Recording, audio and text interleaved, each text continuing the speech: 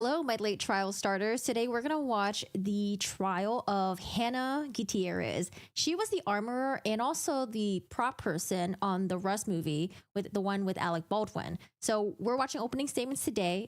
State's going to go first, defense is going to go afterwards, and then we'll take it from there. So my stream is for people who are late risers or people who are on, I don't know, who don't want to wake up early, and we're on the Pacific side, okay? The trial started a couple hours ago, but we're going to watch it probably at, like, depending on how the cadence is of the person that's speaking, maybe 1.25, maybe 1.5. We'll speed it up or speed it, like, slow it down accordingly. And yeah, we're going to start it now. Hello, Taxi. How are you doing today? Good morning. Good morning. And yeah, y'all, if you haven't already, get the Discord notifications on, have your YouTube notifications on so you guys know when I go live. And I think that's about it. You know, that's all I kind of wanted to say. Hi, Gigi, Taxi, Mujer. Hello, hello. Oh, yeah, let me get this out of my way. So this is Hannah Gutierrez right here. She's the one who's on trial right now. Alec Baldwin, he was charged and then they dropped it and then he was charged again. And maybe he'll have his trial May, June. They're trying to figure out a scheduling thing, but I think the state said they were busy in May, maybe like hopefully in June or July of this year. But we're going to start with her first and see how her trial goes, because maybe, you know, in her trial, she'll just point her fingers at him. Maybe at his trial, he'll point his fingers at her.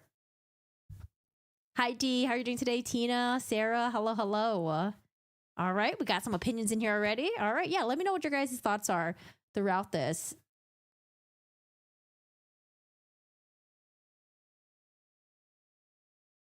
Ba-dum-bum. Oh, wait, wrong one. Why is it capping that one? Give me 1 second. Chrome. Okay, it's going to show the YouTube one. Okay, let me cap the other one. Give me 1 second. Rust movie. Okay. Just having some technical difficulties. Hi, Brandon. How are you doing today? The defense made me more sympathetic of her. I appreciate Rust movie in your title instead of Baldwin. Baldwin. I mean, honestly, people that use Baldwin, I think it's just easy to recognize. So I have no problem with it. Hi, good guy. How are you doing today? Hello. When we hear the prosecutor, just wait for the defense rebuttal opening statement. All right, let's do this. I listened to it earlier. I had it sped up just so I can like have it in the background. But I'm going to intently listen to it now. We got opening statements here. I got my timestamps right there. And oh, let me get my notes up. I like to take notes when we're listening to trial. It makes it a lot easier to keep track. Let's see. Should I just make a new notes page? Rust trial. Yeah, we got all the windows up today. I'm gonna put this over here for now, and then I have my notes here. How y'all doing today? Hello, hello. Hi, Rain. How's it going? All right, here we go. Starting with the state. Not evidence, okay? Thank you.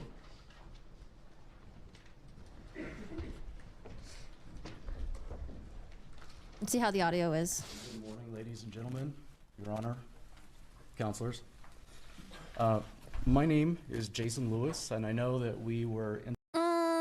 How are we feeling about the audio? Do I need to boost it? I think I have to boost it a little bit. I think I should boost it. Let me see if I can. Just a little bit. Just a wee bit. I'll do 1.5. Introduced briefly yesterday during the jury selection process. I wanted to introduce myself again. My co-counsel is Carrie Morrissey, who most of you spoke to, at least in some, to some degree yesterday. Also at counsel table is Shad Bowe. He is our better? IT specialist, and Corporal Alexander Hancock. She is what's called our case agent, and she is a witness who you will be hearing from later, maybe later today, if not certainly by tomorrow.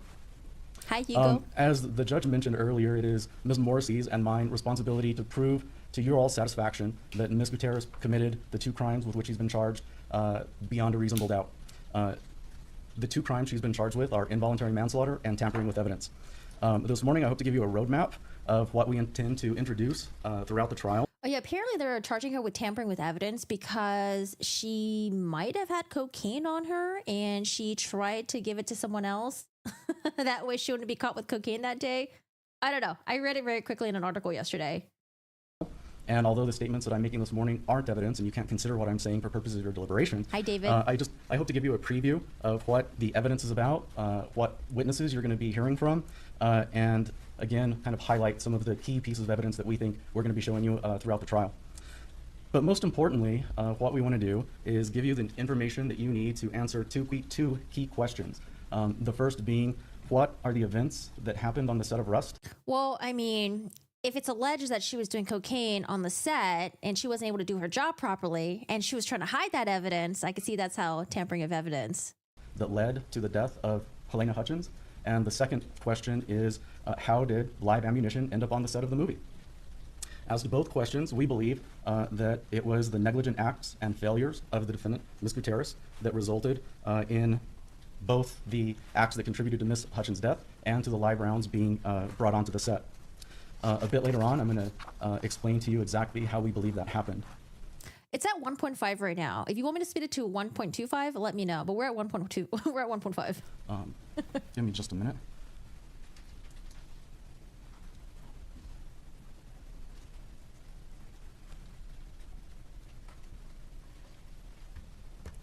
I'm going to put some images up on the screen for you guys, but... All right, got some pictures up. That's her right there. Okay. She looks pretty decent. Gentlemen, this is Helena Hutchins. This is the victim in the case that we're here to deal with this morning. Ms. Hutchins was born in Ukraine on April 9th, 1979. She was married. Her husband's name is Matthew. Hi, and she has Kowalski. one son who was 9 years old at the time of her death. As a child, Ms. Hutchins lived on a Russian military base located in the Arctic. She took an early and keen interest in film and journalism.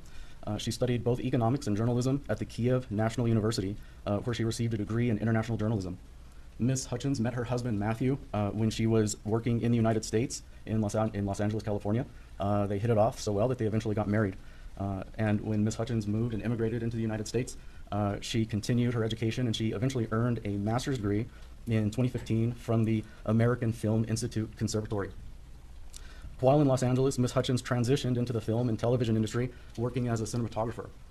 This was a job that she loved and she had a great passion for. For those of you, oh, I'm sorry. Okay, I apologize. My microphone has been off this whole time and I didn't know. Oh, is it? Okay, maybe he could be a little bit louder. There's a Rust movie. Apparently, I heard that they went back to finish filming the Rust movie. For those of you who may not know, a cinematographer is a person who works behind the scenes on a film, and the cinematographer is responsible for creating the overall vision of the film. In very basic terms, the cinematographer decides how the movie will be lit and colored, and how the final footage will appear on the screen when you watch the movie. And in fact, Ms. Hutchins was working as a cinematographer for the movie Rust, which when she was tragically shot and killed on October 21st, 2021. By all accounts, from the folks who knew her and worked with her, and many of those you will be hearing from, she was a gifted and talented artist, but above all, she was a loving wife and mother. And like Ms. Hutchins, the defendant, Hannah Gutierrez, was also a behind-the-scenes member of the Rust crew. Ms. Gutierrez was hired to perform a dual role on the movie. She was hired to be both an armorer and a props assistant. As a props assistant, it was Ms. Gutierrez's primary duty to essentially go out and source and bring back to the film set everything that the actors need to touch as part of making the movie. So for example, if they're doing a kitchen scene, then Ms. Gutierrez would have gone out, purchased plates, cups, glasses, forks, all of that sort of stuff. Apparently, the budget for this movie was very, very, very low. They skimmed through a lot of things from what I heard. That's why she was hired as a dual armorer and a prop assistant. I don't know if that's common for like low budget movies. Maybe it is, but I feel like as an armorer, I don't know. That seems like a really important role and you kind of want to focus on it, but I don't know. I don't know anything about it. And then those would have been incorporated into the set. My mind is open. Ms. Gutierrez's other role was as the movie's armorer, and it's that role that really has brought us here today. The armorer has a few key responsibilities. The first responsibility is to source and bring to the set all of the firearms that are going to be used as part of the movie. So for a modern movie, that may have required her to purchase or obtain machine guns, semi-automatic handguns, long rifles, and that sort of thing. But for a Western like Rust, the armorer would have to source weapons that were in use at the time so that the movie looks more authentic. Mm-hmm. And so that would include finding old-looking revolvers and shotguns and things of that nature. You did, Gigi? Bazooka? This is the firearm that Mr. Baldwin was using in this movie. This is also the firearm that was used in the incident that resulted in the death of Ms. Hutchins. Now, I find this case very interesting because there's a lot of things that I didn't know about movies in general and movie sets. I didn't know they actually use real guns. I thought it was just all fake guns, and I didn't know sometimes they had, I don't know, like, what's it called? I can't think of it. Sorry, I don't want to slow down this. So opening One statement. of the things that I think is important for you all to understand Like is that blanks? throughout this trial, we all may refer to these type of firearms as prop guns, but make no mistake, they are legitimate firearms. If you put a live bullet inside of these guns, they will fire. So we sometimes refer to them as prop weapons, but they are absolutely capable of causing a projectile to fly out of the barrel. That's exactly what I was talking about. Okay, yeah. So I didn't know that like these prop weapons, like things can actually come out of it. The other thing that it's important for you all to know is that although this particular weapon looks old, it is actually a brand new gun. So that was a very This unpolished way of saying gun it. was purchased directly from the manufacturer for the purpose of being used in this movie. And although it looks old, it's not a gun that has had hundreds or thousands of rounds put through it. It was a brand new and perfectly functioning gun when it arrived on the set. The second thing that the armorer is responsible for is sourcing and purchasing blank and dummy ammunition. You're going to be hearing a lot throughout this trial about the differences between live ammunition, blank ammunition, dummy ammunition. So I'm just going to kind of give you a 10,000-foot overview of what this stuff is. The image that's on your screen right now is what's called a blank round. A blank round is actually pretty easy to distinguish because it has that crimped end where normally a bullet would be. Right here. The reason that blanks are used in the movie is because when it's in the gun and an actor pulls the trigger, there is enough gunpowder inside of that blank to cause a pop and have a cloud of smoke come out from the gun, but it doesn't have a projectile that shoots through the barrel of the gun. So these are a type of round that is used frequently on the movie sets, especially whenever they want to make it look like the actor is actually firing a weapon. Okay, that's what I was talking about. A The blank. second type of round that is used on the sets are what's called dummy rounds. And these are a different story. Dummies look exactly like real bullets. As you can tell from kind of that main image there, although this evidence dummy round has some writing on it, you wouldn't be able to distinguish that from a live bullet if you were just looking at it with your eyes. And because these dummy rounds are designed to look exactly like live ammunition, every round has to be thoroughly checked before it is put inside of one of these firearms. Aside from sourcing firearms, blanks, and dummies for the movie, the next major function that Hannah was required to do on the movie set is that she was required to check every single one of these rounds to make sure that it's the appropriate blank or dummy and not live ammunition before it gets inserted into the gun. And there are two primary ways that an armorer, or anybody who's familiar with this, can check to make sure that a round is a dummy round. The first thing they can do is shake it. And if you'll see in that on the lower right-hand side, I've got a photograph for you there of a plastic container that's got 3 BBs in it. Those BBs are inside of that dummy round so that whenever you shake it, you can audibly hear that it's making a noise, and that way you know it's a dummy round. Sometimes they have a little spring in there rather than these bullets, but they always have some sort of noisemaker in there. Makes sense. The other way to distinguish a dummy from a real live bullet is in that top right photograph, and you'll see that cartridge has a hole drilled into the side of the casing. That's the second way that you can distinguish a dummy round from a live round. And then we have, not to overcomplicate things, but I think it's important that you know this, we also have some dummy rounds that are missing what's called the primer. Normally on a live cartridge, there's an explosive element that is inside of that center portion that whenever the hammer of the gun hits that primer, it causes a small spark that then ignites the rest of the gunpowder in the bullet and causes the projectile to be expelled. So dummy rounds, as you can see, they do look an awful lot like live ammunition, but there are ways, if you are careful, that you can distinguish a dummy round from a live round. The next major function of the armorer is to check the firearm before it is brought onto the set. And there's a very specific process that is used for this. When it's time for a firearm to be used, the armorer is required to present the firearm to the first assistant director to double check that only dummy rounds are inside the gun. And the armorer is also supposed to offer the actor who is receiving the gun the opportunity to also have the gun inspected in front of them. Unfortunately, in this case, Ms. Gutierrez did not always adhere to these safety procedures, and you're going to hear from several witnesses who will testify that she often rushed through this critical step and sometimes she skipped this check altogether. Just want to interject really quick. I think she was like 24, 25 at the time when she was handling these two roles. And in addition, I think she complained multiple times that she felt like it was like understaffed. Like she needed more time, she needed more help. And they were just like, sorry, we ain't got the budget for it. That's what I heard. Oh, take a sip of water.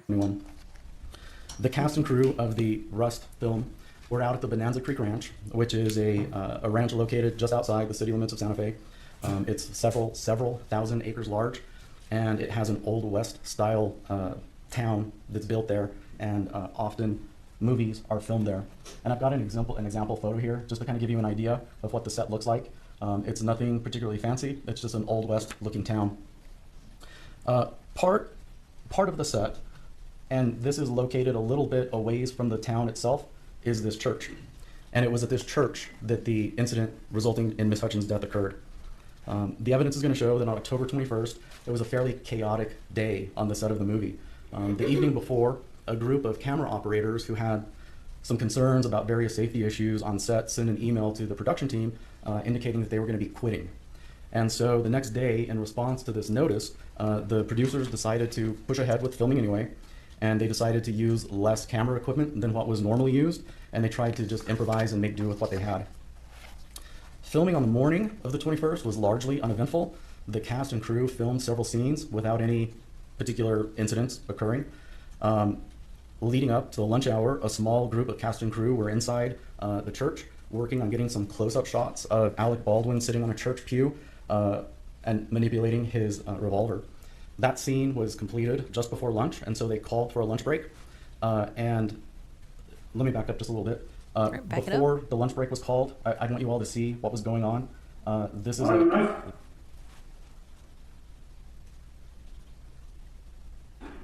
Oh, this is what they were practicing. So that gives you an idea of what was going on that morning. Alec Baldwin was sitting on a church pew, and he was practicing this draw from his holster with the camera crew. Now, Alec Baldwin has always maintained that he never pulled the trigger, right?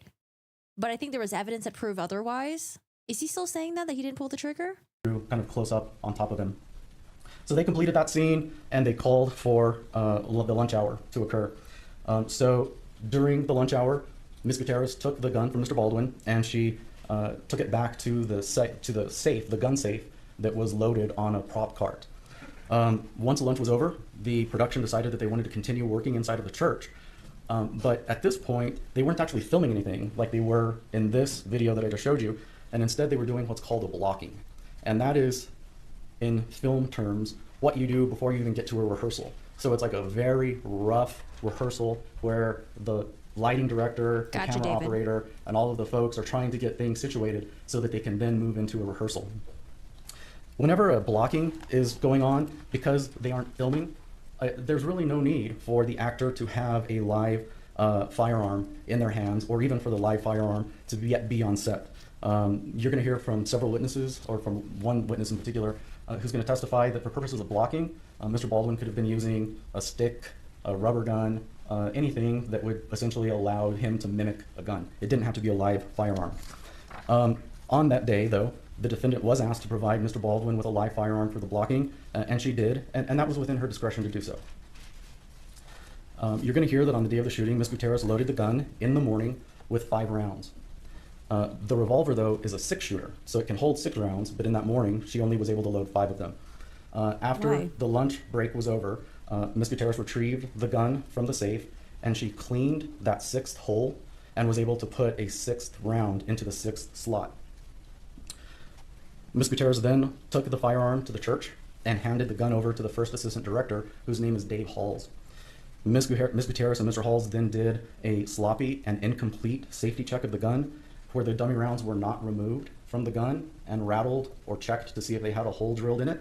Instead, she just kind of cracked open the gun and partially spun the cylinder to show Mr. Halls a few of the rounds. But they were not removed from the gun, and they weren't all checked.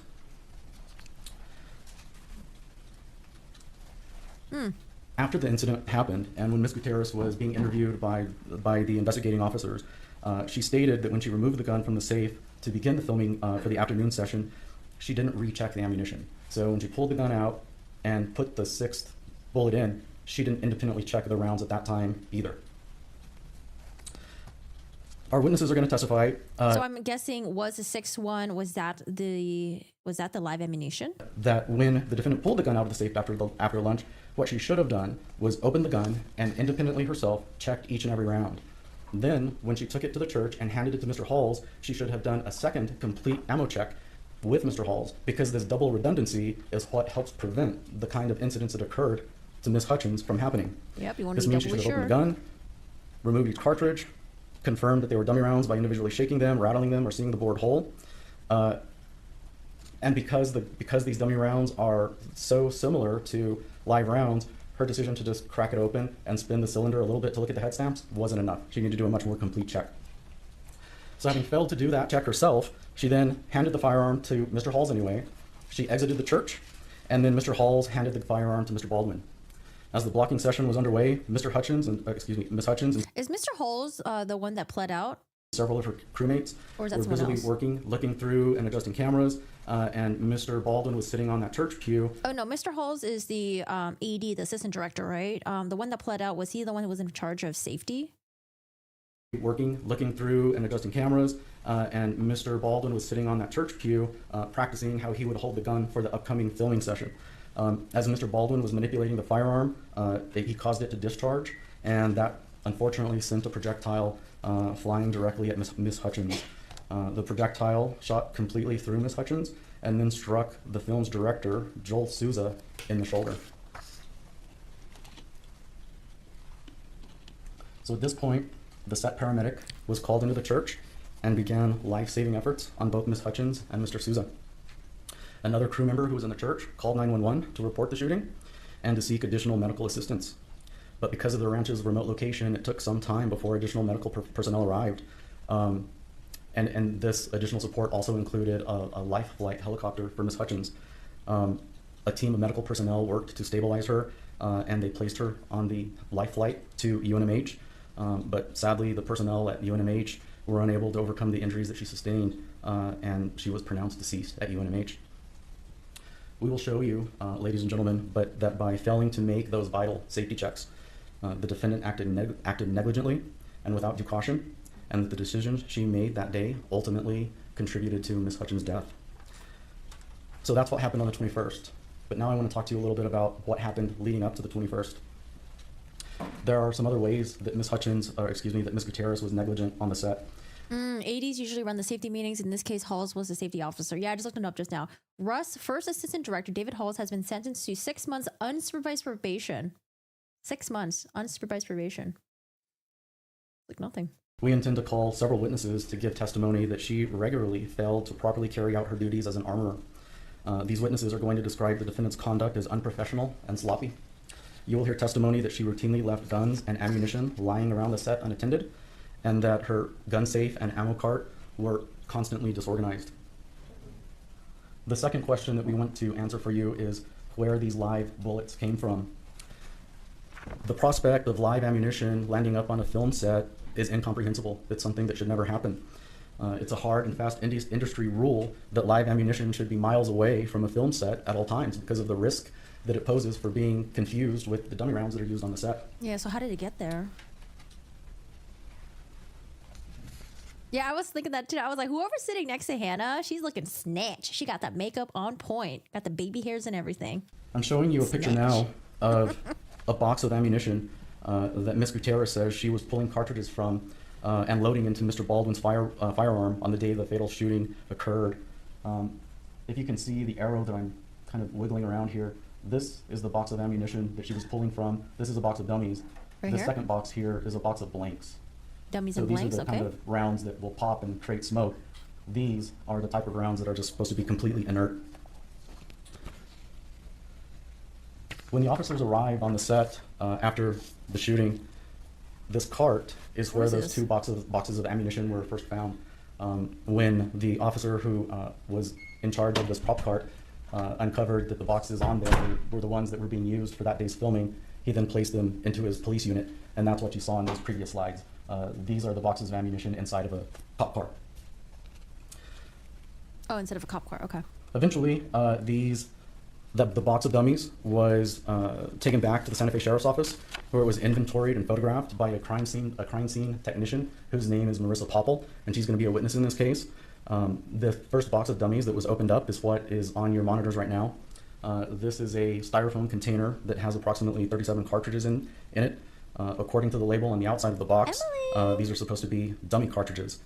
And I don't know if you've noticed yet, but there is one of these cartridges that doesn't look like the others. It's that one with the red square, you can see that it has a silver primer, whereas all of the other ones have brass primers. Is that the live ammunition? The cartridge in that red box is a live bullet. So this is another live bullet that was found on the set, not just the one that was in Mr. Baldwin's firearm. Well, that's not good. Ultimately, you're going to hear from us that there were not just these two, but a total of 6 live bullets that were found on the set. 6. 6. You're also going to hear that all 6 of those live rounds have the same, have common characteristics of having this silver or nickel covered primer, a shiny brass casing, and what's called a starline brass head stamp. I don't know if you can tell in your monitors or not, but this impression that is on each of these cartridges, it looks like a star and then a line and a star. That indicates that it's a starline brass manufactured casing. So we knew from the evidence gathered on October 21st, and when we had these rounds examined by the FBI, we discovered that there were actually those 6 live rounds on set. And so our next step was to determine whether there was any way, if we could tell when those live rounds ended up on the set.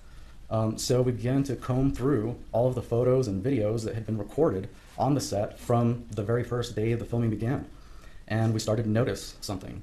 We were able to identify several points in time where the cartridges with a silver primer and a shiny brass cartridge. Wait a second. Didn't they say that she opened up the revolver to show the AED and then she kind of like spun it around? Wouldn't you have seen the silver primer when you opened it that way? I mean, he did mention that she did that, but maybe she didn't spin it all the way so he could see all of it or something. Ended up being spotted inside of the gun belts and bandoliers that the cast members were wearing on the set. In fact, we found a photograph where there was one occasion where a live round was sitting right on Miss Gutierrez's lap, and she failed to identify it. What you're looking at now is a photograph of Miss Gutierrez, and on her lap in the lower right-hand corner, you can see that styrofoam casing holder. Oh, these 3? Maybe? I'm going to show you a call out that's been enhanced a little bit, and you can see, I hope you can see on your monitors, that these bullets here kind of on the top right appear to have a brass casing, but at least these other 2 bullets, most definitely this cartridge that's in the blue circle, you can see that there is a silver primer on that cartridge, and we believe that was a live bullet sitting on her lap, and she failed to identify it. Maybe there's an explanation for this. It's important that you know that this photograph was taken on October 10th. And the reason it's important for you to make note that this photograph was taken on October 10th is because the other dummy rounds that were purchased for this movie didn't even arrive to the set until October 12th. So this means that the live ammunition could not have been from the shipment that came in on October 12th and that belonged or that was supplied by somebody other than Ms. Gutierrez. This also will help you when you hear from the defendant's counsel, who are likely going to suggest to you that there was some kind of sabotage on afoot on the set, or that the live rounds came from someone other than Ms. Gutierrez. This photograph, we think, will help you conclude that the live rounds were on set on the 10th, and that the other dummy rounds didn't arrive until the 12th. How are we feeling about this opening statement so far by the state? We also have a little bit more evidence that these live rounds came onto the set via the defendant when she came to New Mexico from out of state. As you can see from this photo, this is the box of rounds. This is kind of a blown up photograph of the box of rounds that she was pulling from on the day of the shooting. And you can see that it has a very specific label on it that says 45 Long Colt dummies. And then in much smaller print there in the middle, you can see the initials JS. So on November 9th, Who's JS? a couple of weeks after the shooting, the defendant came into the Santa Fe Sheriff's Office for an interview with Corporal Hancock, and she was asked questions about the box of ammunition she was pulling from the day of the incident, this box with the small JS on the label. The defendant told Corporal Hancock that she thought this box was kind of peculiar, and she wasn't certain where it came from, but she said that she didn't believe it was one of the boxes that was originally brought on set. But then the defendant offered to Corporal Hancock that the day prior to the interview, she had asked her father back home to text her a photograph of the box of 45 Long Colt dummies that they had at his home, and she texted him, and he texted her this photo in response. It's identical. It's the same box. The box of dummies she was pulling from on the 21st is identical to the... Wait, is JS supposed to be an initial or he's not great, but the case seems pretty solid. Hi, Madison. It's not great. Pretty good so far. I don't know. I'm captivated. I'm captivated in his opening statement. I know he's not loud and like ostentatious, but I'm captivated because he's teaching me things in a rate where I don't, I don't know about a lot of these things. He's teaching me about like the dummies, the lives, the blanks, and I don't know. I'm captivated right now. Box of dummies that her And I have father it at had at home. 1.5. So we believe this is more evidence that this box of dummies with the live round in it came from the defendant. Oh no, it was. Oh god, her dad. We're also going to show you how these live rounds slowly spread their way throughout the set, eventually landing in several of the actors' costumes and firearms on October 13th, 15th, 17th, and of course on the 21st. And the image Right, it could also be like a generic name brand, but I want to know what the significance of this JS is. 17th, and of course on the 21st. In the image on your screen now, you can see in the large photograph, that's the bandolier that Mr. Baldwin was wearing on the 21st. This one? There is a live round inside of that bandolier. Okay. The black belt that's in the lower right-hand corner is a belt that was worn by another cast member. There's a live round in that belt too. The evidence you're going to hear throughout this trial is that the defendant was unprofessional and that she failed to do the essential safety functions of her job, and that these failures resulted in live ammunition being spread throughout this entire set. Once the live ammunition was on the set, she failed to detect it because she didn't follow those essential safety protocols that required her to inspect every round before they were placed into the gun. The evidence will show that the defendant treated the safety protocols as if they were optional, rather than if people's lives counted on her doing her job correctly. We will show you that as a direct result of her failures, Ms. Gutierrez caused Ms. Hutchins' death. The last, or I should say the second crime that Ms. Gutierrez has been charged with is tampering with evidence. Is this the cocaine The evidence thing? with regard to this charge is a lot simpler. You're going to hear testimony that on the day that Ms. Hutchins was killed, and after the defendant left her interview at the sheriff's office, she went back to her hotel. Knowing that the defendant had probably been through a lot that day, one of her crewmates went to her room to check on her to see how she was doing. And after they were done visiting, the crew member got up to leave, and as she was walking out of the room, the defendant handed her something and asked her to hang on to it for her. At first, this crew member didn't really realize what she had been handed, so she walked out of the room, started down the hallway, and when she looked into her hand, she realized she had been handed a baggie of suspected cocaine from the defendant. She will testify that she was surprised that the defendant, who was somebody she hardly knew, would hand her a bag of suspected cocaine to hang on to for her. The crew member is going to testify that she disposed of the cocaine. She didn't want to be caught with it, so she just threw it away. And you're going to hear that the defendant, over the next several weeks, texted this crew member several times asking her to return her stuff, which the crew member is going to testify is in reference to the baggie of cocaine. I'd be like, listen, throw it away. Get rid of it. I don't want it back. I know I've gone through a lot of information with you guys, and I hope you're not too overwhelmed, but that's why we're going to spend the next couple of weeks with you going over all of this evidence in a lot more detail. You're going to hear from a multitude of law enforcement officers. You're going to hear from firearms experts. You're going to hear from 4 FBI analysts covering the topics of fingerprints, DNA, explosives comparisons, and firearms testing. You're going to hear from an image enhancement expert. And most importantly, you're going to hear from witnesses who worked with Ms. Gutierrez every day on the movie set, including the film's director and several of the crew members who were inside the church on the day of this horrific incident. We're confident that after you hear from these witnesses and after you have an opportunity to look at the evidence for yourself in greater detail, you will agree with us that the defendant's actions were not only negligent on October 21st, but on many days leading up to the 21st. We hope that after you review this information, you will find her guilty of involuntary manslaughter. And after reviewing and hearing from the witness concerning the tampering charge, we believe that you will also convict her on the tampering with evidence charge as well. I'm about done, but I do want to leave you with one final statement, and this is a statement that Ms. Gutierrez made when she was being interviewed on the day of the shooting. She says, at the end, I don't know. I wish I would have checked it more. And so do we. Thank you. Wait, what does that say? It's a real gun. She says it's a real gun. Detective says, oh, real gun. She says it's a real fucking gun. Detective says, you're prop. She says, yeah. Detective says, it's a set, so. She says, yeah, totally. I don't know. I wish I should have checked it more. Is it out of context? I don't know. I don't know if I really care about this. Would have checked it more. And so do we. Thank you. Thank you, Mr. Lewis. Received here. Okay. I liked his opening statement, you know? I was sucked into it.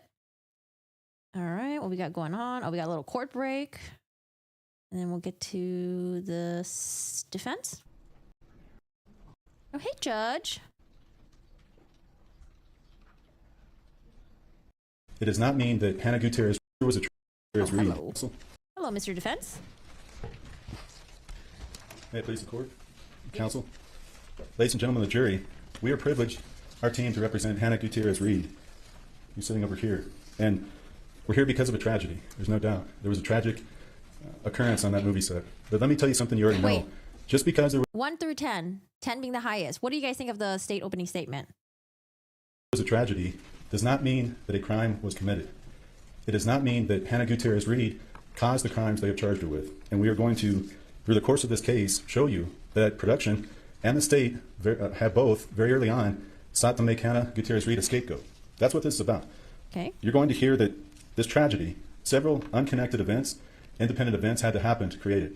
First, the first event that had to happen is the actor, Alec Baldwin, pointed a gun on that set, and he either had his finger on the trigger and the hammer cocked, or he pulled the trigger as he was pointing that at Miss Hutchins and Mr. Souza, who was right behind her.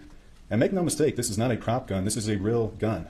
Mr. Baldwin pointed it right at him, either had his finger on the trigger and depressed, or pulled it, causing that gun to fire and hit Miss Hutchins. That's the first thing that had to happen. Miss Gutierrez Reed, you're not going to hear anything about her being in that church or firing that weapon. That was Alec Baldwin. You will hear that Hollywood actors are not allowed to point guns, real guns, at other actors or crew. It's like every other safety with guns in any other place in society. You learn these rules and go into the classes. You learn these rules if you've ever owned a gun. Rule number 1, never point a firearm at somebody unless you intend to shoot them. And that rule was broken. And that's going to be the first thing you're going to hear that caused this tragic accident. The second thing is that Hannah is being made a scapegoat for are deliberate errors and mistakes by production. So the opening, counsel for the state talked about Miss Gutierrez Reed and tried to put all of the onus on her. At the time, she was 24 years old. Okay, so we're going to blame production. We're going to blame Alec Baldwin. And I can't, oh my God, I don't know. Not to sound like an ageist or anything, but 24 years old, I don't know if I would trust a 24-year-old. I'm just so sorry. I feel like, it needs to take some time before, I don't know, a lot of being someone's assistant, maybe supervision. I don't know. 24 years old, she was the only one and she was handling 2 roles. I'd be a little bit scared, but I'm just a very paranoid person as well. She had been hired for 2 duties, a props assistant, and you're going to hear what that is, and the armorer role. 2 different duties. So they were splitting her between those and making her, for example, roll cowboy cigarettes. That was one of them for the movie, and they had props that the actors have. And so she was having to do that to take away from her armorer duties. You're going to hear about that. Rolling cigarettes. Now, OSHA is a New Mexico agency, and that New Mexico agency inspected the movie and investigated the shooting, after the shooting. You're going to hear that OSHA found fault with production. They found numerous faults, numerous mistakes on production's part, not Miss Gutierrez Reed, on production. You're going to hear that OSHA indicated that there was a rush set, that there were several safety errors, and I'm going to talk about those in a moment, but I want to make that very clear. When the state talks about Miss Gutierrez Reed being negligent, what really happened is production was negligent. Production put her in that position. They put her in the position of having 2 jobs, a props assistant and an armorer, and expected a 24-year-old under really tough conditions to keep up with everything that was going on. And you're going to hear about that. You're going to hear that Miss Gutierrez Reed emailed the production manager, Gabrielle Pickle, who's on the set. You're going to hear Gabrielle Pickle. And she asked her for more armorer days. She said in this email, when I'm not able to focus on my armorer duties, this is when mistakes happen. And she was telling her this. Now, Miss Pickle came back and said, no, we only have 8 armorer days, and that's all you're going to get. So out of the whole course of the movie, they didn't allow her to be an armorer and to perform those duties to the extent that she had to. And that's going to be a very important point, too. They moved her between 2 different things, props assistant and armorer. Counsel. Okay. I don't know what her finances are like. Maybe she really needs the money, but if I was handling such an important role, like being an armor and to making sure like the guns and the bullets and all that stuff, I don't know. If I felt like I couldn't do my job properly, I'd probably be like, hey, I'm leaving. I'm scared. I don't want to fucking get someone killed. But I don't know what her finances were like. Maybe she was really desperate. Maybe she really needed the money. Maybe she really didn't want to disappoint Alec Baldwin and his team. For the state in his opening said that Miss Gutierrez Reed had the job of sourcing the ammo and sourcing the firearms on set. Now you're going to hear when you go through this about another name, and her name is Sarah Zachary. Sarah Zachary was the props head. So as the head of props department, she was Miss Gutierrez Reed's boss. In that role, Sarah Zachary had to source the ammunition and had to source the firearms. So that was not correct, what counsel stated in the opening. In reality, that was Sarah Zachary's job. Now you're going to hear that what happened is those two worked together in conjunction. Hannah was, Miss Gutierrez Reed was supposed to be doing armor, and then she was supposed to run over and help Sarah Zachary whenever she wanted the help on props. So a lot of what you're going to hear is a chaotic scene created by production and forcing somebody to do these two different roles. You're going to hear witnesses in this case, including professional armorer that the state has hired, and other people that will tell you is completely inadvisable and a terrible decision on a movie like this with so many guns that you have a part-time armorer. It just is not a good idea, and that's a terrible idea, but that's what they did. Now, as counsel stated, you will hear that this scene in the church was a blocking. It was a getting ready for a rehearsal. So you're going to hear that Ms. Gutierrez Reed had brought the gun to Mr. Halls, that Mr. Halls never should have handled that weapon, and you're going to see he had a lot of experience in movies. He knew better. He had the weapon. He did not inspect that fully, and you're going to see that Mr. Baldwin didn't inspect it at all.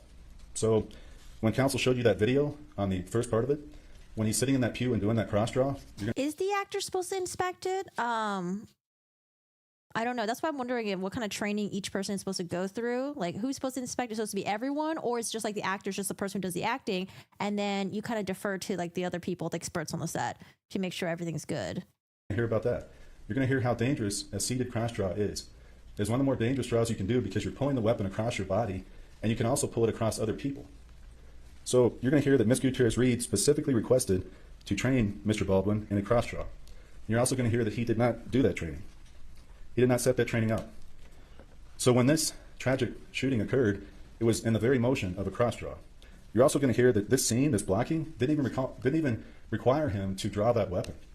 So it's just going to be an extreme close-up scene of his hand pulling out of his holster, and they were going to focus on that, create tension in the scene in the movie. And instead, for whatever reason, Mr. Baldwin pulled it out, and it ends up being pointed right at Ms. Hutchins, the camera, and Mr. Souza. You're also going to hear, we're going to talk about in the course of this case, there's Hollywood tricks. These guns should never be pointed at another person. That instead what should happen is there's camera tricks that you can use to make it look like it's pointed, but it's not. There's also things we're going to talk about that Mr. Baldwin did at that moment that he violated, and safety rules. Our gun and ammunition expert, Mr. Kuski, who you're going to hear from, is going to discuss safe gun handling and usage and go through safety bulletins. These safety bulletins apply on this set to movie actors, and he's going to talk about that. Second, let me talk about the live rounds. Now, the state has a relatively new theory, which is based totally on pictures, and you saw some of those pictures, and it's also based on the idea that live rounds have a silver primer on this set. So that's going to be the core of their argument and their theory. And you saw in the picture, one of them had a silver primer, and the primer is just that circle in the middle of the round on the back, where the hammer hits, and that's what caused the round to fire. Now, what you didn't hear in State's opening was that there's going to be numerous dummy rounds that also have silver primers. Wait, what? That were on this set. There was a FBI report you're going to see that a box removed from the prop truck had 16 silver primer dummies and 1 silver primer suspected live round. So this was a box found in the prop truck. Wait, why would the dummies have the little silver primer thingies on it? Why? So the theory that all the silver primer rounds are live is not correct. It's just not true. So you're going to hear during the course of this evidence, because of these silver primer dummies, that theory does not work.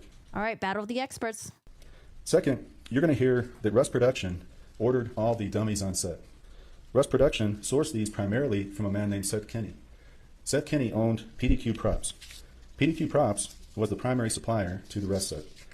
Now you're going to hear that after the shooting, Seth Kinney was extremely active in contacting the sheriffs and trying to work with them and trying to point the finger away from himself. You're going to hear about that. You're also going to hear that Sarah Zachary, who I told you about earlier, after the shooting, she sent a text to Seth Kinney and it said emergency. Now, Sarah Zachary works for Seth Kinney on PDQ Props. She worked on set, but she was under him. She sent a text to Seth Kinney saying emergency. You're then going to hear that they had a phone call very shortly after. This is just minutes after the shooting. Sarah and Seth are talking on the phone. Okay. Now, we don't have that actual phone call, but whatever was said, here's what happened the very next day. Sarah Zachary goes over and removes rounds from 2 of the weapons, 2 of the actors' guns, and she throws them away. Now, that's... Wait, what proof do we have of this? Oh my God, is it going to be on like footage? Is there going to be text messages? Why did she do that? The very next day, Sarah Zachary goes over and removes rounds from 2 of the weapons, 2 of the actors' guns, and she throws them away. Now, that's absolute and complete scene tampering. And when she first was interviewed by the sheriff, Sarah Zachary said, "I was panicked," and that's all I can tell you. Now, I expect in the course of this case, you're going to hear that when she was interviewed, she's going to say something like, "I threw them away because that's what we do after scenes." And you're going to get to evaluate her credibility and determine, why would these be thrown away? If they're dummy rounds, they're rounds that can be reused. They cost money. It doesn't make sense. You would just throw them away. And what was the real reason Sarah Zachary threw those rounds away right after her call with Seth Kenney?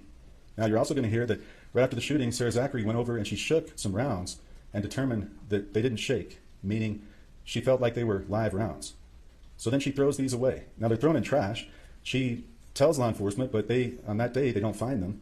But she threw them in trash right by the prop truck, you're going to hear, but they didn't find them. So we don't have those rounds. And you're not going to be able to hear this in the court. Sarah Zachary better be on the witness list. I need to hear from her. She tells law enforcement, but on that day, they don't find them. But she threw them in trash right by the prop truck, you're going to hear, but they didn't find them. So we don't have those rounds. Oh, no. And you're not going to be able to hear this in the course of this case or see what Sarah Zachary threw away. You're not going to be able to have that because they were never recovered. That's scene tampering. You're also going to hear another instance of scene tampering, that Sarah Zachary carried items from the prop cart, and I'll tell you a little bit more about that prop cart. Right after the shooting, she carried items to the prop truck. So she moved items from the cart, knowing there had been a shooting, knowing law enforcement's going to be here, to the prop truck. So the other problem with the state's theory now, and showing you that picture of those boxes in Benavides' truck and how they were kept on the seat, is that we don't know what was taken from the cart completely. What we do know is that one box, Seth Kenney's box, appeared and was found in the prop truck.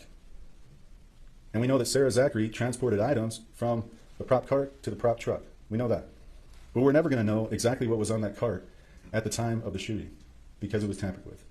We're also not going to know, because you're going to see on Officer Benavides' lapel video, that right after the shooting, Ms. Gutierrez Reed was taken into his vehicle and segregated. She was segregated from all the other witnesses.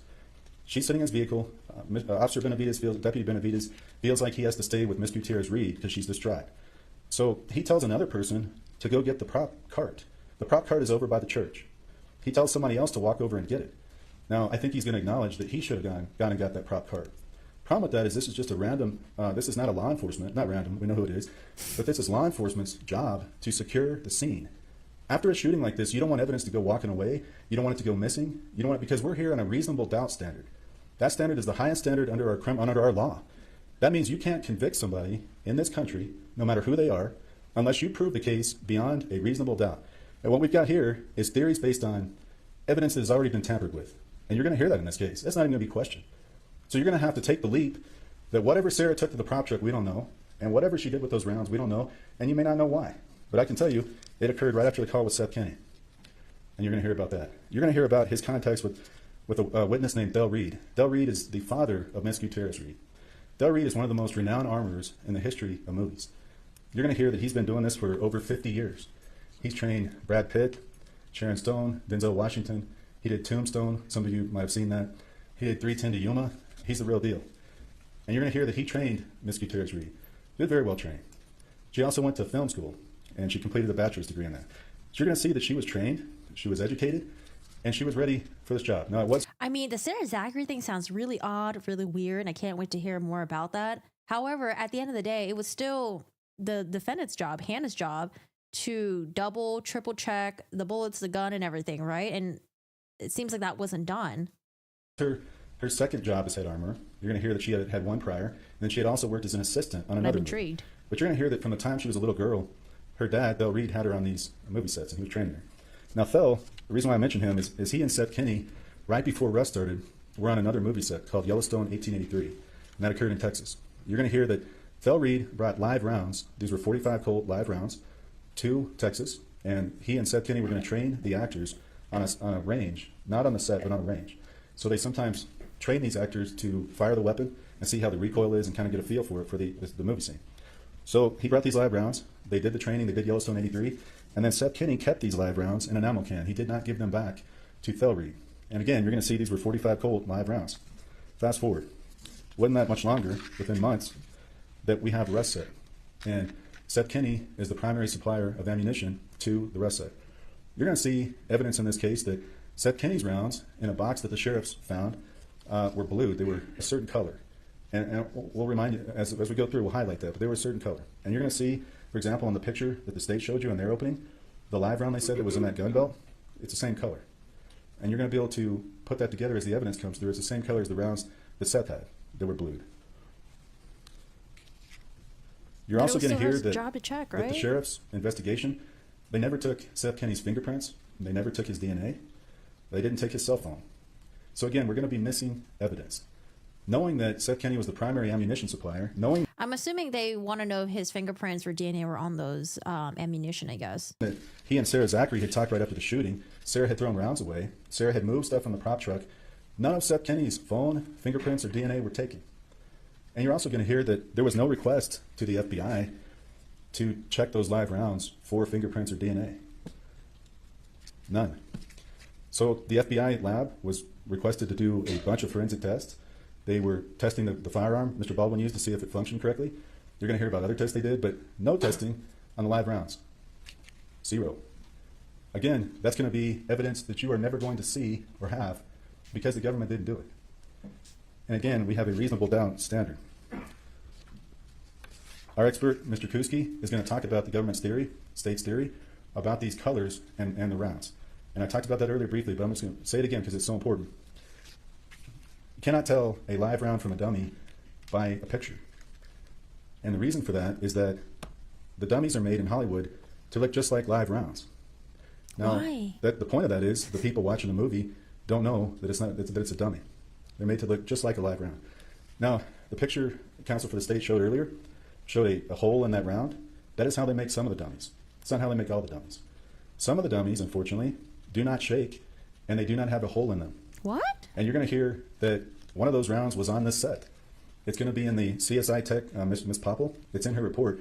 It's called a Binix round from Spain. That round did not shake. So that's a dummy that looks like a live round, and it does not shake with the BB, so you can tell. Mr. Kuski Then why would you even have that on set? is going to talk about how this is highly dangerous and how Ms. Gutierrez-Reed was faced with a situation on the set of dealing with a mixed match of dummies, cheap dummies, he's going to call garbage, Oh. that were just thrown together that she had to deal with. Again, while OSHA's going to tell you she's being rushed, she's having to perform 2 jobs, she's asking for more resources and help from her manager, and she's not getting it. Third, you're going to hear that David Halls, the first assistant director, that he's going to say Ms. Gutierrez-Reed was doing a good job. Oh, he's testifying? Now he's going to, and she did good with safety on set. He was the first assistant director. He was the one that took the firearm and handed it to Baldwin. You're going to hear testimony that he never should have had that firearm, never.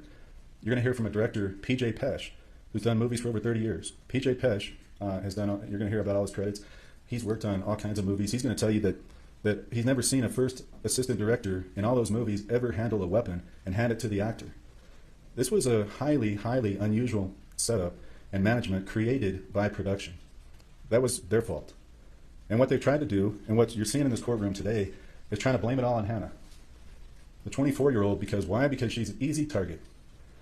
I can see that. She's the least powerful person on that set. So what do we do? You're going to see the evidence. They target her. You're also going to hear that David Halls, he did not address prior safety issues. And this is part of the thing that OSHA's found. David Halls, there were 2 accidental or negligent discharges on set. And what that is Sarah Zachary had one of them, and a stunt double for Baldwin had another one. What those are, you have a firearm with a blank in it, and you don't either decock it, it's called, where you put the hammer down slowly so it doesn't fire. You don't do that right, and then it goes off unexpectedly. Sarah Zachary did that. The second one you're going to hear, a stunt double had a misfire, and these were on the same day, 5 days before the shooting, October 16th, the same day within an hour apart. Ms. Gutierrez-Reed addressed it by talking about them because these are safety incidents. You can't have misfires like this, negligent discharges like this. People are walking around, they don't have ear protection. These blanks can actually fire off stuff out of smoke and everything. It's dangerous. So David Halls did not do anything about it. Again, that's his job. You're going to hear that he was the security coordinator for the entire set. But David Halls didn't delay. He didn't order additional training. You're going to hear some of the head people, if you hear from them in this trial for Russ Production, some of the head guys, they didn't even know about it. So they weren't informed about it. That's how much the production cared about safety. Because you know what the primary thing was here? It was rush, get this done so we can get the money. And that's all on production. And Mr. Baldwin is one of the primary producers. That's on them. Ms. Gutierrez-Reed had no control over that. Finally, you're going to hear from OSHA that Russ Production didn't adhere to several safety rules that they have to adhere to on set. That's why they were fined. They're given the largest fine in the history of New Mexico over this case because of what they did. You're going to hear that they didn't have a procedure to ensure live rounds were not brought into set. Nor did they give Ms. Zachary or Ms. Gutierrez-Reed enough time to thoroughly inventory. You're going to hear that halls did not conduct daily safety meetings, and there was no safety instruction prior to Baldwin using the gun in the church. You're going to hear that Russ failed to accord Ms. Gutierrez-Reed more training days, and she was not able to train Baldwin on the cross draw. And you're going to hear again that Mr. Baldwin, one of the lead producers, head actor in the movie, he really controlled the set. You're going to hear that he violated some of the most basic gun safety rules you can ever learn. From a young age, we all learn you don't point a gun at somebody, ever, unless you want to shoot them. You treat all guns as loaded, and you keep your finger out of the trigger until you're ready to shoot. He violated all those. It wasn't Ms. Gutierrez-Reed, it was Mr. Baldwin. Now you're going to hear from some other witnesses. There's going to be a lot of them, but the core principles at the end are you're going to be missing critical evidence. You're going to not hear about Seth Kenney because the government didn't investigate him. It chose not to. Mr. Kenney, primary ammo supplier, talking with Sarah Zachary, she's throwing stuff away. They didn't go after him. They went after Ms. Gutierrez-Reed. And you can think about that. Why would they do that? Ms. Gutierrez-Reed did the best job she could under very, very tough circumstances, trying to get into this profession, a profession she really wanted to do. She was trained by her dad, a longtime armorer, 24 years old. She had insufficient time to do her armor duties because she was also forced to do props, and management made a number of mistakes and did not create the proper atmosphere. Russ Production and the state want to scapegoat her. She is not guilty of the crimes charged against her, and the prosecution must prove that beyond a reasonable doubt, and I submit they will not in this trial, for the reasons I've stated and the evidence that you will see. All right, what do we think about Thank you. his As opening requested by statement? the counsel on directing any one that's going to be called as a witness in this case, including an expert witness as stipulated by the counsel, that none of these witnesses may be viewing this trial live stream on. Okay, so she's just gonna go over some stuff. Who is this? Oh, do we already have someone on here? All right. So defense opening statement. I mean, there were some parts where I was like, oh my God. But at the end of the day, at the end of after all that, I don't know. I still felt like she was still in charge. She still should have checked it, doubly make sure, triply make sure. It was like still ultimately her role, her job. And I know like maybe when you're 24, it's really hard to kind of like voice your opinion, especially with like people that are like super experienced on the set. You got Alec Baldwin on there, a superstar. Maybe she'd had a hard time just being really like aggressive and trying to put her foot down. But at the same time, like you were putting your reputation at risk. I don't know what kind of contract she has. Maybe she's not able to just walk off and be like, hey, this is unsafe. I don't want to be here anymore. I don't know. There's a lot of things I do not fucking know, but I still feel like ultimately it was still her responsibility, her job, even though she was in this shit show of a set. But I'm here with open ears, and you know, I'm there's a lot of things I don't know. So I'm gonna use the bathroom really quick, and then we're gonna listen to this, and then we'll be caught up with the live because they are back from lunch.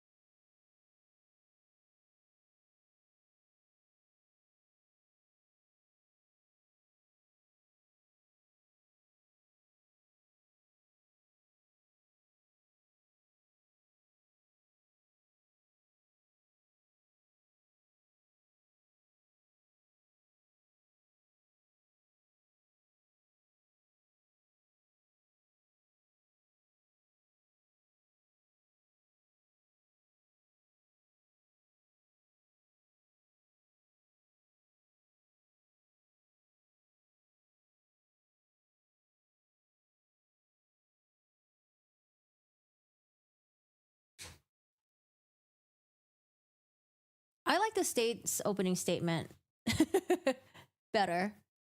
But I did have it at 1.5 speed, so if I listened to it at like 1 time speed, I don't know if I would have found him to be boring and slow, but I liked his opening statement. Oh, sorry, I forgot to update my overlay. That was the defense opening statement, not the state opening statement. All right, y'all. Where are we at? Department, where were you employed? With the Santa Fe County Sheriff's Department. All right. And is that where you were employed on October 21st, 2021? Yes, sir. All right. And on October 21st, 2021, were you called out to the Rust movie set? Yes, sir. How did you receive that call? It came over the radio as I was in close proximity. Or did you receive it? Sorry, was he at the sheriff's department? I need to. All right, come in here. We're Yeah, swearing given you this in. case will be the truth, the whole truth, and nothing but the truth. All right, have a seat, talk into the microphone. Thank you. Good morning. Good morning. How are you today? Good. Would you please state your name for the record and spell your last name? Officer Nicholas LaFleur, and then the last name is spelled Lefleur. Officer LaFleur, how are you currently employed? I'm currently employed with the city of Santa Fe. And how long have you worked for the city of Santa Fe?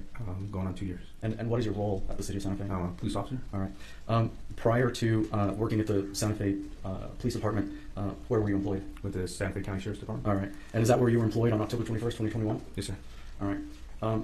And on October 21st, 2021, were you called out to the Rust movie set? Yes, sir. How did you receive that call? Oh, I'm so sorry. I didn't have captions on the entire time. Oh no. I hope that's okay. I have it on now. My bad. It came over the radio as I was in close proximity.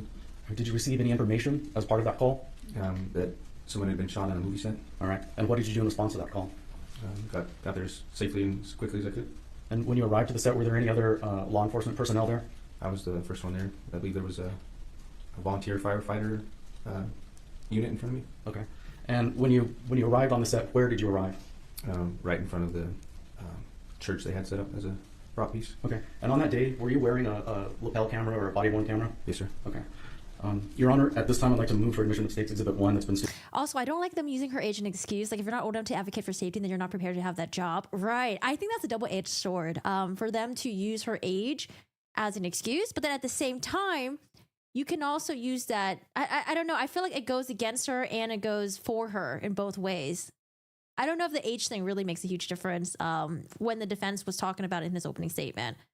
Because it could be like, okay, well, you're 24 years old. Like, how could you trust a 24-year-old with this role? Okay, but like, she's the one who just accepts the job, right? She's considered an adult now. So I don't know. I don't know if it was a good idea for the defense to keep saying 24, 24, 24. It's like, I mean, she could have, decided for herself, right? Related to by counsel. All right. Which one? May I have permission to publish it to the jury? Yes. And do we want to do a reminder to cut the live Like, I personally would just be like, oh, she seems inexperienced. Like, how many years has she been doing this on the job? Like, how many other jobs has she had previously? For me, it would be like, you just seem really inexperienced. I don't know. This is What that is video. it? You did. This is the one you need to cut the live stream. Thank you. Would people feel different if it was a dude? I don't think so. I don't know. If you see like a 24-year-old like guy, it depends on like how people carry themselves, I guess. Whether or not like she was like really confident on the set, or whether they were like really hesitant and they were like unable to assert themselves. I think if we saw, because she has like a baby face, right? If we saw like she's like 26 years old now, I think. If we saw like a 26-year-old guy sitting there and he had like a baby face, like, I don't know, you might be saying the same thing. All right, we're doing some stuff. I'm going to forward through this. He's got nice glasses, blue rimmed, discussing some things. See, this is why it's good that we're on the playback. Look at that. We get to just speed through all the stuff.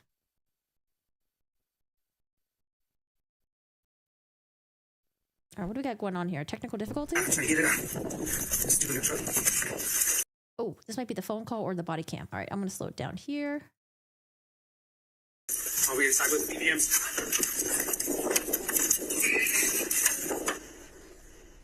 Can everybody hear it?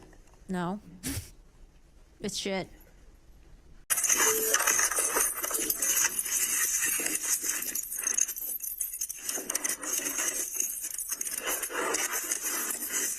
Can we not see it? What's up there? Officer, what are you getting out of your truck? What's happening in that portion of the clip we just watched? So I arrive on scene, go around to my passenger seat where I keep the shooting trauma kit, hand it to what I believe was one of the volunteer firefighters, and then have some trouble with it, and it's locked because it was a new unit and everything. Which wasn't used to pulling it out as fast. And then I go retrieve a BVM kit. It's a bag valve mask for airway purposes, to help an individual get oxygen. Okay. Thank you.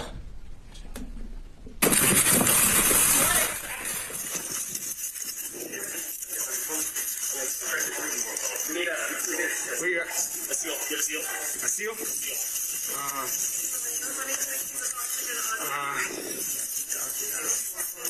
I got a sterile glove, a packing glove.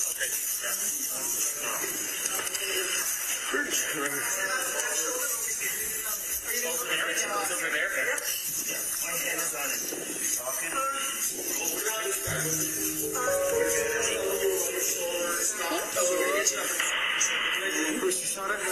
She came in here and went across her chest. And came out the back. You want air flight? Yeah, we all went in route. Okay. .32 Santa Fe, one female shot in the chest, male shot in the stomach, requested air flight.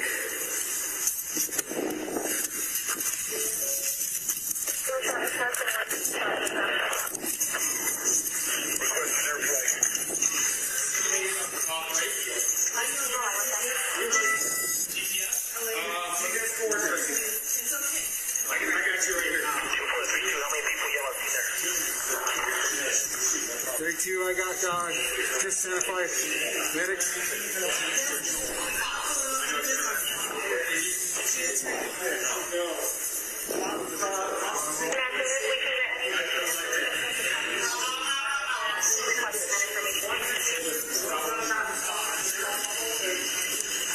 Santa Fe both approximately 140 pounds, elderly male and young female. Because it was a new unit and everything. Which wasn't used to pulling it down as fast. And then I go retrieve a BVM kit. It's a bag valve mask for airway purposes. They can help an individual get oxygen. Okay. Thank you. I think we may need court IT. That was just a replay of his know. previous testimony.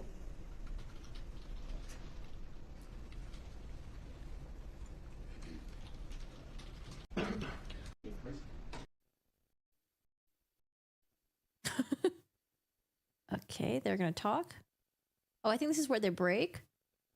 Okay, don't hate me, but she's kind of given me like Audrey Hepburn vibes. I don't know, something with the wing eyeliner, the bangs, and the brunette. I think she looks very polished for this court appearance. I don't know if there's any Audrey Hepburn fans out there. Remind you to wear your badges so that they know whether you're press or public. Okay, jury's coming in. We're almost caught up with the live, y'all. Beginning, we only got about a couple of minutes in, and I know there was a lot of start and stops, so I'm going to start from square one with you all. Officer LaFleur is back, and we're going to pick up with the video.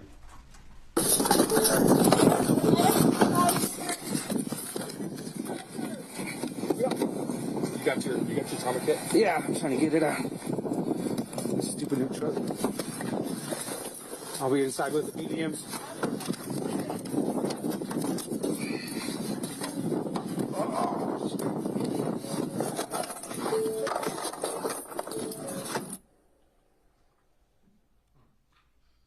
Every time the jury's in the room, the audio and video fails.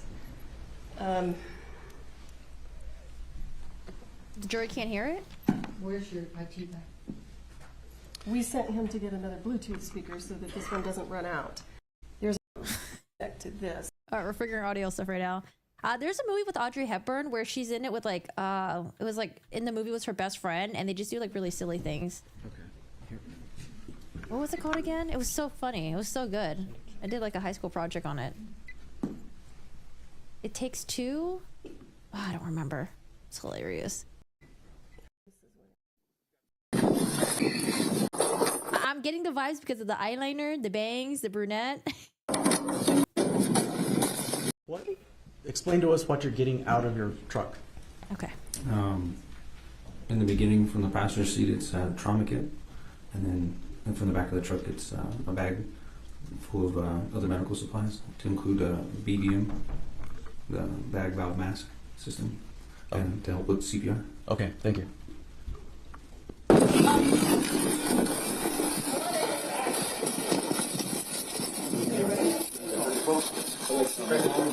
We need where you at? A seal. You have a seal? A seal? Oh, I can see that. The wing might be a little bit too dramatic for someone that's standing on trial. Well, I will give her this. I'm so glad she's not doing the Jodi Arias getup where it's like, I'm gonna show up to court with no makeup on. I'm gonna wear glasses to make me look like a fucking infant. Like, I don't know. I hate it when they do that, but I understand why they're doing it, because they want to show the jury that they're like, oh my God, I'm innocent. I'm a good person. Look at me. I'm a librarian.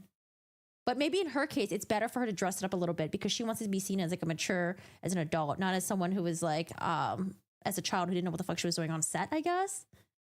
I got a sterile glove and a packing glove. Where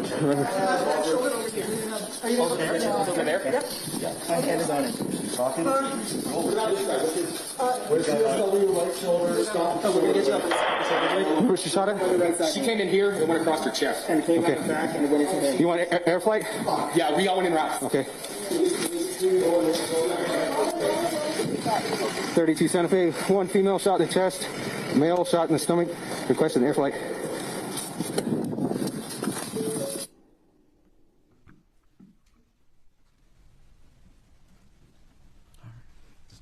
I've actually never seen Breakfast at the Tiffany's. What is it about? Are you using your Apple still? That's what the question is. We are, and we're about to disconnect from the Apple and get on a Windows Surface Pro. Okay, that's because I was asking if we could Pro than that. All right, technical stuff. I'm loving the camera angles, though. I think Court TV is the one who's handling this today. All right, I think we're caught up with the live now. We are caught up with the live. You know what I watched recently? I watched She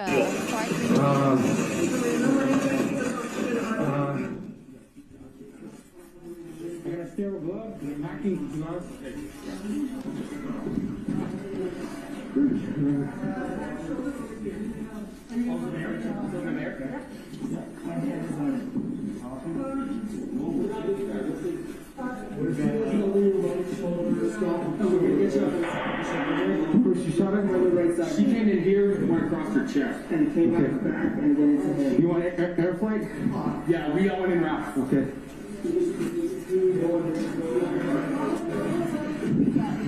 32 Santa Fe, one female shot in the chest, male shot in the stomach. Requesting air flight. Okay, officer, who are you speaking to when you're on your radio? Whichever dispatcher was on the radio at the time. Okay, great. And what information generally are you providing to them? Patient update and any additional services I'm in need of. Okay, thank you.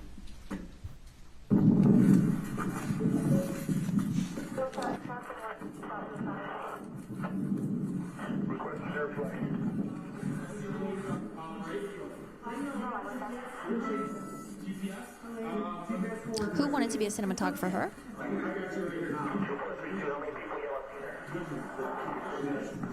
32, I got just Santa Fe medics.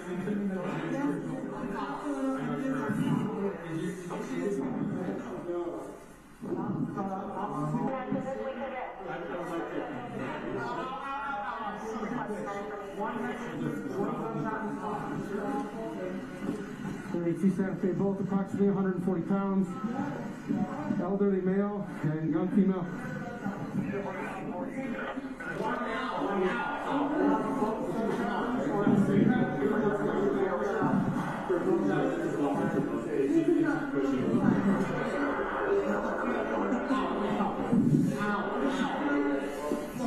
What do you need me here?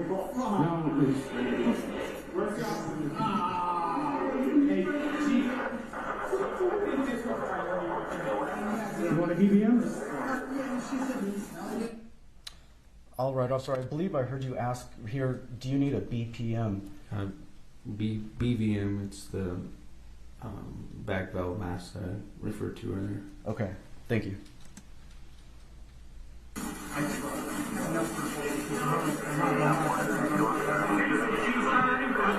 He's good. He's got broken shoulder. This is us. Repeat your information. You flying her out? Yeah, she'll be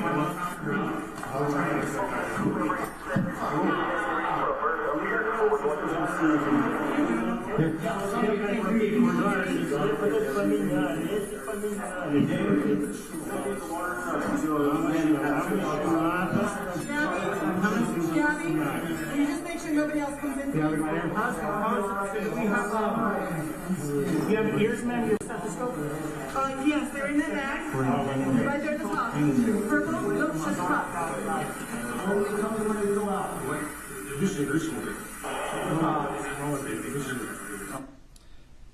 All right, officer, are these your arms that we can see holding that yellow BVM? Yes, sir. Okay. And can you explain to the jury exactly what you're doing here? Well, in the beginning, you can see I'm making sure that there's airflow coming through, and then I orientate it to correctly fit over her nose and mouth. And at this point, the bag isn't needed because there's an oxygen supply going through. So I'm just holding it there so she gets accurate oxygen levels. Okay, thank you. Oh man, how long did it take for paramedics to arrive? Anybody allowed to go with her and helicopter? No. Helena, deep breath. Deep breath, Helena. There you go. Deep breath. Deep breath, Helena. Deep breath. Be okay. Good girl. Good girl. Okay. Deep breath again. There you go. Good girl.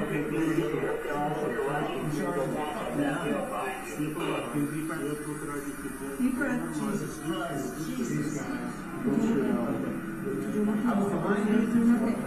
Entrance is here. Exit's back here. You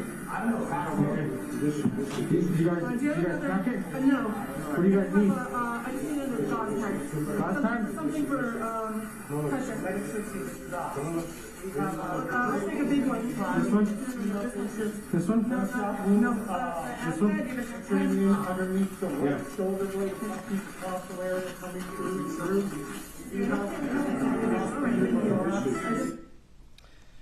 What's that item you just unwrapped? Look like a surgical gauze bag. Okay. Got a stretcher? Not me here, no.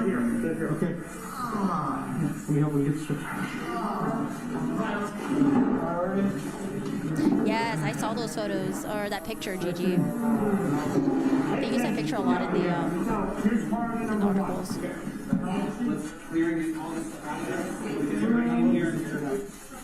We got air flight in now.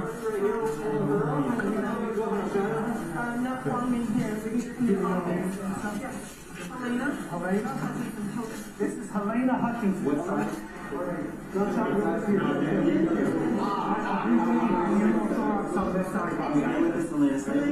That is so traumatizing. Okay. I got that air. Thank you. I'm gonna slide that thing right out there. Get all that out. Alright, shoot for you with me. So we're gonna need to get her going right away. We got it through and through on her. We went through and through. Who is the gentleman that just walked into the frame? That would be Lieutenant Benavides. Okay, and was he your supervisor? He was a supervisor that day, yes, sir. Okay, thank you. To the chest. And then you got one in the arm over there. And I believe I heard you say that she got a through and through to her, and you got one in the arm over there. What did you mean? That the female had been shot and it had gone through her, and the male who was laying there had been hit in the arm, shoulder area. Okay, thank you. Everybody stops what they're doing right now. This is a crime scene. Okay.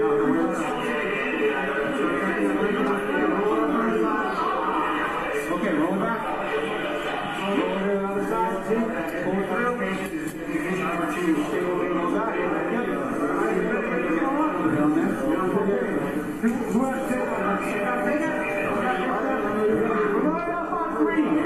One, two, three. Underneath, pull. Yeah, good. I'll squat it down.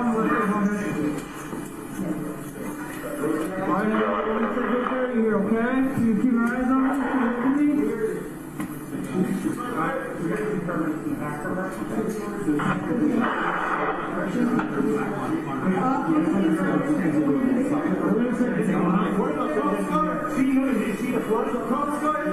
You don't really hurt it right now. Yeah, go one side, just like cover.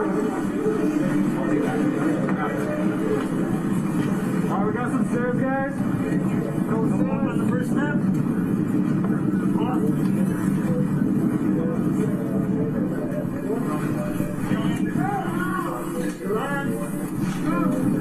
Disconnect there. You got it? Hey, can you take over that?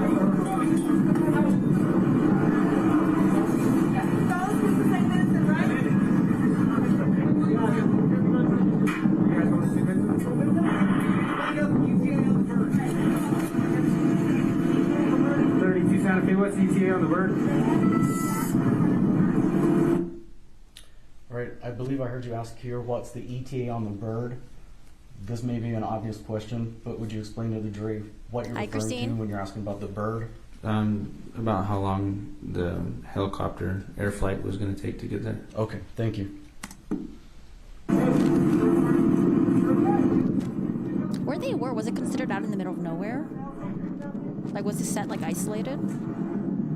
We got the bird right here. Out in the desert somewhere?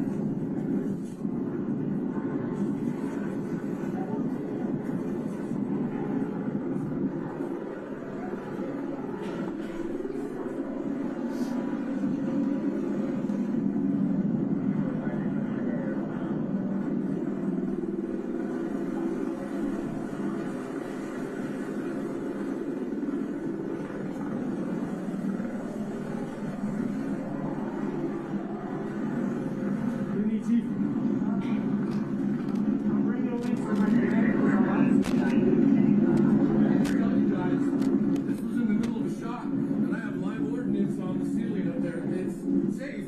Okay, but it is here, right above here. Okay, right there. That's okay. And if you get to the point where you say you want to move, all right, I'll hold my guys on it. Okay. Where's the bird? It's right here. Okay.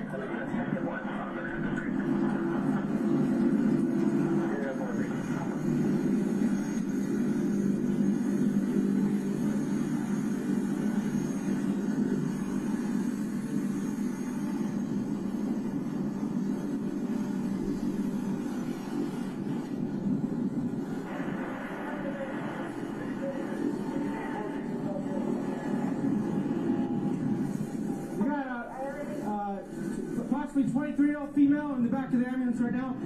Gunshot underneath the right arm. Went through all the way to the back left. Can you carry this back, please, sir? You got it?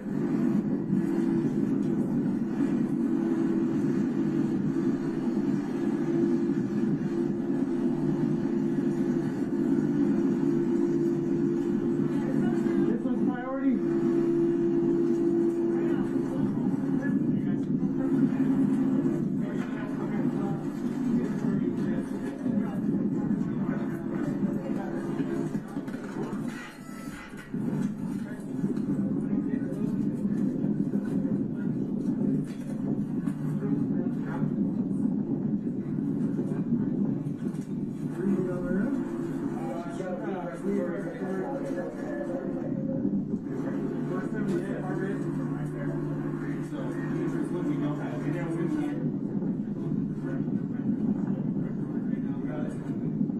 Guys, just get a couple IDs.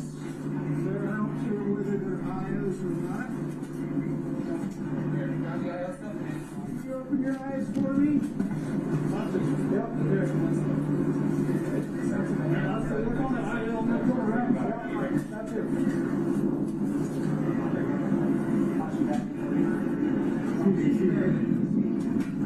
If I can just have you guys step over there for us, okay? Can I have you guys get over there for us? We're gonna have to gather everybody up, get everybody's names, everybody who's on scene, okay? Can you explain to us a little bit about what you're doing here? Trying to stay busy, trying to organize and think ahead of what we're going to need. Telling people that are just obviously that we're there to corral in one area, to wait for the next steps. Okay, thank you.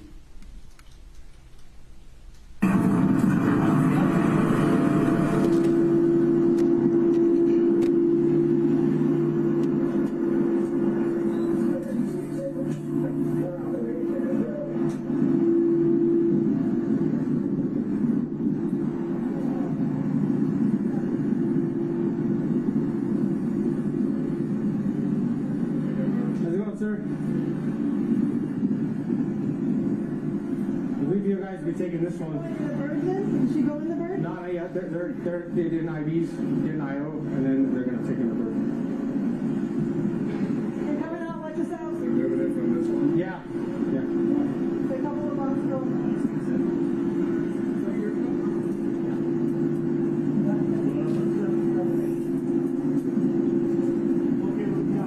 And whose jack is that? Joel's.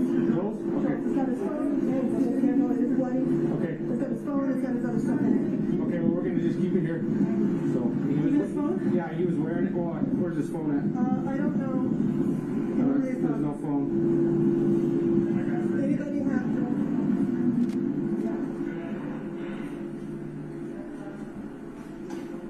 All right, gentlemen. I just need your IDs, and then have you guys step outside and wait for the investigators to get here. Okay? Okay, cool.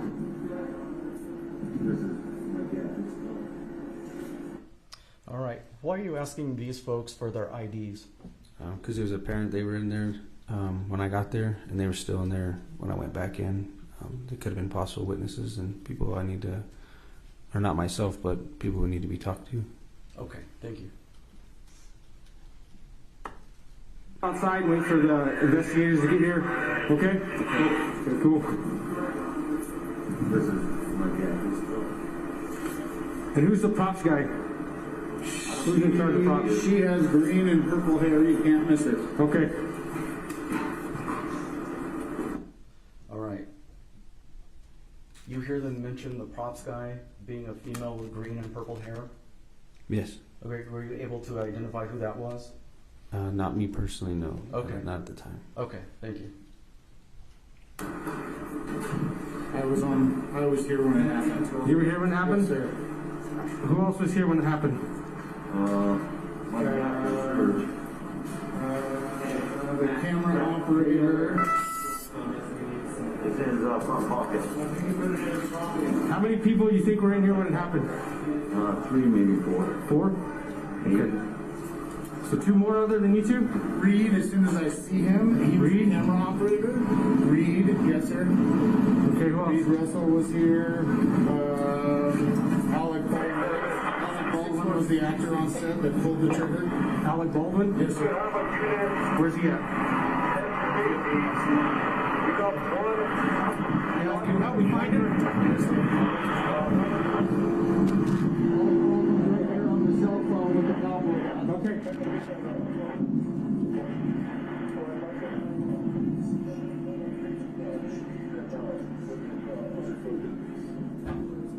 How's it going, sir? So my understanding, you were in the room when the lady, when someone was shot? With the gun, yeah. Okay, alrighty. What do you need? Well, I know your name, so it's Is Alec yeah, Baldwin? just leave that, okay? Let me give a. All right. You indicated you already knew what his name was. Can you identify this man for us? Alec Baldwin. Thank you. I want you to hang out, okay? Whatever you want to do. Yes, sir. All right, give me just a sec. All right. Thankfully, that's where the video ends. At least the portion we're going to watch today. So after you spoke to Mr. Baldwin, what did you do next? I believe one of the people I named in my report, I can't remember which, who was able to give me names and people who were in the room during the incident, and I did my best to find those individuals and kind of corralled them all into one area with the resources we had. Okay. Talk about that a little bit. What resources did you have on hand at this point in time? At this point in time, there was only 3 deputies, to include myself, lieutenant, and a corporal. Okay. And approximately how many people were you needing to corral? At that time, it was unknown, but there was the numbers were not in our favor. So, a couple hundred people were there, total on the whole scene. Okay. And do you have an approximation of how many you ended up kind of corralling off? I think maybe 10 without looking at the report. But okay. Once you had the folks corralled, what were your next steps? As more resources got there, we just trying to figure out where they're going to take all these people, how we're going to get them there, where they're going to start conducting interviews because we're out in the middle of nowhere, essentially. Okay. And was that pretty much conclude your involvement that day? Once you had everybody corralled? Yeah, just the rest of my involvement was keeping people corralled and then staying with people as they were changed out to be interviewed, and ultimately was in one of the trailers. Okay. Okay. We'll pass the witness, Your Honor.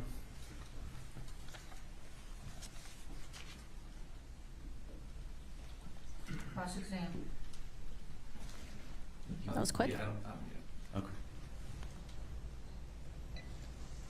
Thank you. Of course. There you go. Good afternoon, sir. How long have you been working as a law enforcement officer when this happened? Going on 4 years. 4 years. Had you ever been to a homicide scene before? Nothing as complex as that one, no. Okay. And you've Oh, it's a received some different additional law enforcement training since this incident after you went to work at the Santa Fe Police Department, right? Yes. Would you agree with me that a primary goal for you as the first responding investigator would be to identify and preserve evidence? I would have to disagree. Okay. Explain your disagreement, please. My primary role is life before evidence, to preserve life and then investigate and preserve evidence. Okay. And Hey, good we answer. saw you helping with that. Thank you for your efforts there. After that was done, what steps, if any, did you take to identify and preserve evidence? What limited capabilities I had at the time, judging that it was only 3 of us on scene. Try to gather information as to who was in there, and keep them all in one area.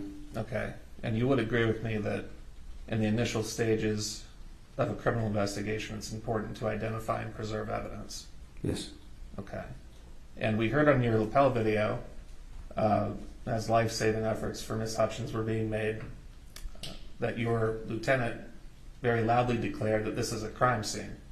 Yes. You heard that, right? So at that time, You need to say yes or no. Yes. okay. So at that time, you guys should be thinking also about identifying and preserving evidence, right? To a point, yes. Okay. Now, would you also agree with me that it is important to identify witnesses to a crime or potential crimes and take steps to preserve the value of their testimony? Yes. Okay. And one of the ways that you do that is by avoiding what's called witness taint. Would you agree with that?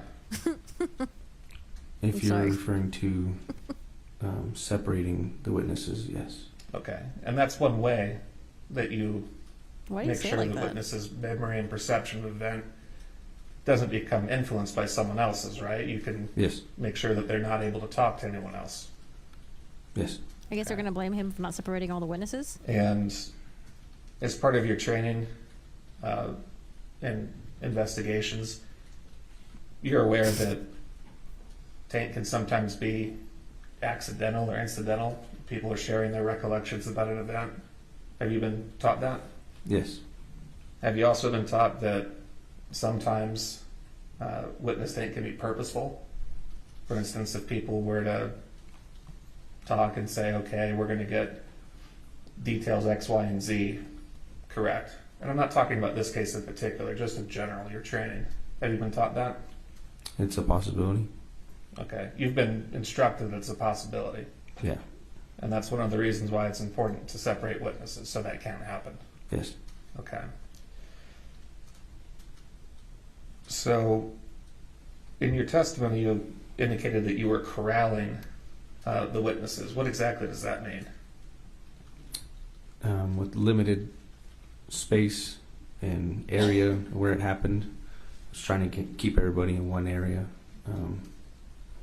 It was one building surrounded by bunch of movie set equipment.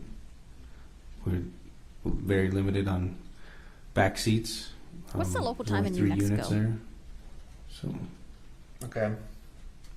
You didn't corral them in the church, did you? no. Okay. It looked like there's a lot of open space there. Would you agree with that? Yes. All right. Could you have told the people just to go stand, somewhere under some shade apart from one another? I did have them stand in the shade, which was where they were at. I mean, she's sitting next to the defendant. Think of how many screen grabs are going to be. She got to make sure she look good. I guess what I'm getting at is why didn't you have them separate?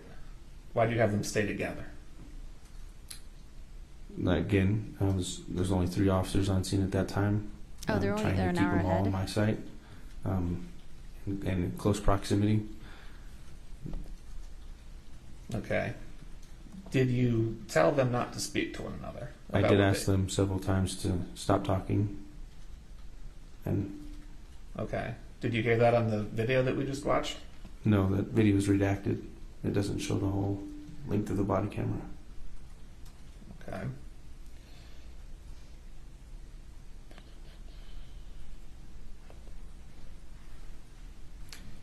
Did you identify who all was in the church? To my recollection from the report, I did. Okay. Based off of the script writer who's in charge of who's in the room, like camera wise and actor wise. All right. What individuals were inside the church when the shooting happened? My memory's not that great to name everybody individually.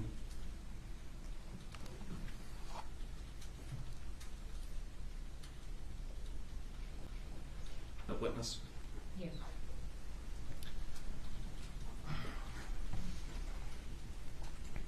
Hi, Shiro. What's up, little guy? Officer, you read a report in this case, right? Yes. Would looking at your report refresh your recollection as to who was in the church? Yes. All right. I provided you a copy of your report. Let me know if that refreshes your recollection. Yeah, I'm reading 12 different names, but All right. Who all was in the church? I'm going to butcher these names, but Sergio Cinto, labeled as a chief lighting technician. Duran Curtin as a costume. Ross, I don't want to say the last name, but I guess his title would be Dolly Grip. Mamie Mitchell, which script supervisor. Matthew Himmer, assistant chief lighting technician. Joseph Zillow, key rigging. David Halls, first assistant director. Reese Price, key grip. Thomas Gaddy, special effects coordinator. Roman Gaddy, special effects key. Lucas Hussack, special effects technician. And Alec Baldwin, actor. Thanks. Judge, can I retrieve mine? Thank you. Is this who was in the church during the shooting? Not the shooting, gun, but gun. I was like pew pew, but during the shooting of the scene or the practicing, whatever the hell they were doing. Is she supposed to be there when they're practicing that? Like, isn't she supposed to be there anywhere there's a gun present? Thank you, sir. If you need to look at the report again, let me know. Oh, it's condescending. Bad memory, that happens. All right. I heard on the Palo video, initially you were told 3 or 4 people were in the church. Yes. All right. After hearing that, what did you do? Tried to figure out who exactly was in the church by asking several different people and eventually ending up with that list. Okay. And you ultimately crowd all those individuals together? Yes. Okay. And is it your testimony that there was no other way to have them situated, that they had to be together? No other way, but that was the way they were placed. Okay. And would you agree with me that ideally that should not have happened in this case? I mean, if you're Monday morning quarterbacking it, ideally we'll be able to place handcuffs on everybody and separate them individually in each car. but with limited resources and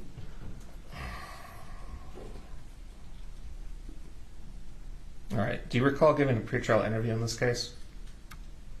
yes, Okay. Now, in your interview, you mentioned the benefit of hindsight. You kind of approached that topic, talking about Monday morning quarterbacking. Looking at the case now, with benefit of hindsight and your additional training, is there anything else you would do? Is there anything you would do differently? there's quite a few things I would have done differently. What things would you have done differently? Separated everybody further apart. Attempted to get everybody's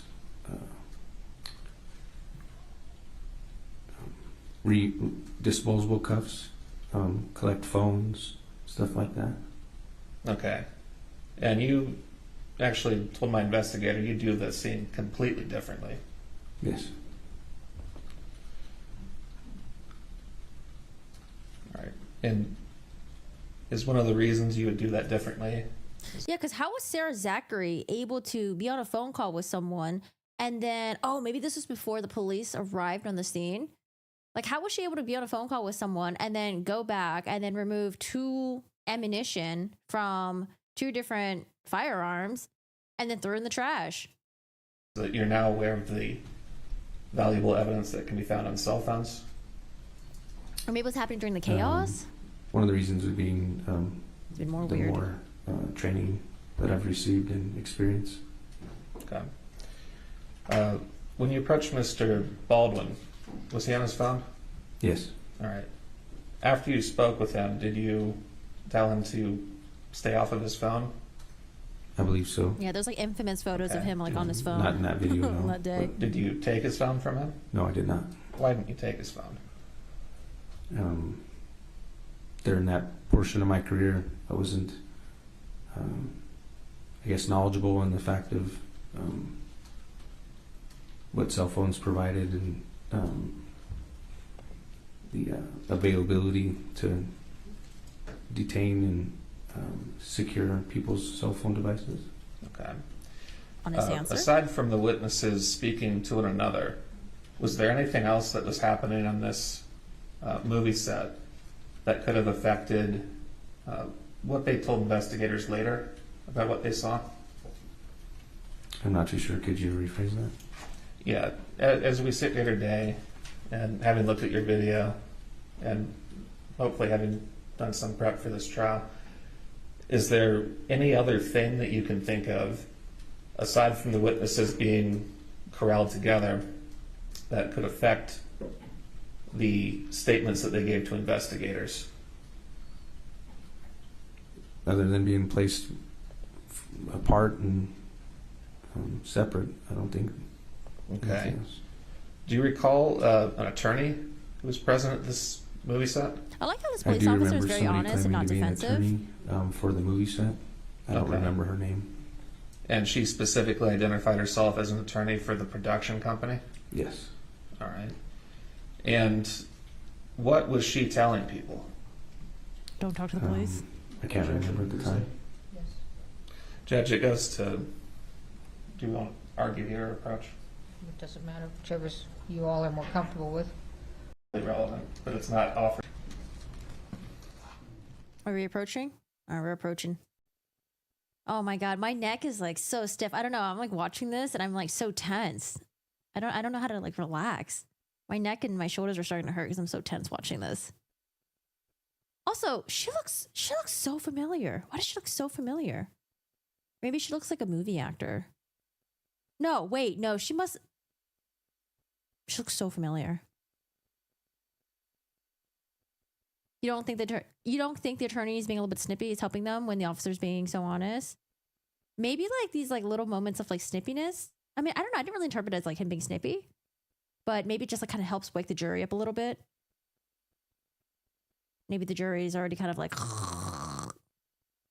I wonder if the jury, if they're allowed to take notes in this trial.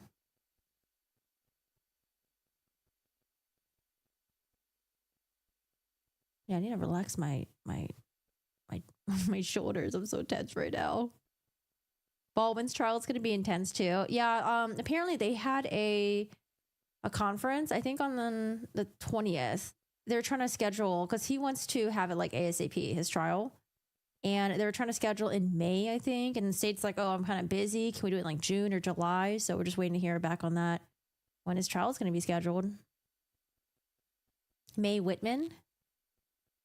Yeah, she just looks so familiar.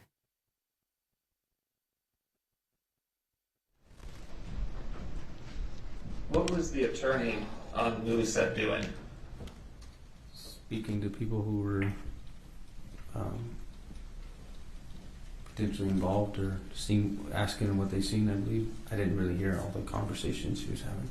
Okay. Have you ever been to a crime scene where an attorney shows up and starts talking to witnesses before the police do?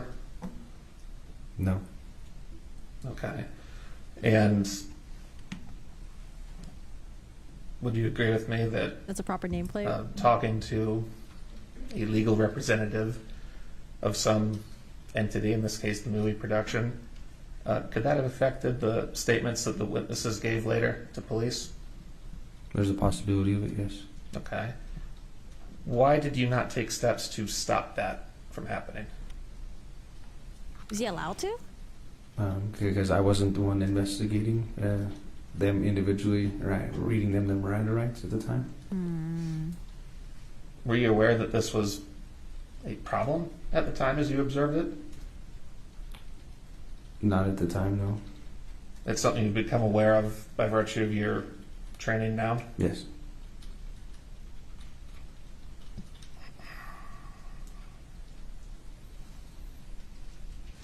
Right, I was thinking, couldn't the attorney that showed up on set be like, hey, I represent all these people. Can't talk to any of them unless I'm present or something like that. I don't know. Nothing further. Thank you. Oh, thank God. Okay.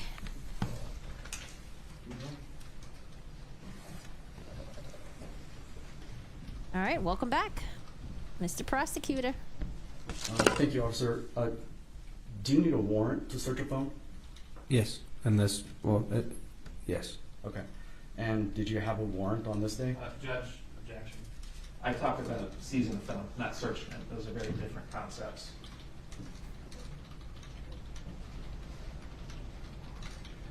I can rephrase. Okay. Did you have a warrant to seize the phone? No, I did not have a warrant to seize the phone. Okay. And was it your job to get a warrant? Not at that time, no. Okay. Have you ever been to a crime scene with 200 witnesses before? Jesus. No. Okay. And have you ever been to a crime scene that was on a movie set before? No. All right. Nothing further. All right, thank you. This witness is excused. Next witness. Allison Lohman? Thank Wait, you, who sir. looks like Allison Lohman?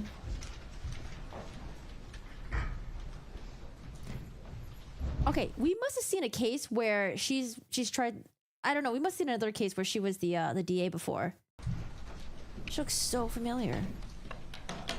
It's driving me The nuts. next witness the state calls is Tim Benavides. He should be on his way in. Tim Benitez? Who is that? Sure.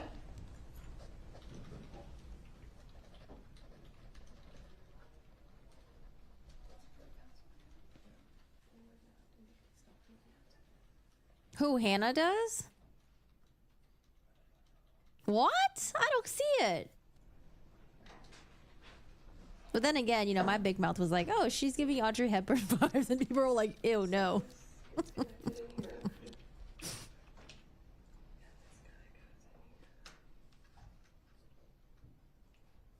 All right, we got Tim up in here.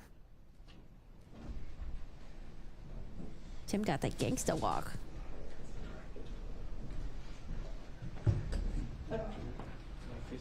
Yeah, this is day one. You swear We don't have any affirm under statements earlier. penalty of law that the testimony you'll give in this case will be the truth, the whole truth, and nothing but the truth? All right, thank you. Have a seat talking to the microphone. Who said few weeks? Hi, Kendrick. Hang on just 1 second.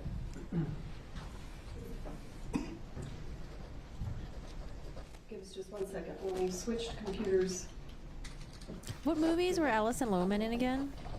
Was Allison Lohman in again? It's like, I know her face. I just never know which movies she was in. I don't see it. And May? Who's May? Allison Lohman. Oh, White Oleander. Oh my god. Yeah, that's what I know her from. White Oleander. I want to read the book, by the way. Oh, it says she stopped acting.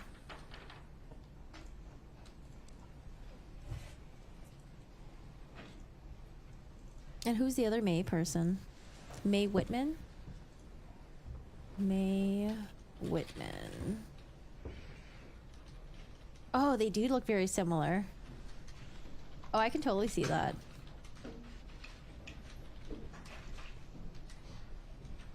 Oh, wait, May Whitman was in Avatar, The Last Airbender? Sir, how are you currently employed? I am not. Wait, Tim, what's your name? Congratulations. What's your full Why name? are you not Tim? employed? I retired from the Santa Fe County Sheriff's Office in July. In July, okay. And how are you employed on October 21st of 2021? I was a lieutenant with the Santa Fe County Sheriff's Office, day shift commander. How do you spell lieutenant? Fuck. Give us an idea of your background and experience in terms of your law enforcement experience. I did 20 years with the Santa Fe County Sheriff's Office, going through the ranks from deputy to lieutenant. How many years? 20 years. And did you have any law enforcement experience before going to the Santa Fe County Sheriff's Department? I did not. Okay. And how did you become involved in the incident on October 21st, 2021 at Bonanza Creek Ranch? Did I spell it right? I was a day shift commander. We had gotten dispatched to the Bonanza Creek Ranch. What did you think you were being dispatched to? Dispatch advised that there was a accidental shooting with a prop gun. And what did you do when you received that information? Due to the nature of the call, I activated my lights and sirens, and I proceeded to the movie ranch. And tell us what you saw when you arrived. What was going on? Describe the scene to us. Coming upon the movie ranch, there is security. The movie ranch is quite large. One of the security guards at the time told us that to follow him in because it was quite large, the movie set. As soon as we got to the movie set itself, it was chaos. There was people everywhere. Deputy LaFleur was already on scene. I didn't know where he was, and I was being directed to the makeshift church. And sir, did you also have a body-worn camera? Yes, I did. And did you run your body-worn camera? From the time I activated my lights to head to the movie ranch, it was activated. So, is there a fair portion of your body-worn camera that is you driving your car?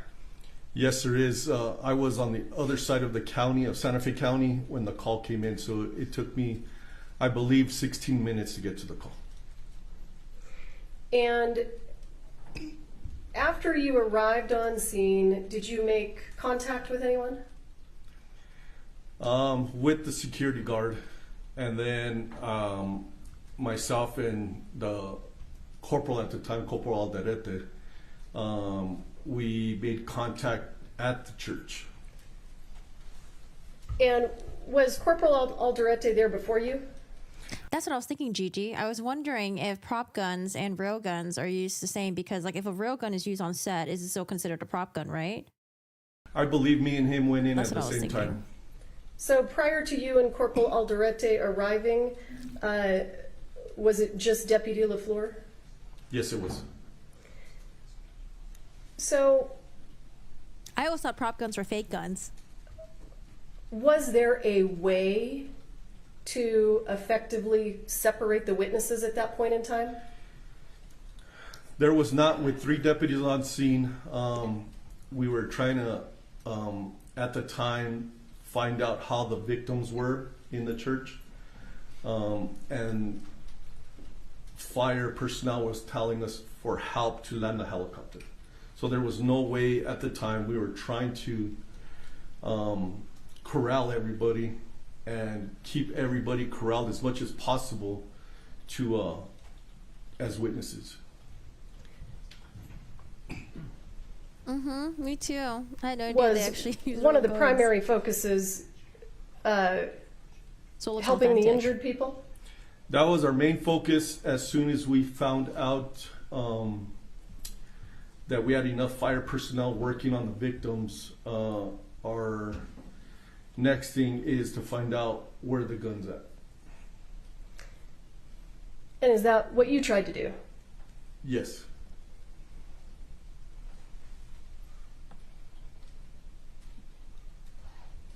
Sir, have you had an opportunity to review the footage from your body-worn camera recently?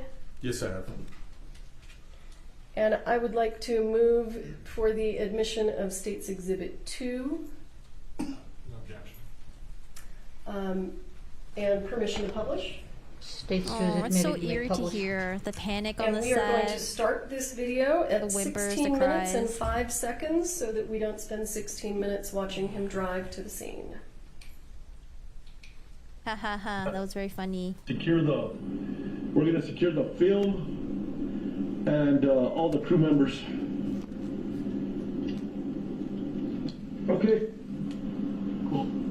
Thanks. I have like 200 people out here, so. Jeez, 200 people. Alrighty, let's see if, yes, I already called for them.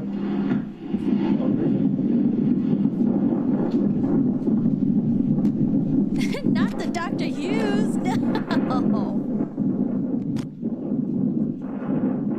No, I don't get Dr. Hughes vibe from her.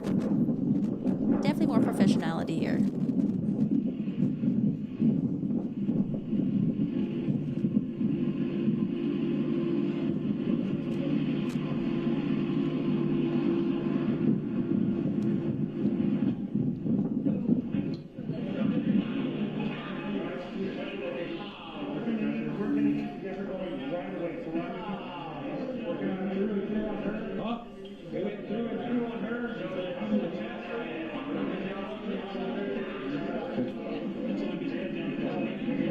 Corporal, I need you to know who's in charge.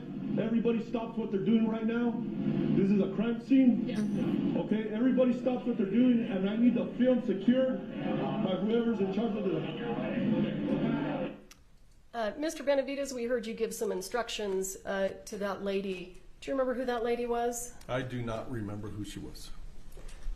Did you get an impression of whether she was someone in charge or not in charge? I did. She was talking to Corporal Alderete. I figured that she had to be somebody important, a director or something. And why were you telling her to do all these things? I think I was telling the corporal, Oh, whoever was in charge, and I think she rose her hand, and then I directed to her. and what are you talking about in terms of securing the video? Why would that be important? Well, I saw video and behind them, and they said they were filming. As you sit here today, are you aware of whether or not there was actually a video recording of the shooting? I don't know if there actually was. I never found out.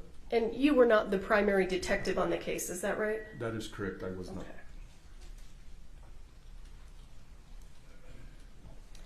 At this point in time, other than providing aid to the people who've been shot, what's the most important piece of evidence that you're concerned about? In my head at that time, I was thinking about where the gun was.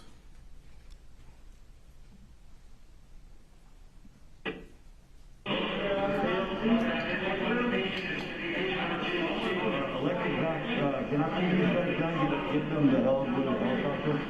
Yes, please.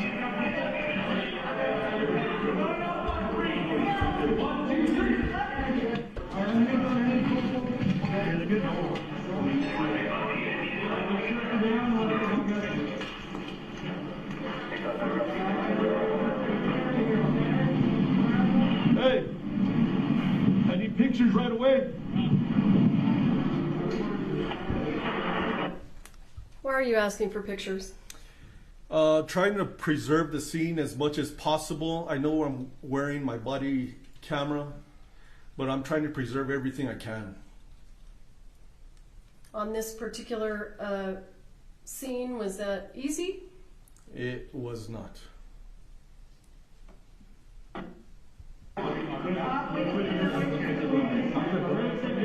Where's the props guy?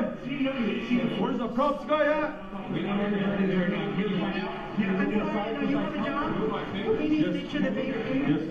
What chaos.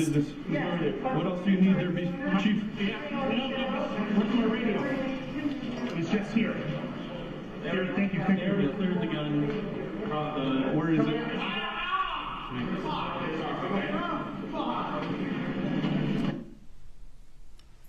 Why are you asking for the props guy? I think it was more of a guess to find out where the gun was. Okay. I'm just trying to find the gun. And did you hear that person screaming in the background? Yes, I did. Do you know who that person was? Joel. The director. And why was Joel screaming? Because he was shot from what I saw. And the gentleman who is standing right in front of you on the video screen there, do you recall your interaction with him? I don't, other than the video. He just offered his services trying to find the props guy. Okay, he's a guy there that tried to help you? Yes. Okay.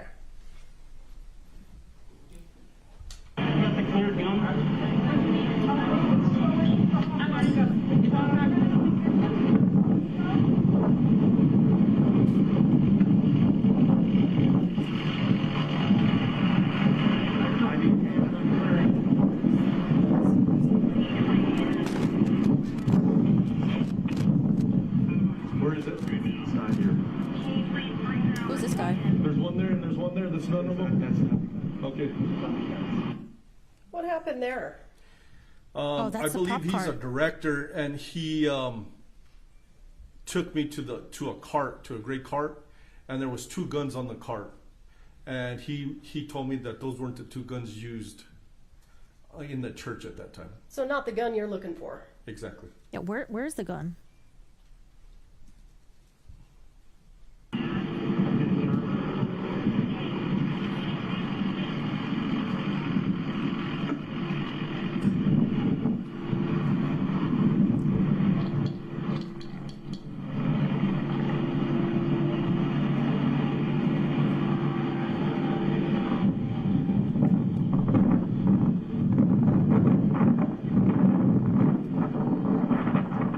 You're in charge, man. I need to know where the gun's at right now.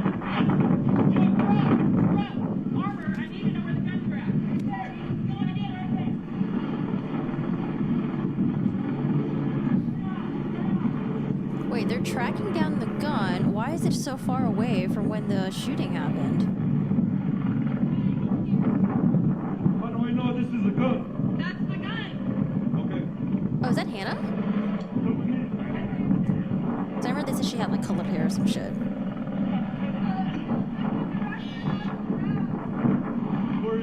Where are they at?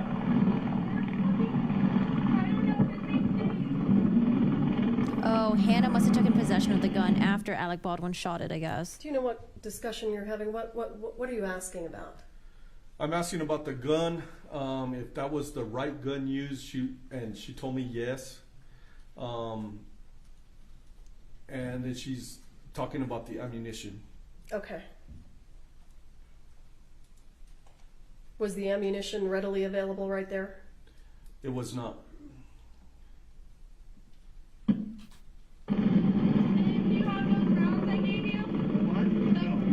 on the card.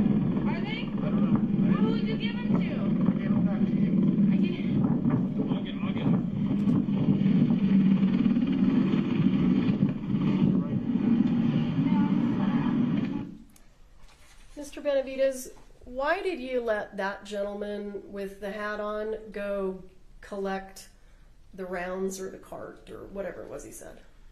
I had 3 deputies on scene. I was taking care of the gun at the time and the props person. I had 2 other deputies trying to control their part of the scene. I was keeping my eye as much as I can on the person going for the ammunition. But that doesn't really answer the question. Did he bring something back to you? He brought me the gray cart that originally that we had gone and we were looking for the gun that was used. That was the gray cart that he brought back. And you saw that cart previously because the other gentleman walked you up to it, right? That is correct. So when this gentleman brings you the cart, does it appear to have been... Objection, leading. Sorry. Sustained. Did it seem different when the gentleman brought it back to you? Sustained. How did the cart look like when it was brought back to you? How did the cart look when it was brought to you? There you go. The cart looked the same to me. It was in disorder. There was still 2 guns on top of it.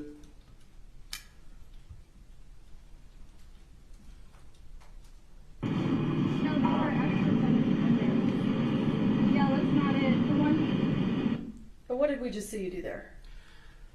He's probably trying to answer the jury. Cleared the gun and I secured it in the front of my unit. And what does it mean to clear a gun? I was making it safe for myself and for the crime scene tech, or a detective that would look at it after I secured it. Did it have any ammunition in it? It did not. This is going to be the second one on Bonanza Creek.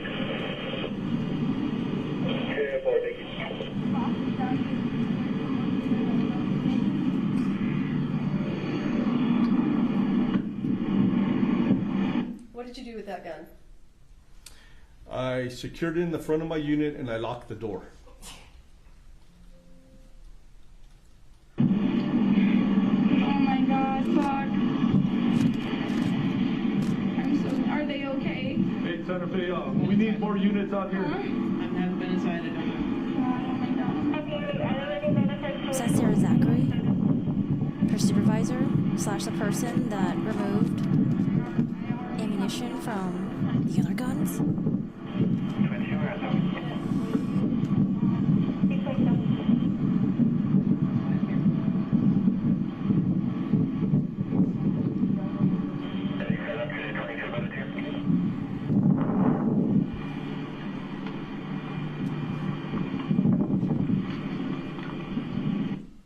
Is this the cart you spoke of? That is the cart that I originally was taken to by the other gentleman. Same cart. So,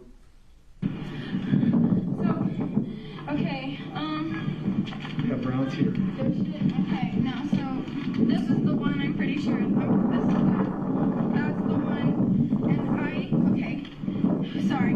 You're okay. Sorry. Just relax. Just relax. So scared. Yeah, you're all right. Just relax. So here's the box that I got them out of. Okay, leave them right there. Leave them right there, okay?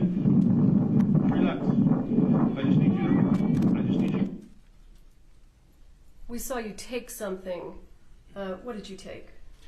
There were 2 white boxes of rounds that the prop person, Hannah, said that these were the rounds used. And this person that you took those rounds from, the person that's right here in the center of the video screen, is that Ms. Gutierrez? Yes, it is. Yeah, she's so shooken up. Do you see Ms. Gutierrez sitting in the courtroom today? Yes, I do.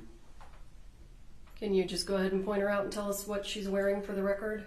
She's wearing a gray jacket and a white top. And also, just for the record, where is Bonanza Creek Ranch located? Is she running something? Bonanza Creek Ranch is on the southern end of Santa Fe County. It's off the frontage road I-25 frontage road For the record, state of New Mexico. in the state of New Mexico. Thank you, sir. Yes. Just relax, okay? I just need you to relax. Just please relax, okay? Just take deep breaths and relax. Can somebody get water for her?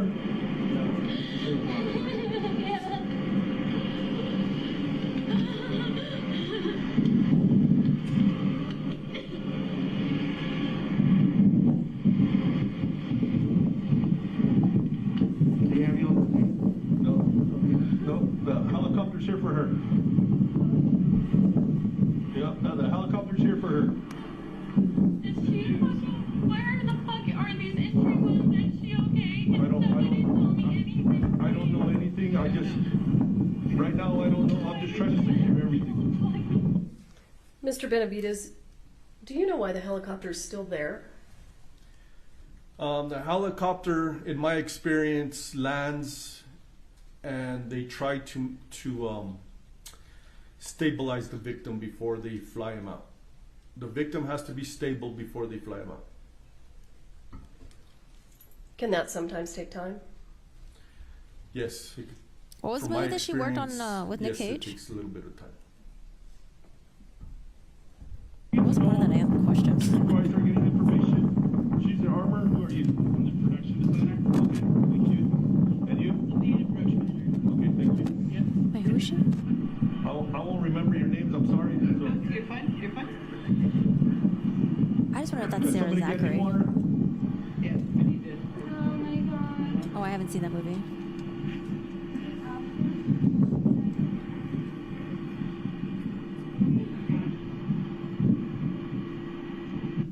Do you remember where those boxes of ammunition are right now? Yes, they're on the left side of the cart on a piece of paper. And are you keeping an eye on them? I am. And you saw what they... Did you see them when she handed them to you? I saw them. I know what they physically look like, yes. Thank you. My name is Shannon here Hi. for the, my husband and I own the ranch. Okay, my name's Tim. Nice to meet you. Okay, so, yes, I mean, I'm not worried about the insurance, I'm worried about her life. So. Oh, absolutely. Okay, That's so, what I'm saying. so, No movie's worth it. no, No. What can I do to help you? we are bringing a whole lot of units here because there's a whole lot of people here. Yes, we're trying Okay. to clear them out. No, nobody's getting cleared out, everybody is staying where they're at. Okay. Okay, we're trying, that's what, so difficult, we're trying to hold everybody where they're at. Okay. Is she the Okay, what I'm attorney? gonna have you do is sit in here, okay? The one on the right? You're not arrested. The door's gonna stay open. Since you're the armor, they're gonna wanna talk to you more than anybody, okay? Mr. Benavides, why did you ask Ms. Gutierrez to get into your truck? With the scene being so active, and her being the armor, I couldn't have her walk off and lose her. So I put her in my unit. As you heard, she was not under arrest. They just needed to talk to her. Can you describe the inside of your unit? Yes, it's caged from the middle of my unit. My windows are caged up also, and you cannot get into the front of my unit at all. Not even if you're sitting in the back? Not even if you're sitting in the back. You do not have access to the front of my vehicle. It doesn't say to the bullets. Can I please have that water? Yes. Oh my god. Just relax, okay? I'm just trying to, there's a whole lot of people here, so I'm trying to secure everybody. Do you want me to stay with you? You can stay right here with us. We'll stay right here with you. I will not go anywhere. You can leave the door open. You don't have to do anything, okay?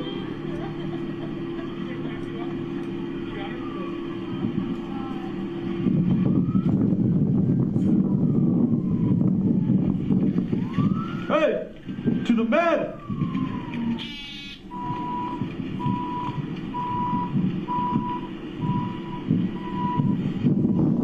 Do you remember what you're saying there?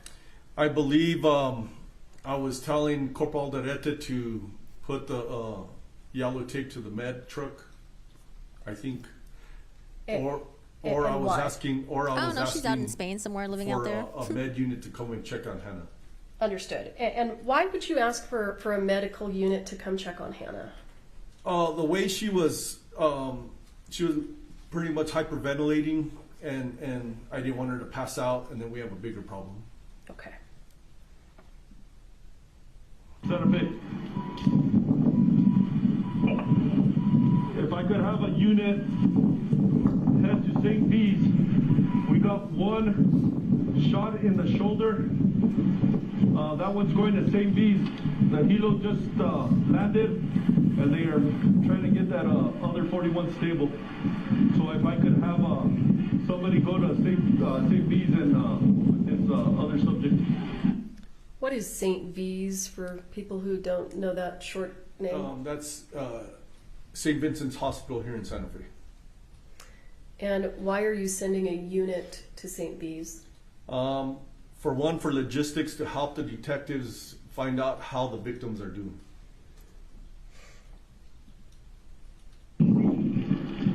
Let me also ask you this. Is there potentially evidence to be collected? Yes, there is. Clothing, stuff like that. Yes. Anything else you can think of? Maybe the projectile still in them. I don't know. Okay. Yes, ma'am. Yes, ma'am. Turning the radio in the truck down? No, not at all. I'm sorry. I didn't even step up.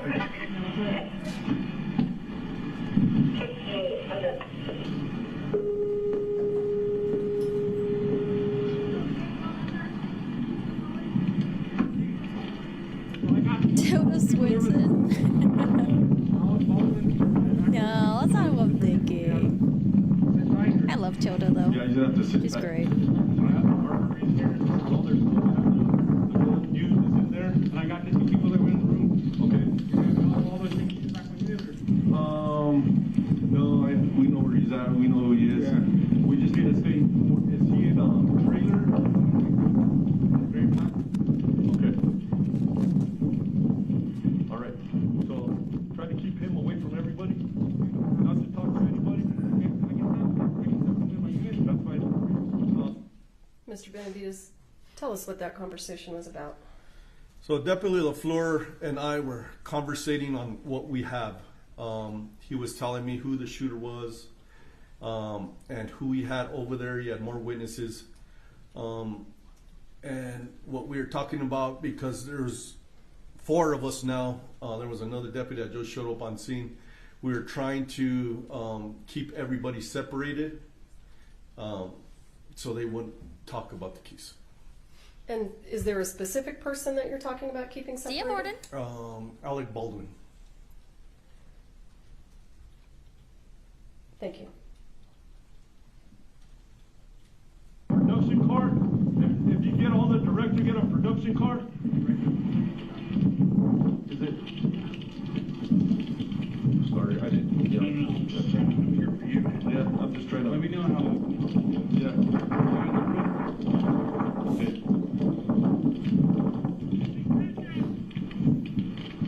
Right.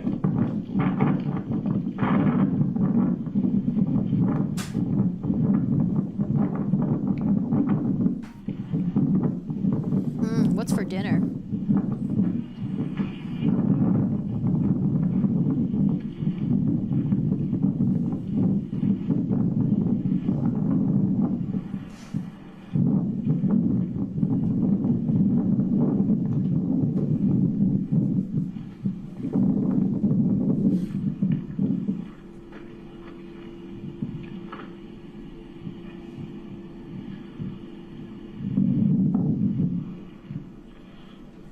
Hey, so,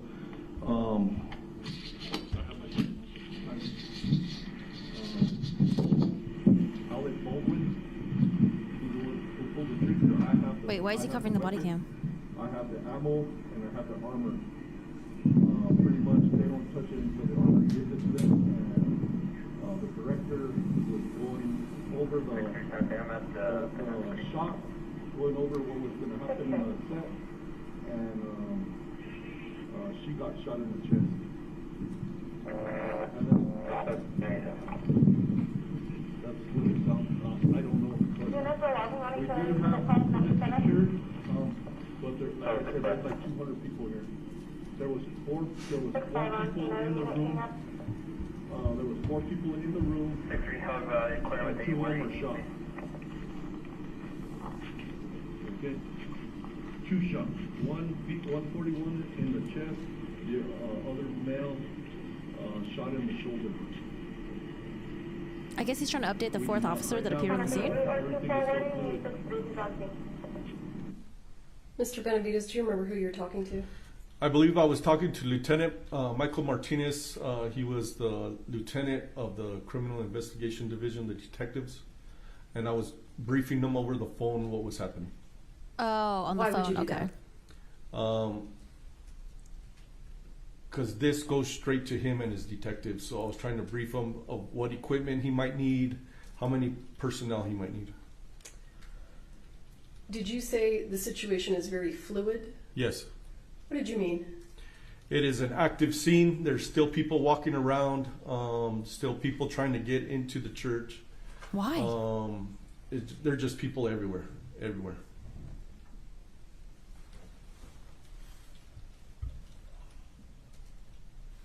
But it is Yeah, I was biting my lip. My lips are so chapped today. Ah! Do you want to talk to me, sir?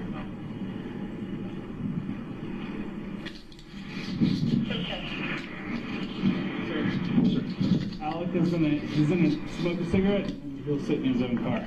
Okay. His vehicle. Alec Baldwin? Yes, sir. Okay, thank you. I'm good, thank you. I just drank a Red Bull right before this. Oh god, Red Bull, gross. I always think of Red Bull and vodka as the club. Ugh. Okay. I'm gonna stand by, so if you need to... Yes, please.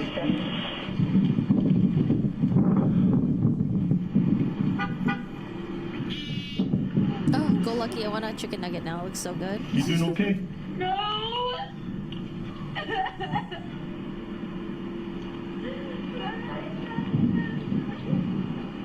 Jesus.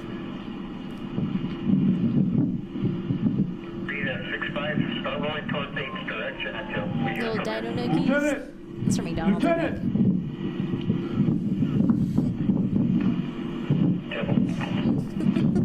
GG.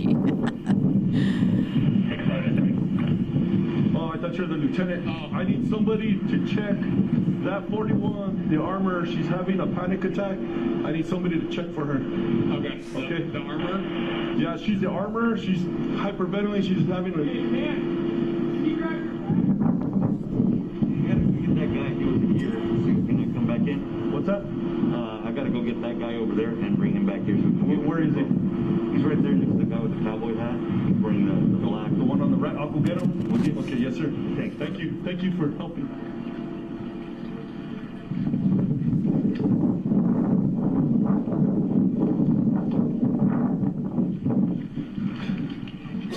You guys security?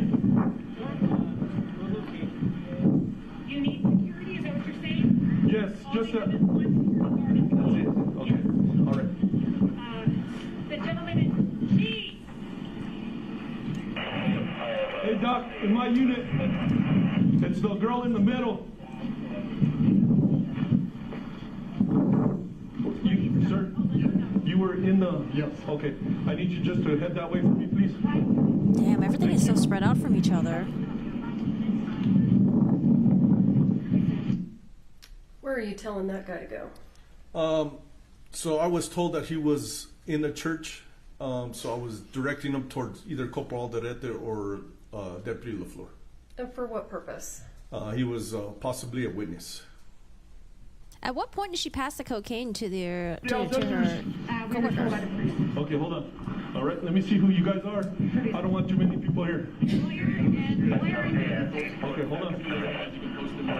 What's up? I don't have any additional security guards. I got one. I got to keep the gate. Okay. I've got my 2 guys right here. You can post them wherever Okay, I'll figure that out. Let me go see what's going on with these guys, and I'll be right back. Yeah, thank you. New Mexico looks beautiful. Wasn't Breaking Bad shot in New Mexico as You well? okay? Yes, ma'am.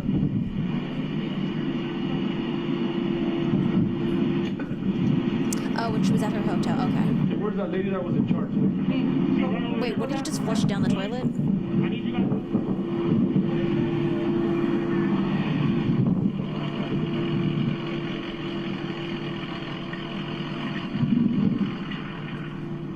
I don't get what happened. This is the Alec Baldwin Rust movie shooting. He was like practicing his drawing the gun, I guess. One of our camera operators. The gun went off. Come here, sir. The bullet went through two How's it people. going? My name's Lieutenant Benavides. The cinematographer died. Not yet. Okay. And So, the armorer who's in charge Corporal, of we got it, she's on a trial. camera operator who was in the room. Okay? Okay, it's just hard. We can't let all people in and out, so if you could, I'm going to try to get over here. And maybe Alec Baldwin in a couple of months. It's a clusterfuck, yeah. Apparently there was only 3 responding officers at a scene, and there was like 200 people on this like large ass set.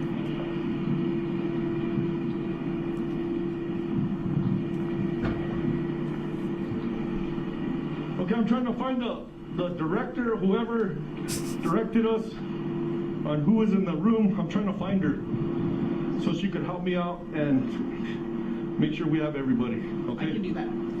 Okay. I'm the UPM. This is, if it's not her set, it's mine. Okay. So I can help you. Tell me how I can. Okay, who is this? This is our lawyer. Okay.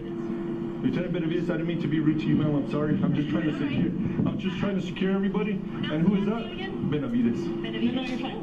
So I have a whole lot of people coming this way, so. Yeah. Okay. One of our co-producers. Okay. These 2 gentlemen right here are Lucas and Marcos. They're my location peeps. Yes. A little farther down in the white is Shannon. She's the owner of the ranch.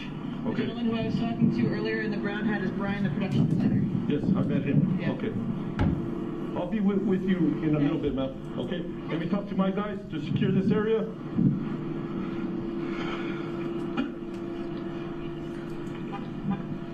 Well, they're trying to figure out why was there a live I ammunition need on the somebody on set. that side to secure, so we're not going in and out.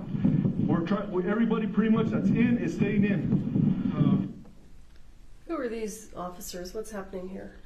yay. More deputies Reinforcements? coming, like I was asking for. So this makes 6 deputies on scene right now. I'm just trying to direct them to try to secure as much of the scene as I can. The crime scene log because it's still fluid. We still have that still on deck. Okay, I don't know. One patient's still here. If we have somebody going to the hospital? Yes, 6 Okay. If you can stand on that side and make sure people aren't coming in and out. Everybody that's in stays in. Hi, Miss Mentats. Did I hear you say that one of the injured people was still there? Yes, that's correct. And do you know why? They were trying to get the female stable so Hey, they Storm. could fly her out. Still. Still.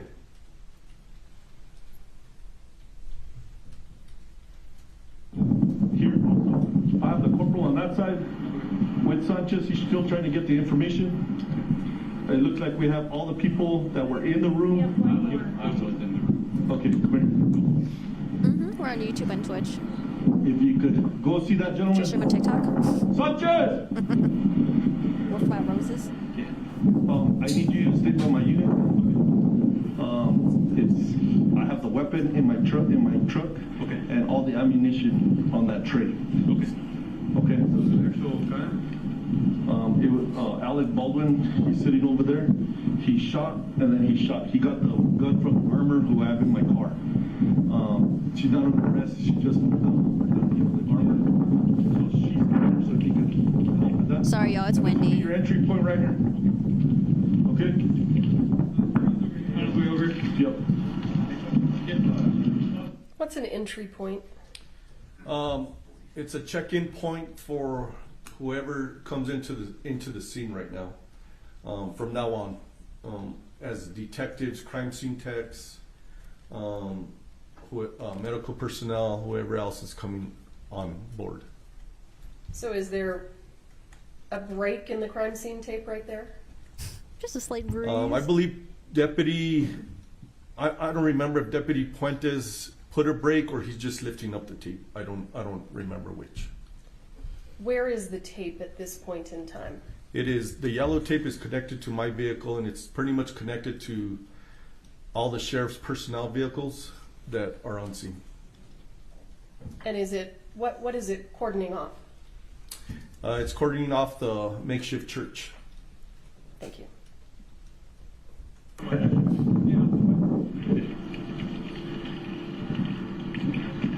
Yeah, okay, I still have those charges taken.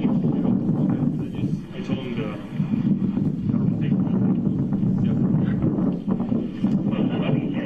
That's where. No.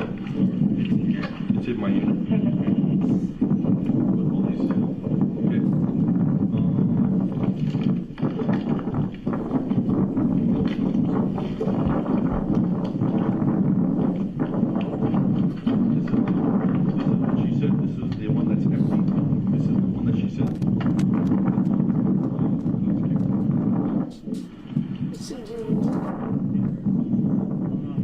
Text me. It's a 45. I have the dummy rounds right here. It's a 45. Okay. Okay, and we will. Let me back that up. Why are you giving this information to this gentleman? Tell us what's happening. So the med unit is asking what kind of weapon was used, and I'm letting them know what Hannah told me. Is it was a 45. She pointed to the two white ammo boxes, and I was reading out the ammo boxes, 45 dummy rounds.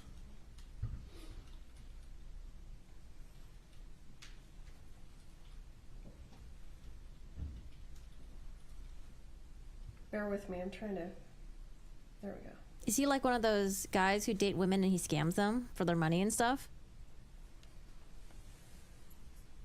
Did they What do those verify who boxes this guy look like? Sorry. Two white ammo boxes. They were white and it had a label on the flap end. Did you recognize them?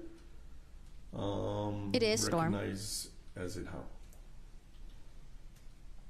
Had you seen them previously? Oh yes, they're the ones that Hannah told me that these were the rounds used for that day.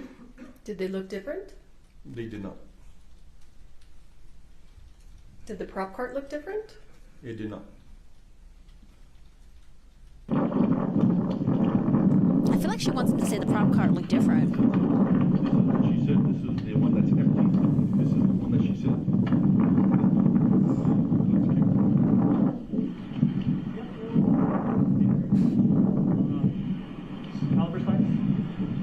It's a 45. I have the dummy rounds right here. It's a 45. Okay. Okay, and we will. Let's go this way. I have a lawyer here already. Okay. Oh, see the detective?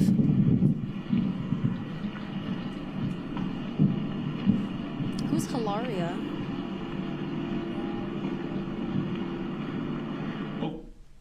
Is one of those ladies the lawyer? Oh, the one on the left, right? I believe the one on the left, the white shirted lady, is the lawyer. And where are the witnesses who were in the church at the time of the shooting? They are in the front of the church with Corporal Derete or with Deputy LaFleur. How far away from those people is she? The lawyer? Yeah. Shouting distance, I guess. If Seems she like a were to trifling shout, man. would you have heard her? Yes. I grew up with that vocab. I don't really use it anymore. Birth for the med, date of birth and social. For me or for her? For her. Would anybody have that? Yeah, give me 2 seconds. Thank you. Helena Hutchins, Hylena. Here, I get it for you. You got it, Doc? So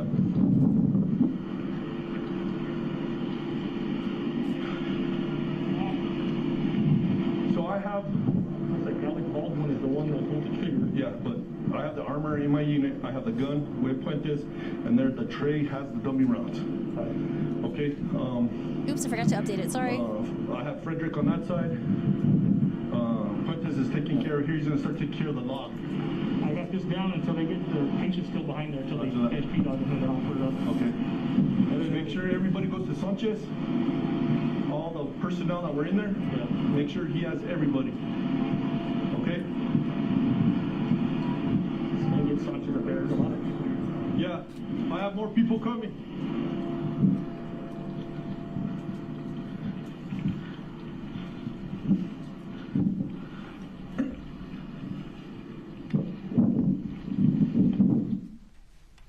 Did we hear you say you have more people coming?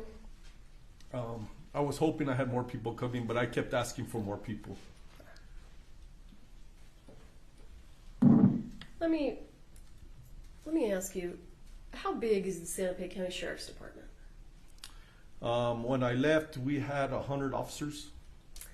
And if you can estimate for us, on a day like October 21st, 2021, how many officers would have been available to respond to this call out? 3 deputies. All I had. That's all I had. We are stationed all over the county. So I was a rover. I believe the corporal was north of Santa Fe County. And then I had a deputy that was assigned to Santa Fe. But in this case, Deputy LaFleur was coming in for overtime, and he happened to hear the call and he helped out. Thank you. She okay? She okay? She's shaking out. I know, that's why I called the meds for her. Yeah. I want her checked to make sure she's not, Yeah, I think they're testing her sugar level right now. Okay. Oh no, I just watched the Nikita Dragon body cam. Oof. That was a rough one to watch. Have y'all seen it yet? Okay.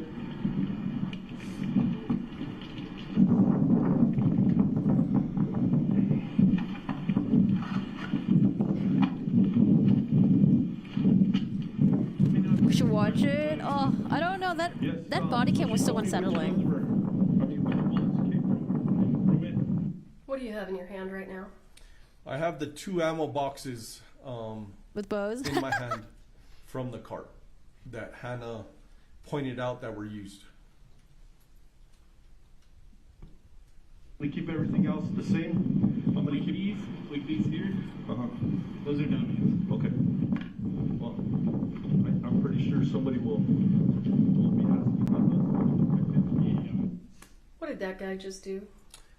He reached over the yellow tape and he grabbed a bullet and he shook it to show that it was a dummy round, and then he put it back. And where did he grab it from? One of the boxes? No, he did not. There was like a little cubby on the tray. He just reached over, grabbed it, and put it back. And you saw that? Yes.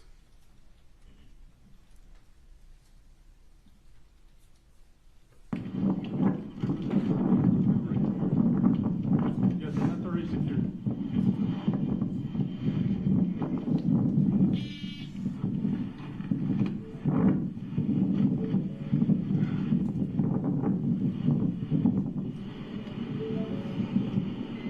Wait, it's against protocol to announce the weapons? I'm telling them that they're using weapons on the set? Somebody get it. Tell us what you just did there. With the 2 white ammo boxes that Hannah pointed out that were used that day, I secured them in the front of my unit on the driver's side seat. And was the unit locked? As soon as I closed the door, I hit my manual switch and I heard it and it clicked closed. Did you see anything that would cause you to believe that anyone planted evidence? I did not, no. Did you see anything that would cause you to believe that anyone tampered with anything on that cart? No. Oh, sorry. What she's probably aiming at is for the law enforcement to say the cart looked the same, no one touched with it, because remember the defense was like, well, Sarah Zachary, apparently she was on a phone call with someone, with another guy, and after that phone call, she went to the other two guns that were on the other two firearms, and she took two ammunition out of it. I think that's what they're trying to disprove. Got into your unit and did anything with the evidence you had in there? No. But Sarah Zachary could have done it before law enforcement arrived.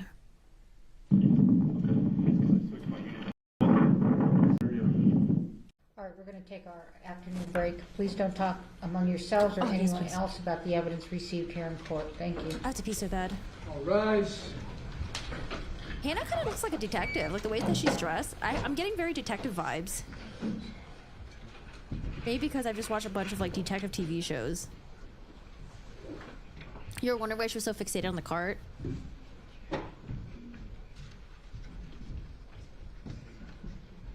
Yeah, when the opening statement of the state versus defense, they're so different from each other. And, you know, of course it should be, but the defense presented a lot of scenarios or a lot of things that they said happened, and it was very intriguing. How long is court in session for? I have no idea. I'm assuming it's like, probably end like 4:35. We're in recess. We'll begin again at, be here in 20 of. Jury will be back probably at quarter of. Yay! Yes, okay, I'm gonna use the bathroom. Woo, get up, stretch, use the bathroom. I'm gonna heat up my pasta really quick. Oh, and then let's go over the OSHA report. I browsed through it really quickly. It's pretty interesting.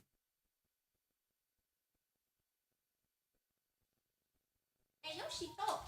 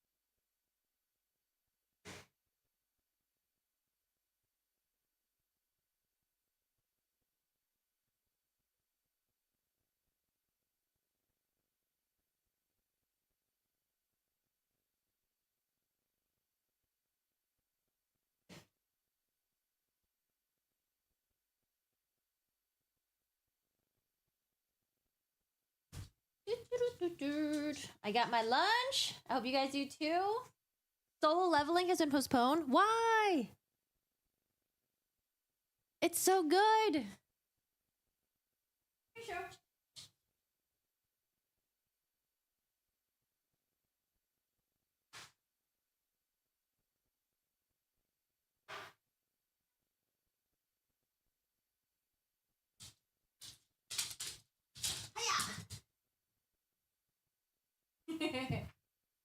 You silly doggo. Hey, Bleep. What's going on? How are you? You read the manhwa? Yeah, I started reading it too. I just don't have time. It's 10 out of 10. Is it finished? Can YouTube see what we type? It's on the screen. Bleep, how's it going? How are you? All right, y'all. I heated up my food. Who here knows what goop is? I'm eating goop today. Goop also has a kitchen. And yo, Gwyneth Paltrow's food is pretty fire. She got the rotisserie chicken. She got these pastas, pizzas, the salads. Oh, so good. It's a bolognese with penne, and then I have some rotisserie chicken thrown in here and some mashed potatoes. It's so good.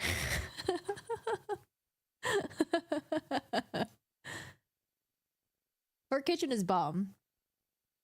But her other stuff, it's like tailored for like high-end retail. I went on her website once to look at her stuff and I was like, oh wow, it is it's like shopping at like Saks or something, or like Neiman Marcus. You didn't know she made food too? Yeah, I don't know. She's just doing everything. She's got like some goop kitchens around LA. And yeah, food's pretty good. Pretty decent. Before I eat my food, because I'm gonna wait for my food to cool down, I'm gonna read through this OSHA report. Because I think it's interesting. It's only a couple pages.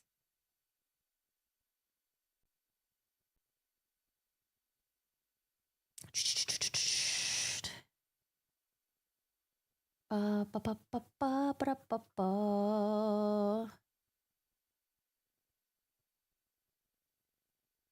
October 22nd, 2021, the Occupational Health and Safety Bureau, a bureau within the New Mexico Environment Department, initiated an inspection of rust productions at Bonanza Creek Ranch at Santa Fe County, New Mexico, in response to a workplace fatality that occurred approximately 1:47 p.m. on October 21st, 2021.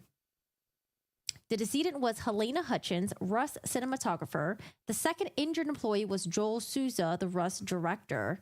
Bonanza Creek, located in Santa Fe County, New Mexico, hosts locations utilized by movie and television productions for over 70 years, including the entire Old West Town with a saloon, jail, chapel, and other Western staples. I wonder if this is where they filmed that scene in Kill Bill. Do you remember when what's her face got married and she was pregnant, and then like the entire assassination crew showed up and they like beat her up and stuff like that? That was like a very like old town vibes. Wait, is the court back? Wait, what? Is the court back already? I didn't even get to eat yet. No way, that was 15-20 minutes. Was that 15-20 minutes? Am I tripping? Uma Thurman? Yeah, what was her character in Uma Thurman? What was her name again? No, court's not back in session. Okay, they're not back in session. I haven't even eaten yet. On Friday, October 22nd, 2021, at approximately 12:30 p.m., I attempted to inspect the site, Bonanza Creek Ranch. When I arrived at the site, the 3 security guards present attempted to contact a representative of Rust by phone to confirm I would be allowed on the site. The company representative informed me that I would be allowed entry, but not allowed to take pictures or conduct interviews until a warrant was acquired. All right. Findings. The firearm involved in the accident is a modern replica of the Colt .45 caliber revolver, Long Colt in style.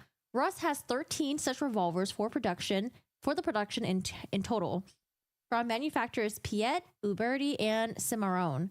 In film, firearms are typically controlled by the props department, with the individual responsible for handling firearms and ammunition titled armor or weapons handler. The armor for this film was Hannah Gutierrez Reed. The woman is on trial for today.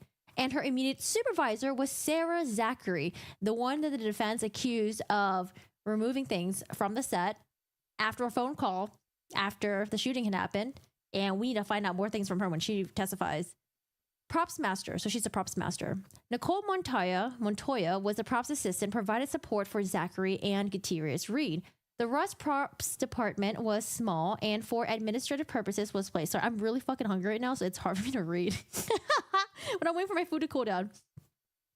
And for administrative purposes was placed under the arts department, headed by Brian Norvell, who provided support for props but rarely worked with Zachary or Gutierrez Reed. Number 9, Ryan Smith, producer, was identified as overseeing the overall production.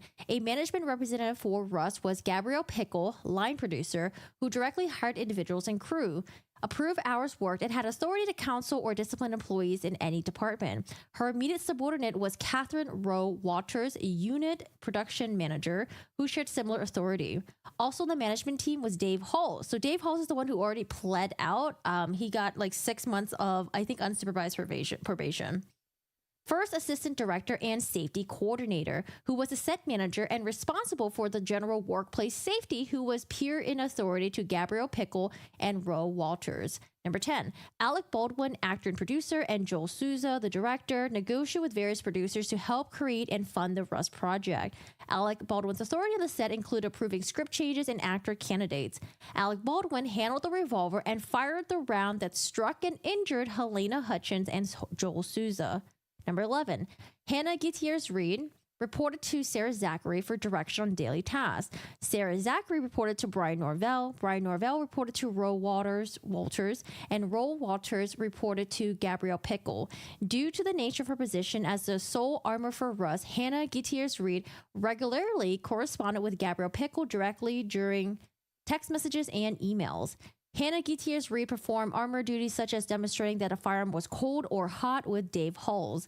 Dave Halls was also responsible for identifying and correcting hazardous conditions related to the firearm's safety. As an armorer, Hannah Gutierrez Reed was responsible for storage, maintenance, and handling of firearms ammunition on set, and for training members of the cast who would be handling firearms. In accordance with Rust safety procedures and industry-recognized safety practice, the armorer is required to be present whenever firearms are being handled, so that makes sense, and should have the authority to determine whether an individual requires additional safety training. However, Rust also required Hannah to perform the role of props assistant to Sarah Zachary when firearms were not in active use. In an email conversation that occurred on October 10, 2021, Gabrielle informed Hannah that she was allowed 8 paid days as armorer's rate in her contract to perform armorer tasks, and the rest of the time was to be sent as a props assistant. Russ ordered ammunition with the intent to receive blank and dummy rounds. The property master stated that Russ did not intend to have live rounds on set. So that's really important because everyone's wondering, why were there live rounds on the set? Live rounds may be distinguishable from dummy rounds by either a small hole in the brass cartridge, indicating there's no powder, or by missing or a dimpled primer at the bottom of the cartridge, or by shaking the round and hearing the distinct clatter of a BB within. And that's what the state said in his opening statement. Unless a round is removed from the storage box or firearm and inspected, it can't be verified as a dummy round. On October 14, 2021, Gabrielle Pickle emailed Hannah addressing armor and key assistant props duties and stating, "It has been brought to my attention that you are focusing far more on the armor and not supporting props as needed."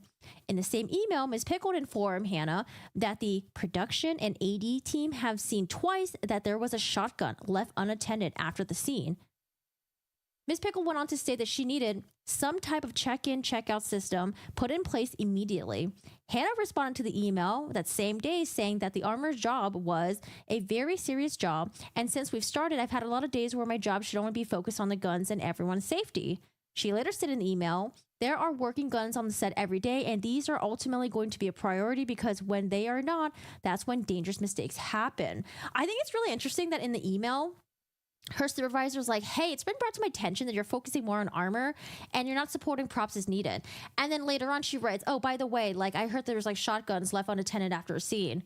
It's like you're telling her to focus more on supporting props, but at the same time, there's a shotgun left on the scene. I don't know. I wish I had the full context of this email. On October 16, 2021, there were 2 firearms on the Rust set. In the first instance, Sarah Zachary inadvertently fired. Oh my God, this is her supervisor. Her supervisor inadvertently fired a blank round as she finished loading a 45 caliber revolver that was aimed at the ground. To return the hammer to the closed position and make the firearm safe, the operator must hold the hammer and depress the trigger, guiding the hammer to the closed position deliberately.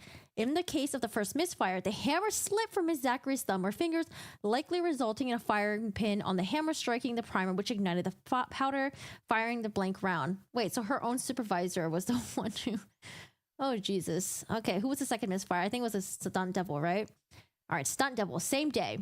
It is not known how the misfire happened, as according to some statements, he was alone in the cabin, and others state he was not alone. Okay, we're getting some conflicting statements here. Hannah Reed stated that Blake only comment was, it just went off. Okay. Hannah described that it was probable the rifle fired by being placed onto the ground too roughly. Like he just threw it on the ground and just like fired on his own. But why would he have the gun on him if he's by himself? I thought she's supposed to be with him no matter what. Like, why does he have it on him? Like, I don't know. I'm a little confused about that. On October 17th, so again, this is a couple days before the shooting happened, Hannah sent a text message to Gabrielle stating, hey, we're on day 8 of Armor Days, so if there's gunfire after this, you may want to talk to the producer. So she's saying that you're only paying me for 8 days, and if there's still going to be gunfire after this, y'all need to pay me for more days, I'm assuming. Ms. Pickle replied the same day that there would be no more trading days. Ms. Gutierrez then asked to clarify, trading days, question mark. Ms. Pickle responded, like trading Alec and such. Okay, so no more training days for Alec and I guess like the crew members. On October 20th, 2021, Lane Looper, first assistant camera, resigned, citing safety concerns among other issues, and stated in the email, during the filming of gunfights on this job, things are often played very fast and loose. So far, there has been 2 accidental weapon discharges and 1 accidental sound effect explosive that have gone off around the crew between takes. Mr. Looper went on to state, to be clear, there are no safety meetings these days. There has been no explanation as to what to expect for these shots. So again, the person who's in charge of the safety stuff is David Hall, who's also the assistant director. On October 21st, 2021, Dave Hall handed the 45 caliber Colt revolver loaded with what he assumed were dummy rounds to Alec Baldwin. Mr. Baldwin aimed the revolver towards Helena Hutchins and Joel Souza, and a projectile was fired, striking Miss Hutchins and Mr. Souza. I guess it's my understanding that he was aiming it at the camera, and behind the camera was Helena and the director. Jesus, like what a whole shit show of a mess. Crazy. Oh yeah. That pink skin. How much is that pink skin that Corgi likes? I don't know. You're just gonna have to download Overwatch and find out for your own. I like it, but I wouldn't buy it. It's $19 or 1900 gold. But I saw that there was a pink Mercy one. I couldn't find it though. I went on Overwatch to try to find it. I don't know where it is. It's no surprise a bunch of camera crew left. The safety absolutely sucks. Supervisor needs jail time. My money is that it was supposed to be an elaborate prank on Hannah to get her fired, but no one... What? That's a conspiracy right there. Wait, why do you think so, Rain? That's a horrible way of trying to get someone fired. Because I feel like with the shit that's already happening on set, couldn't they have already taken that and just be like, hey, let's get rid of her? Like, especially if like there's a shotgun lying around. Crazy. There was also a part in the conclusion that wasn't in. It was when Hannah was emailing her supervisor. And it seems like the supervisor was just like brushing her off. Oh, here it is. Failure to implement. After instructing Hannah to focus more on her props assistant duties and less on armorer duties, this is said by her supervisor, Gabrielle Pickle then informed... Oh, wait, no, Gabrielle Pickle was not her supervisor. Gabrielle Pickle was, I think someone like above her still, right? I have to scroll up and look. Gabrielle Pickle then informed Hannah that production and AD team have seen twice there was a shotgun left unattended after a scene. We need all weapons to be in your control anytime they are used. So how was a shotgun left unattended? How did that happen? Hannah explained conducting her armor duties and props assistant duties created a gap where directors or stuntmen put down a firearm and step away, leaving it unattended. So she really should not be doing 2 jobs at the same time. Hannah informed Gabrielle that it would slow production down terribly if we had to check them back in between scenes. That doesn't sound good. And when I'm forced to do both, that's when mistakes get made, like the shotgun being unattended. Gabrielle Pickle instructed Hannah to develop a check-in, check-out system for the weapons, but did not follow to ensure weapons were secured and ignored Hannah's concern about not being provided adequate time to perform armorer duties. Hold on. It said who Gabrielle Pickle was. I'm saying Gabrielle Pickle, but in my mind, I'm just thinking of Gabrielle Union. Gabrielle! I swear, that woman has not aged a day since... What was that movie that she was in? The cheerleader movie? Gabrielle Pickle was a line producer who hired individuals, crews, approved the hours worked, and authority to counsel or discipline employees in any department. Okay, that was Gabrielle Pickle.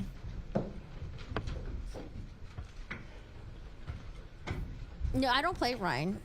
Yeah, no, $20 is pretty steep, man. I don't know about that. I ain't downloading it again. Sure. Age dressed as Mercy for Elon. I did see that. It looked pretty good. Looked pretty good. But Mercy is the one that heals people, you know? She revives them. AH is, I would say, the opposite of that. I feel like she'd be like a Mora. She just sucks the life out of them. You think Alec did on purpose? Why? There'll be so much backlash and headache. They all hated her. She wasn't getting along with the whole prop team. I mean, I figured it's just you finish filming and work on to the next project, right? You don't have to work with her again, hopefully. All right. Shall we back up? Yes, we are. All right, I'm gonna eat. I guess I'll turn off my camera while I eat. Mr. Benavides, let's go ahead and just watch the last few minutes of this video for completeness, okay?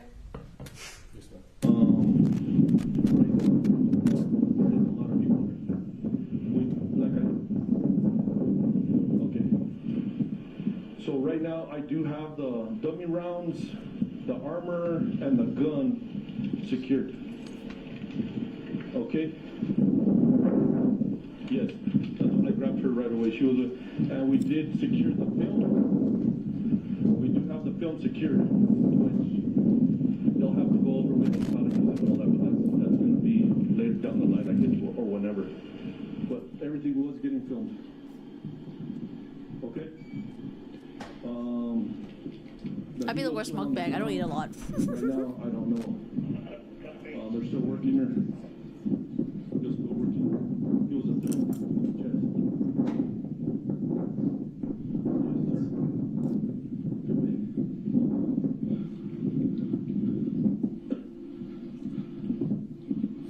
Did we get a crime scene lock for Fuentes? Did we get a crime scene lock for Fuentes?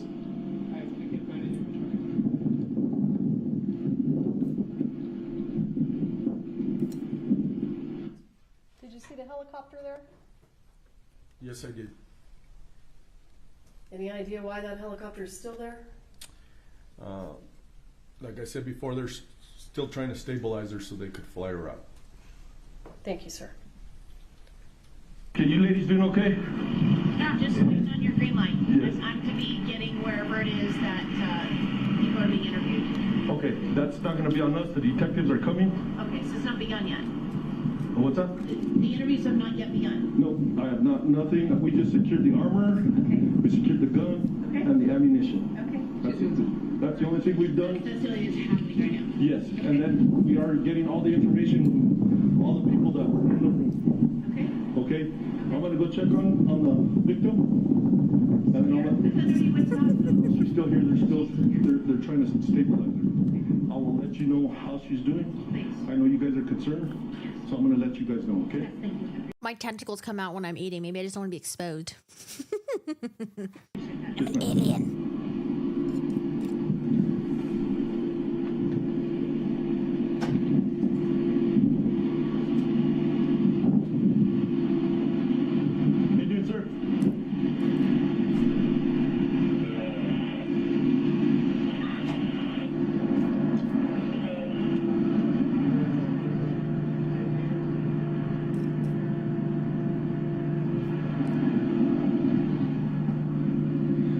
Is there any way I can put the air conditioner on for you guys? Okay. daughter is. I only know about his daughter, or I only know about his niece, Haley Baldwin.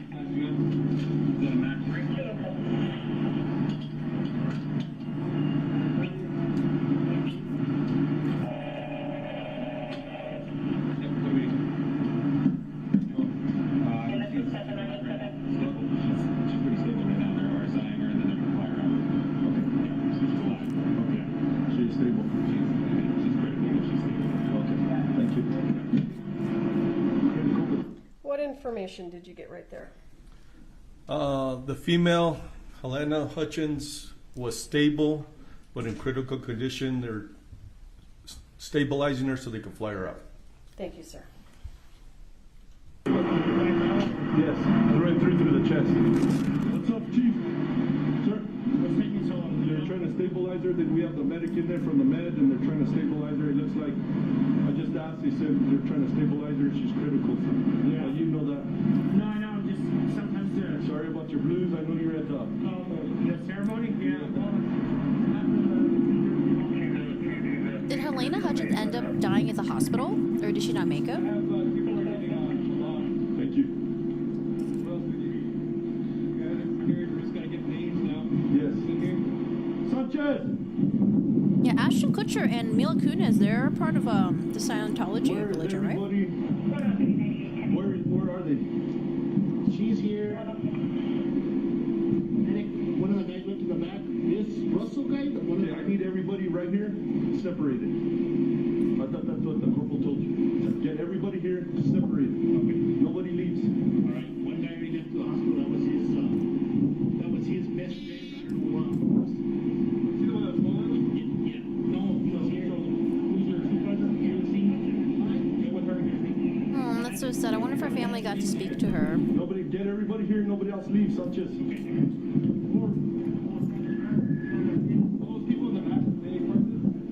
Yes, everybody. Yes. Yeah, that's why I was calling for more units, because we have people everywhere.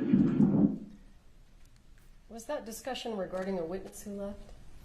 Yes, it was. Do you know if that was a person who was inside the church or just a person who was working on set? I don't remember, but like I said, it was, the scene was active, and we're trying to keep people together. But this one person did get up. Thank you.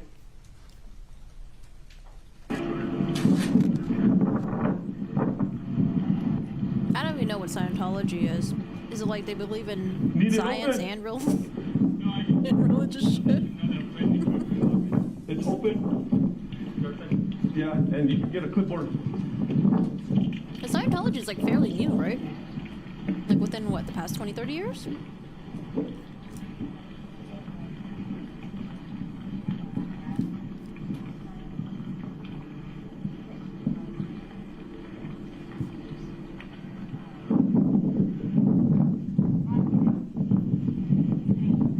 Wait, are you guys joking with Tom Cruise or no? Stable, but critical. They're trying to stabilize her so she can get on that helo.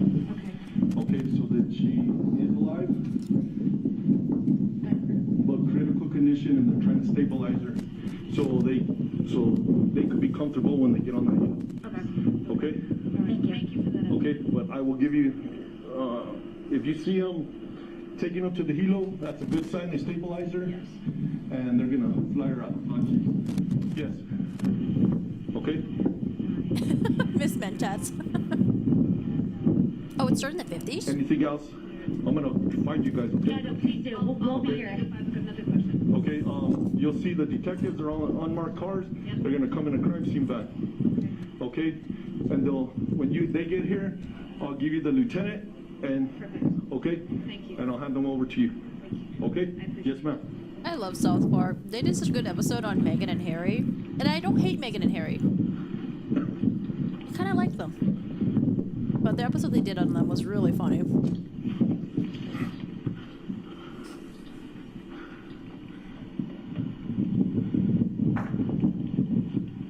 Is she doing okay? He was inside the. He was inside? Yes.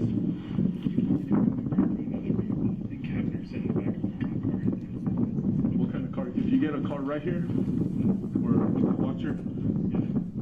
Because as soon as the detectives get here, they're No, I understand. okay. So if you get another car, It elevates. yeah, that I asked her. That's why I asked her either.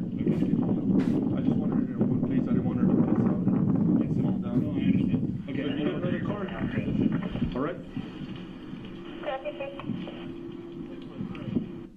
Do you remember what that conversation was about? I believe that gentleman was asking if they could move Hannah from the back of my unit to a vehicle. She was not under arrest, I guess to make her more comfortable.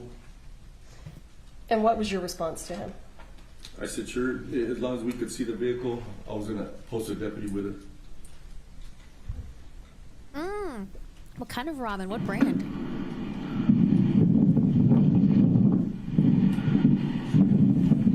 Well, Leela, I'm biased because I don't follow any of the Meghan and Harry stuff. I only see what's on like the headlines. But I watched her doc. I watched her documentary and I thought it was pretty good. But you know, I've only seen like her side of the story. I haven't seen the rest. I don't really care to follow it.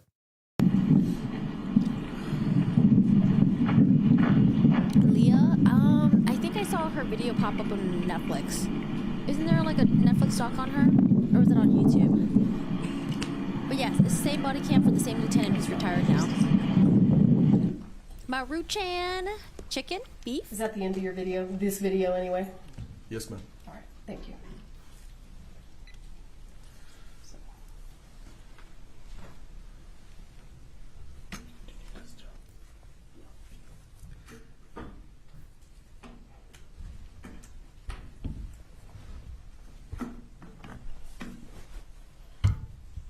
You guys ever put lime, like squeeze some limes and sriracha in the Maruchan noodles? It's pretty good.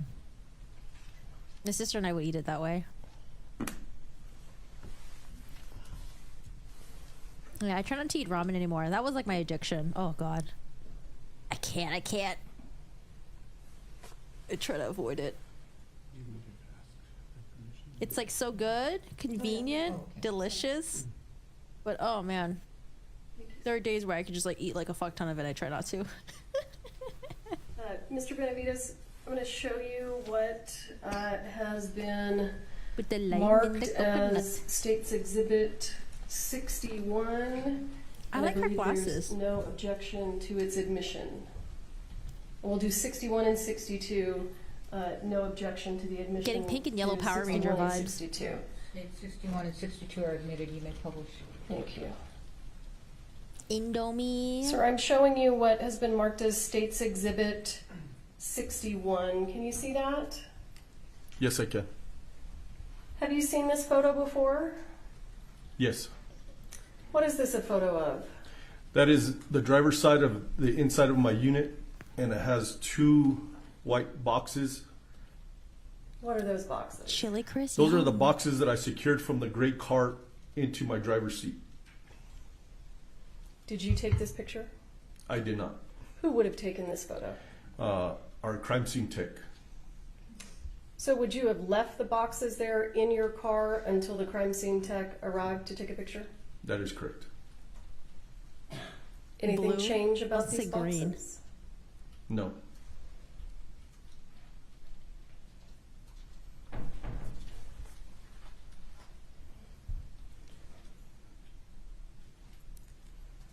I just zoomed in. Can you tell us what you see there on the label? Yes, it says 45 long Colt dummies. Do you see something there in the middle? Wait, where's JS? Oh, it's right there. It looks like it's initials. Okay, and it's okay if you can't make them out, but you see what I'm. All right, here's a true test right here. Who here needs to get their eyes checked? Okay, if you can't read the initial, you need to get your eyes checked. I could barely read it out. Yes, right under the N. Right there? Yes. Okay. That was State's Exhibit 61.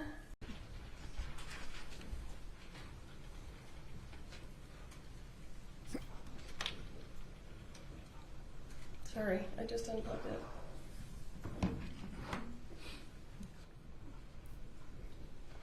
That was an eye exam. Afternoon, sir. Good afternoon. Would you agree with me that the identification, preservation of evidence is important in a crime scene? Yes, it is. Sorry. Judge, if I could have George's help. Whoops. Just need to hook into the HDMI. All right, and why is that important?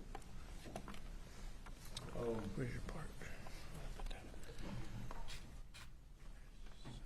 It's important because the scene is important also, and the preservation of evidence is needed. What's the initial for? That's what we're trying to figure out. I don't know. I wonder if it's the initial for maybe the defendant's dad. Maybe she accidentally took the box of live ammunition from her dad's house or something and then got it mixed up with the ones on set. I don't know. I'm not sure. It was just brought up in the opening statement, but it wasn't like, it was kind of like a cliffhanger. Okay. Unless I missed something. Why are those things? Oh, sorry. How did you do those things in this case? The best I can, the best I could, due to the evolving scene that was happening. Okay. And I'm going to go back to your lapel video here. Yeah, I gotta get my eyes checked. My eyesight definitely got a tiny bit worse, I think.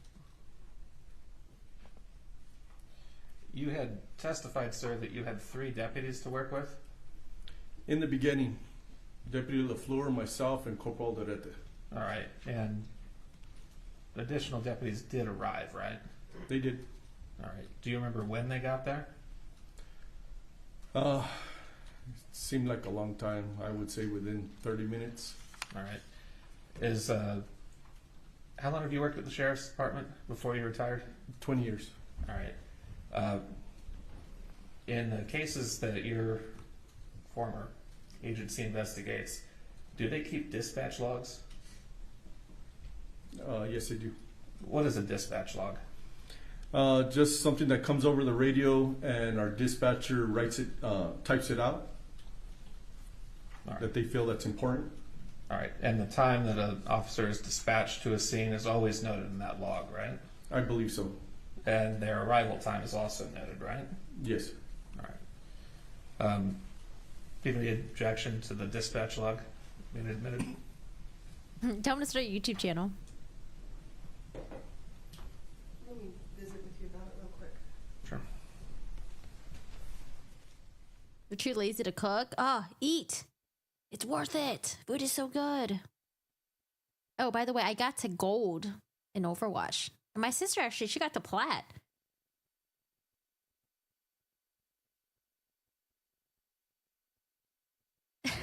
I can't do audiobooks. It's hard. Someone said earlier I should be was it a news reporter or something like that, or a news anchor? It's hard to enunciate my words. News anchors, they talk so professionally. I would trip up so much.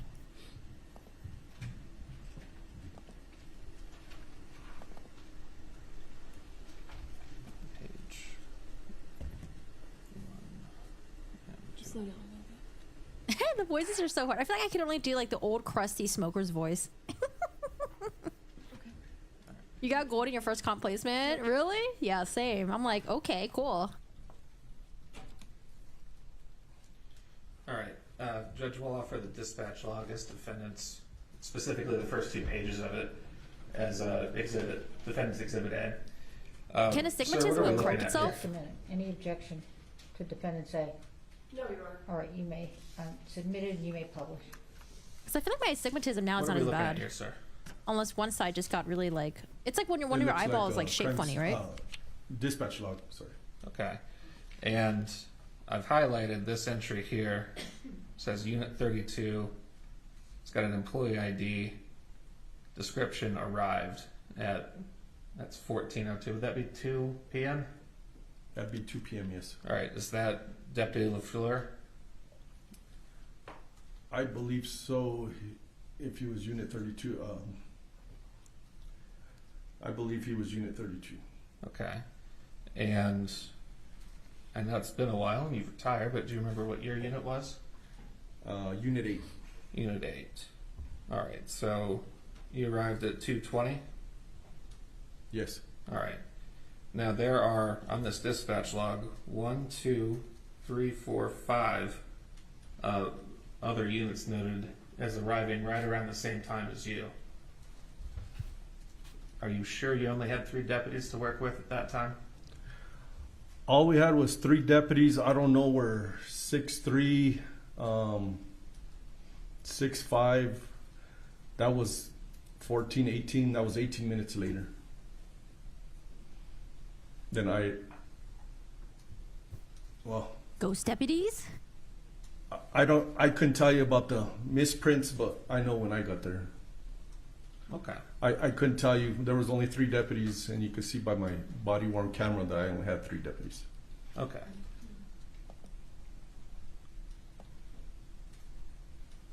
This guy I watched, he would make udon with shredded chicken with peanut butter. It looks so good. And I hate peanut butter. I don't want to take more of your time, being retired and all, and jury's time. We watched your whole video. You did see additional deputies come onto your lapel, right? Yes, I did. All right. After those deputies arrived, why couldn't you have separated those witnesses with the extra manpower that you had? So I was still processing the whole scene at the time, and I was trying to direct them where I think they needed. Okay. Oh Would man, I you wonder agree how many. it's important to separate witnesses? Yes, it is. Why is that important?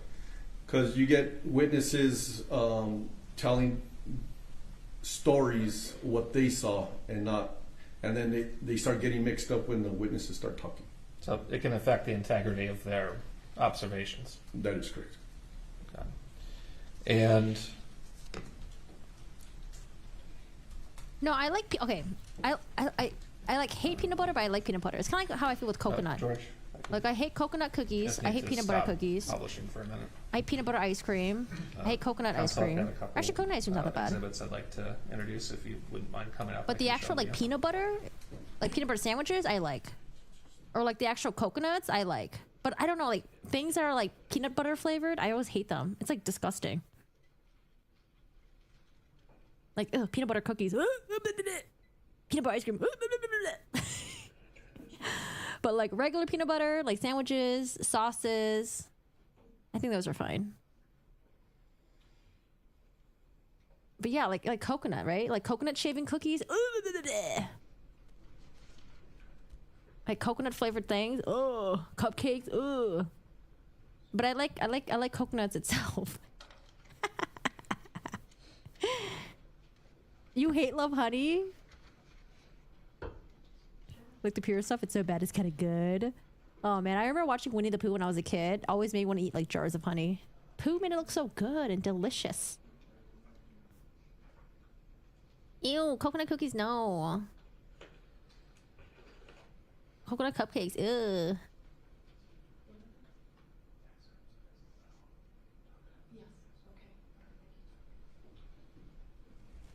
No objection, Your Honor.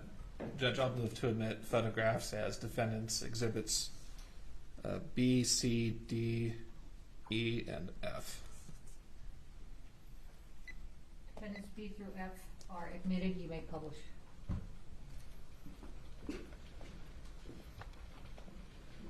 All right.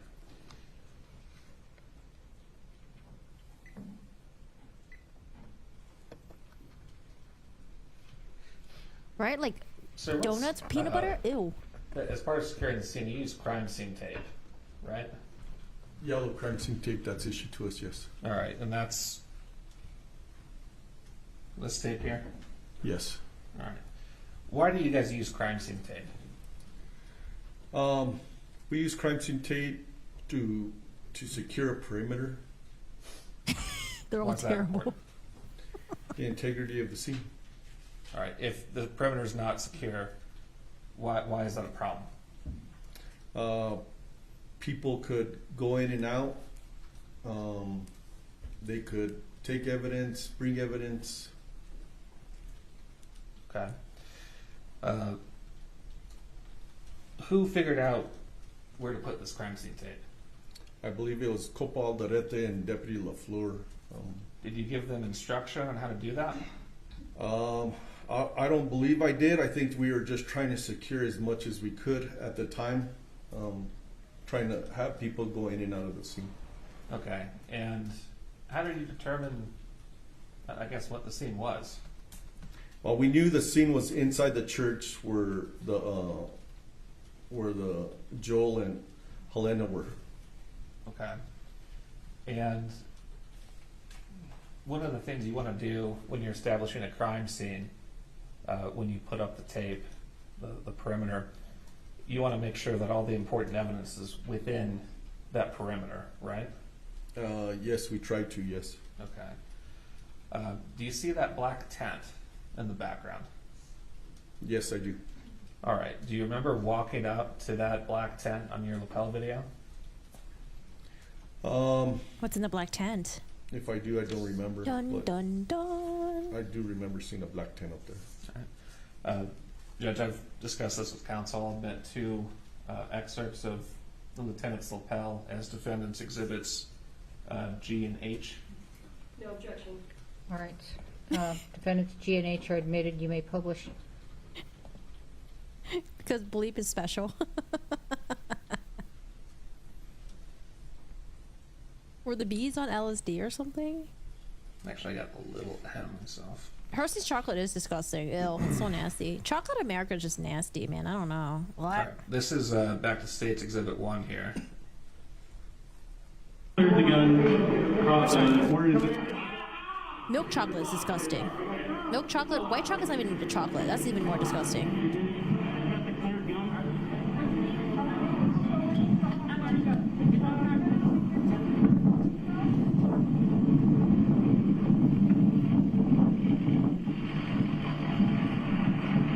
All right.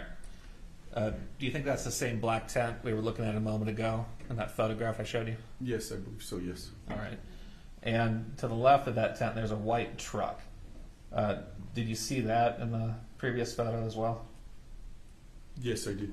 Okay. Is that the prop Did truck? you guys look in that truck? No. Okay. Why not? I don't think we had a reason to. Dark chocolate is Okay. so good. And oh, it's so good. My favorite. back to this photograph here. Would you agree with me that the white truck is outside of your crime scene tape perimeter? Oh, that must be the prop truck. Yes.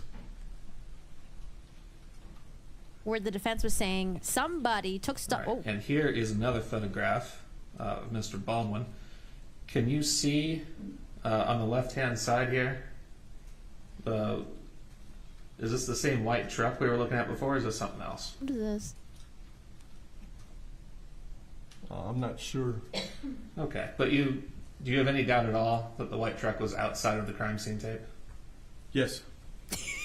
You have doubt about it? No, I mean, it was outside of the crime scene tape. Don't tell me you like white chocolate. That's the worst. All right. And if evidence was in that truck, its integrity would be compromised, right?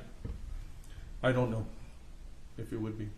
Yeah, so I think their defense is trying to say that, remember, there was someone named Sarah Zachary who apparently took things from the prop cart, I guess, and loaded them into the prop truck.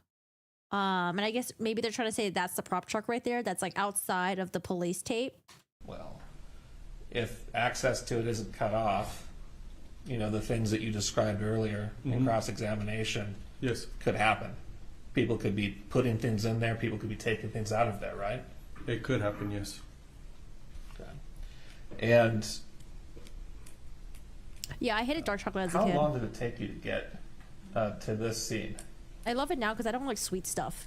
After you were dispatched, about how long did it take you to get there? I believe 16 minutes. Okay. And this is in a fairly remote area, right? Yes. Okay. Would you or any other sheriff's deputy be able to attest as to what's going on here at this movie set before you actually arrived? No. All right, and that's because just you weren't there and you don't know. That's correct. Right? American chocolate tastes like butt. I don't know, it's just not good. All right. I'll direct your attention, sir, in this photo to these people standing over here. Is that where the witnesses had been corralled by Deputy LaFleur? What are we looking at? I don't know. Okay. I know I had instructed him to separate the witnesses, but I don't know where he separated them. Okay. Do you know who else, if anyone, was keeping an eye on these witnesses? I believe when deputies arrived, I had told Deputy Sanchez and Deputy Frederick Trujillo. Okay. I had chocolate from Switzerland. It was pretty good. So my Now, rating we've been of talking about the importance of chocolate is of American evidence. chocolate. How long have you been in law enforcement again? 20 years. 20 years. So you're very familiar with how to properly collect and preserve evidence? Yes. Please tell us how that should normally be done, collecting physical evidence. Either have the evidence stay where it's at and make sure it's secured, or if on a scene like this, fluid, I grabbed the weapon and the rounds that were used, and I secured them in my unit so they would be secured. Okay. And you've testified cases other than this one, right? Couple. Couple? Oh, 20 years, only a couple? Yes. Okay. Are you familiar with the concept of chain of custody? Yes, I am. Can you explain that to the jury, please? So when I secured my This is where chocolate in America is made from. Okay, you see this right here? You see this chocolate waterfall? That's exactly Hershey's chocolate factory right there. Okay, look how nasty that is. It looks so disgusting. secured the weapon and the rounds into my unit, I was the first chain of custody, which I was the secure of the evidence, and then it went to our evidence tech. Okay. And you want to maintain that chain of custody and not have any breaks in it, right? That is correct. Can you explain to the jury what a break in chain of custody is? So, for instance, Ew, bleep. there was a penny left here, and I took custody of it, and I left it here, and I walked out. Nobody was here securing the penny. Then I came back, so the penny wasn't secure. And that can be a problem because pennies look like one another. Yes. And you don't know that it's the same penny. Correct. It could be, it could not, right? Correct. All right. In this case, you had a gentleman collect the prop cart for you. Should you Yes. have done that yourself? Of course, I should have done that myself, but I kept an eye on him while he was getting it, while everything else was going on. You'd agree with me that the prop cart was by that black tent. Yes. In this photograph, right? Yes. About how far away was that from where you're standing right here? A good 50 yards. All right. Could you, if someone Wait, isn't the Vice doc out now? Did you guys watch it yet? Or is that coming out today? were to pick something up off the cart or place something onto the cart from that distance, do you think you could actually see if something like that happened? Yes, I think I could have. Okay. I notice you're wearing glasses. How's your vision? Pretty good. Pretty good. All right. And you would agree with me that you would actually need to be looking at the cart to make sure nothing like that's happening, right? Correct. And why would you need to do that? Just to make sure that he brings the cart to me. Because if you're not looking at the cart, it's like the penny. Yes. Something could be, you don't know it's the same thing. Yes. Because you just did not personally observe it. Correct. All Judge, now I'll go to G. Yeah, chocolate's like not my go-to. You're so overly lame. My eyes can only roll so much. I know, dude. I keep giving Elaine chances because I feel bad. I'm a sucker. But man, I'm so All right, sick so of her this too. is an excerpt from your lapel video, about 90 seconds. And at the start of this video, you're talking with this gentleman here and my client about the gun. I'm just going to play this for you, and then I'm going to ask you some questions, okay? Good. They're on the card. Are they? Who would you give them to? Get them back to you. I can't. I'll get them.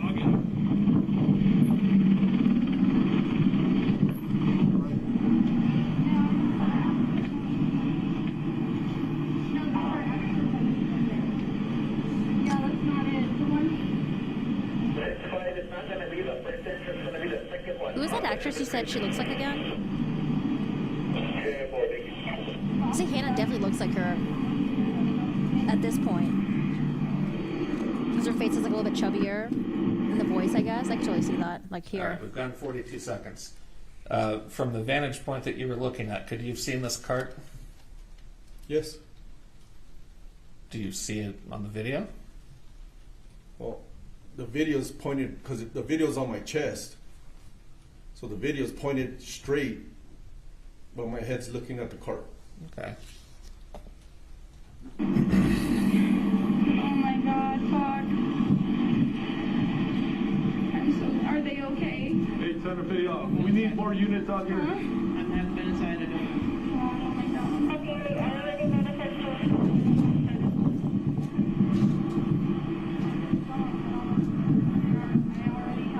All right, so now your torso will be pointing, if the cart's over there, It's maybe pointed east. in that direction, about 180 degrees from the cart. Yes. Did you have Aw. visual contact of the cart at this point in time? Yes. Did I was looking at Hannah and I was looking at the cart at the same time. Because she was moving around, so I was looking at her and I was looking at the cart.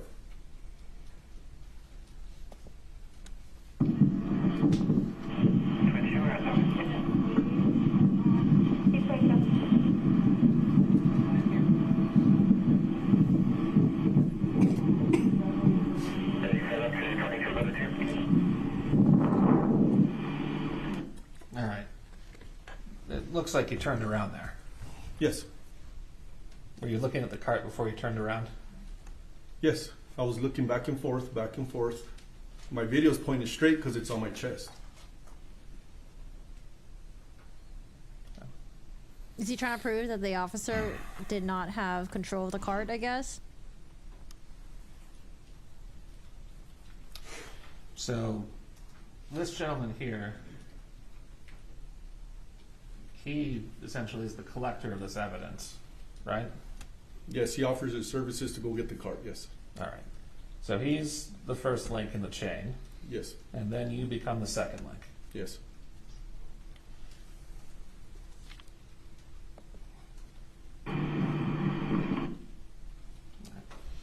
And Judge, I'll publish little mark as Exhibit H. Jack Galifianakis? You mean Zach? So she told me which guns were, I mean, where the bullets came from it. All right. That gentleman is now standing behind your crime scene tape. Yes. All right. Is that gentleman allowed within the crime scene tape? Now I'm imagining No, the not baby anymore. strapped to his chest. What do you mean not anymore? We secured the crime scene tape, so they're supposed to stay out. Okay. And are they supposed to reach over it or breach it in any way? They are not. And why are they supposed to do that? Because we're the collector of evidence and it could be tainted. Everything else the same. I'm gonna keep these here. All right, what's he doing there? Yeah, he's reaching over the yellow tape and grabbing around to give us an example of what a dummy round looks like. All right, why did you not tell him, hey, don't do that? I don't know. Do you agree with me that that was an investigative mistake on your part? Why Yes, did you that not was a smack his mistake by hands? me, yes. Who is the deputy standing to the right of that gentleman? That is Deputy Puentes.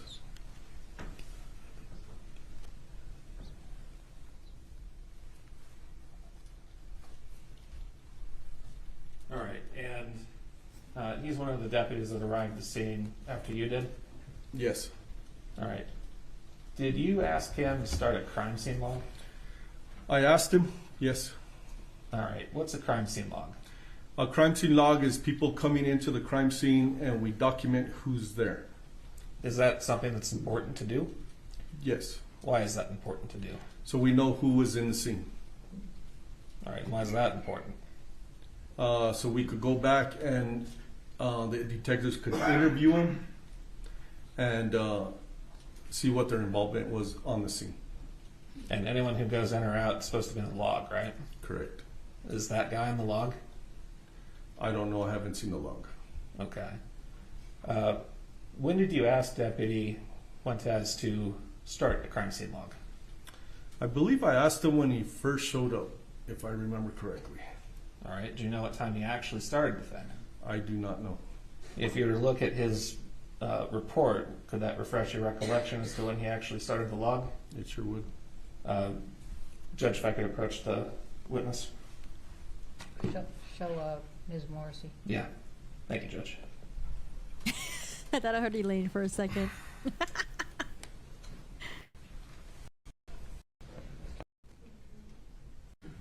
All right, Deputy. Sorry, Lieutenant. Is that your former colleague's police report?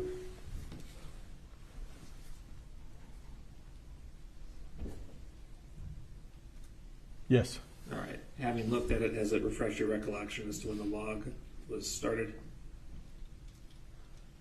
Oh, I hate Umbridge so much. He advised on his report it was started at 2:38 p.m.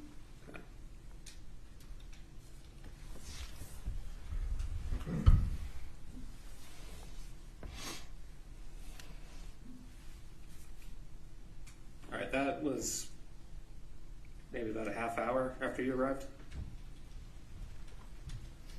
Yes, approximately, yes. Okay. Should that log have been started earlier? It should have, but the scene being so active and 3 deputies on scene, it was difficult to start that log.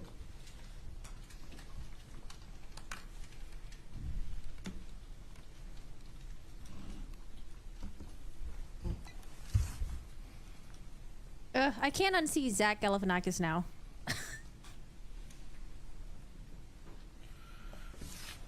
So I play this for you again. You know how Zach Galifianakis always has like that stance where he like stands and his like hand is on his hip. He pops his like booty out. I'm gonna keep everything else the same. I'm gonna keep these, like these here. Those are dummies. Okay. Well, I'm pretty sure somebody will.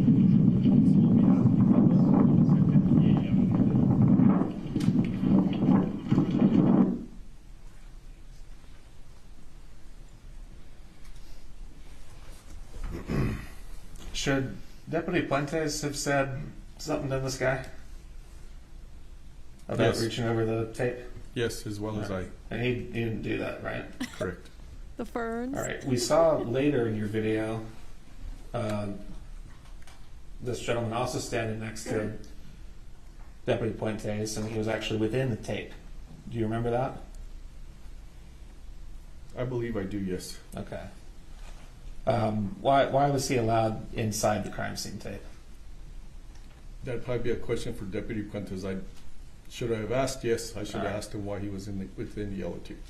You were in charge of this scene until investigations took it over, right? That is correct, yes. All right. So this guy was here for some time, monitored by this deputy. As the scene supervisor, are you concerned that if this gentleman reached over once over the tape and interacted with the cart, maybe he did it again? In front of Deputy Fuentes, I don't know. Okay.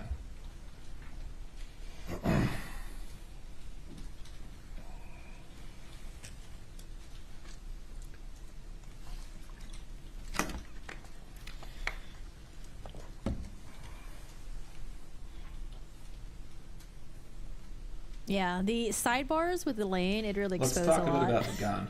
And the frustration everyone had with her. You said when you got the gun, you made it safe. What does that mean? I looked in the cylinders to make sure there was no ammunition inside the cylinder. All right. And the shooting had just occurred, right? Yes. So the ammunition that was within the gun would be... It should have been still in there because it's a revolver. Yes. And it would be highly relevant evidence in this case, right? Correct. All right. Now, on the video we listened to, you can hear my client Hannah talking to Mr. Dave Halls, the first assistant director, and they're talking about where that ammo is, right? I don't know what ammo they're talking about. What's your understanding as to where the ammunition inside of the .45 caliber gun you collected went? I never asked that question. I do not know. You have no idea where that ammunition is? The one that was in the cylinder, no. What about the other 5? I do not know.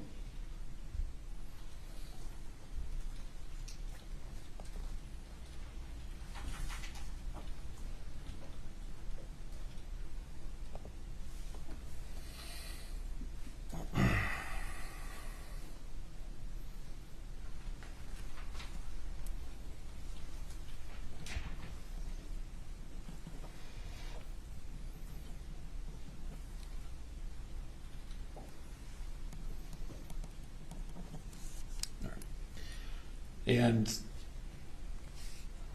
what I know you said initially you only had three deputies, but I've seen a lot of that would look like vehicles on your lapel video. Why couldn't you have sent these witnesses to go just wait in their cars and told them not to talk to anyone? Well, the scene being so big, we tried to keep everybody corralled in one place where we could keep an eye on everybody. To send people back to their vehicles, I don't know where their vehicles were. Because on a movie set there's staging areas, and I don't know if that staging area was somewhere else. I do not know.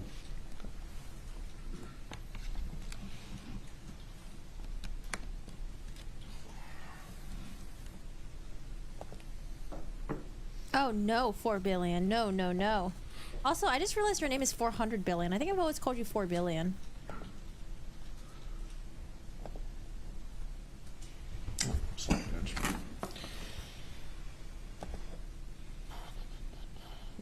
Just a minute. I've got just a couple more questions and I'll be wrapped up.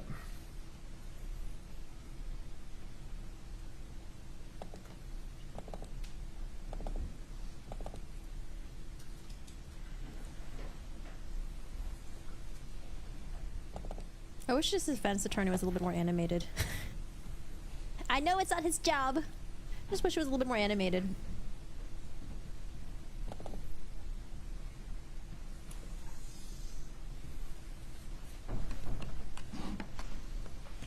Oh, while we're sitting here, let's see when the Vice doc came out. All right, Lieutenant, I want to show you just a couple specific timestamps from your video.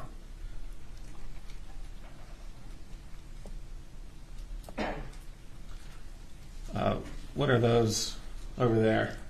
Can you see on the screen the 2 vehicles behind your vehicle? Yes, I see 2 vehicles there.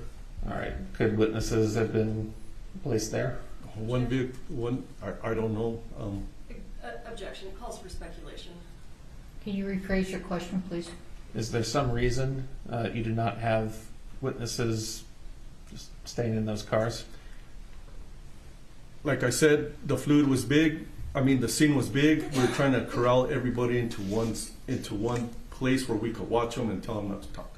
I mean, are you telling me you couldn't watch those people if they're in those vehicles? I had Hannah in the back of my unit. Okay. We were,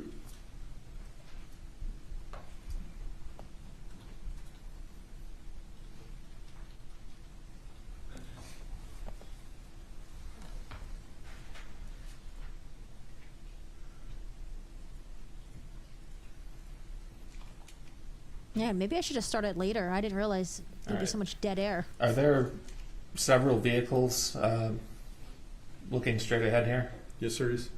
Is there a reason you didn't ask to house the witnesses in those vehicles. That's farther away from what we wanted, and we won't be able to control the scene. Okay, what about, you see those vehicles 2 miles back? What about those vehicles? Why didn't you put the witnesses in there?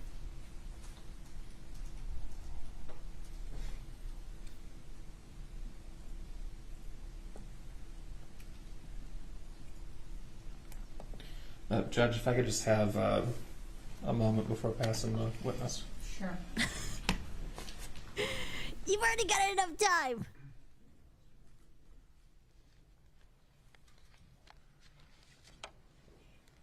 Maybe he's looking for something. He can't find the image of it. Hasn't been established yet. Well. Sorry, I don't he's have coming anything back. further. Thank you, sir. Oh, thank God. you. I think the defense was trying to say, or sorry, I think the state was trying to say that she brought them and maybe she accidentally took them from her dad's house?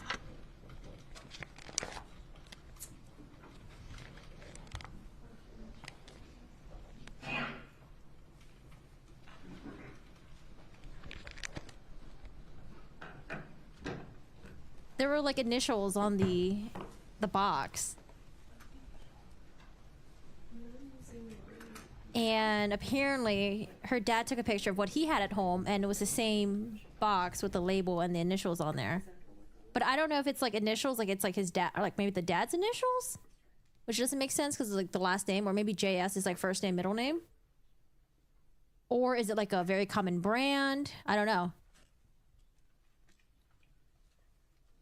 But they're trying to say that it came from her. I think what her defense is trying to say is that it didn't come from her, it came from someone else. Someone named, who was like providing like props and stuff to the set. What was her name?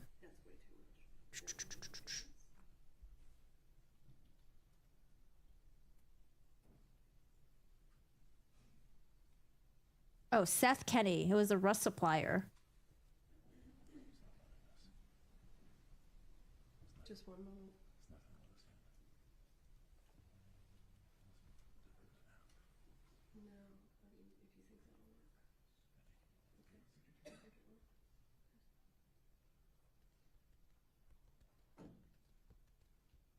Glad I'm not in the jury, but what the fuck you talking about? I think they're getting there. I think they're getting there. You know, things are usually off to a slow start.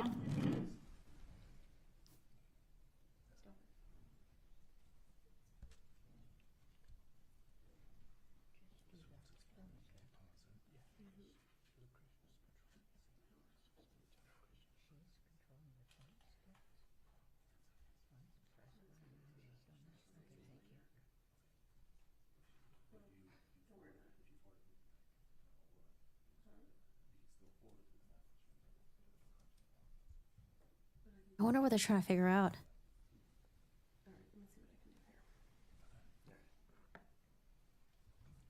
I thought the theory was that it came from a sloppy prop house. There was like no proper chain of custody, so if no one was checking the rounds, then there was bound to be an accident. Relax, guys. Not everyone has a mountain of fake evidence like Amber Heard. Let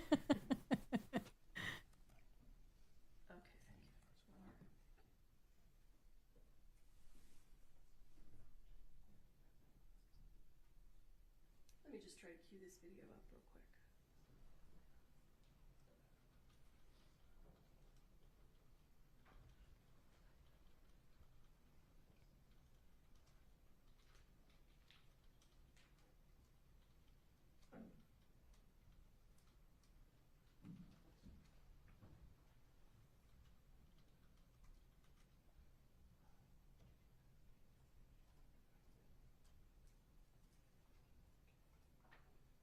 That's how I felt after listening to both statements, David.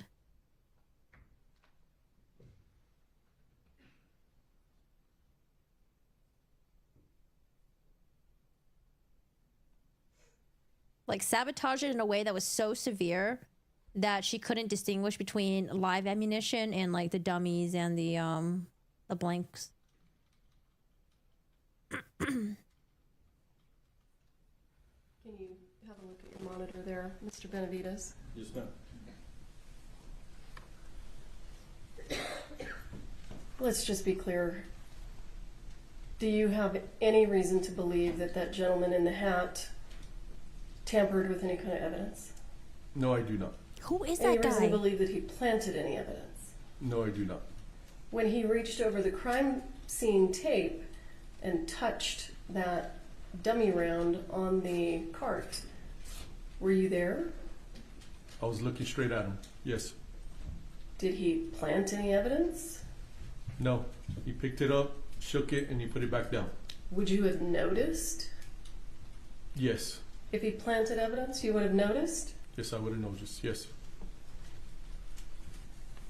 I'm going to go through this slowly with you. Oops.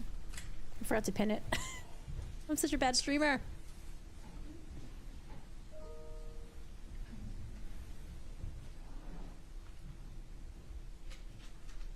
I just saw the poll. 40%. Can you see, I didn't even listen. on your video, what he is reaching into? Yes, it's a little cubby hole, and there's quite a few rounds in there. When he shook it, did it rattle? I do not remember. Did they not offer her a plea deal? Like they did the assistant director? Now, these cars that Mr. Bullion asked you about, why you don't have witnesses in these cars, do you own those cars? I do not own those cars, no. Do you know who owns those cars? I do not. As a police officer, are you allowed just to take a witness and put them in some vehicle that you don't know who owns the car? No, I'm not. Thank you, state. Have you ever done that in your entire career? No.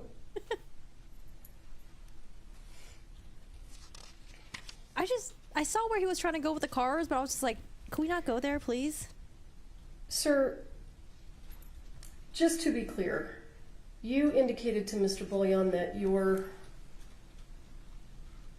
video is facing one way, but that doesn't necessarily show us what you're looking at. Is that right?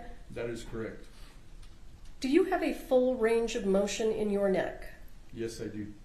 You don't have any injuries that would prevent you. I thought I was gonna ask that too. I thought he was gonna be like, I thought maybe he was gonna go to like, oh, maybe back then he had just got injured on the job and his neck was injured or something. Maybe that's where he was getting at, but it never got there. So I was like, okay, like we can obviously turn our necks from doing that.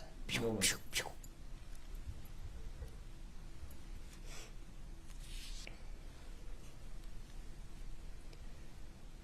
Can you think of a reason that it took a while to get the crime log started? Just how active the scene was, and it was. I was trying to get deputies assigned.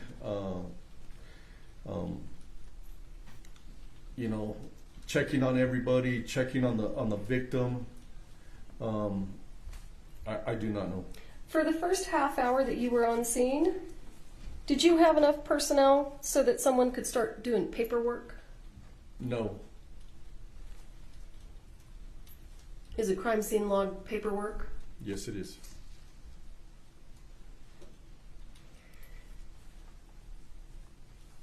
The gun that you put in your unit, who handed it to you? Hannah.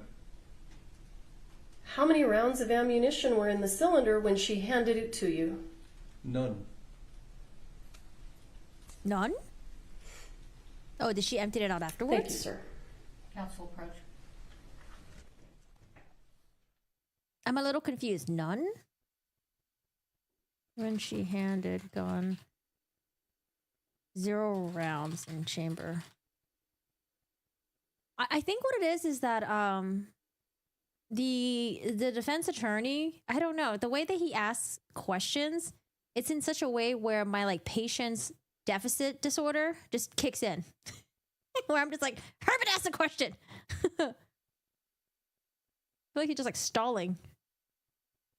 Okay, so maybe Hannah emptied it out before or after the shooting happened, just to make sure, and then she gave it to the police officer.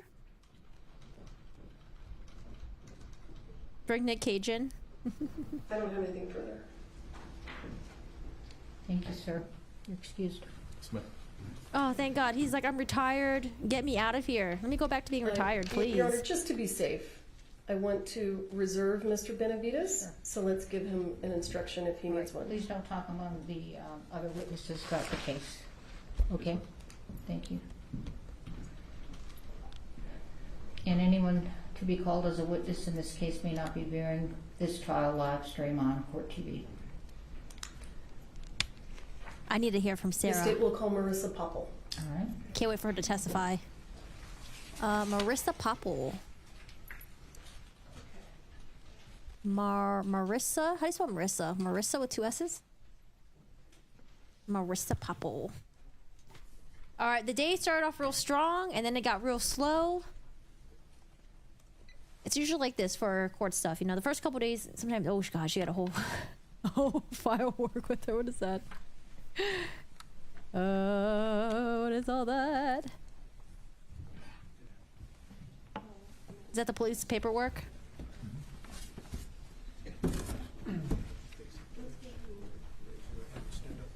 Yeah, I want to hear from Sarah. I want to hear from the hall guy. Under penalty of law that the testimony you'll give in this case will be the truth, the whole truth, and nothing but the truth. And Hannah will probably testify too. Okay, have a seat. Talk into the microphone, please.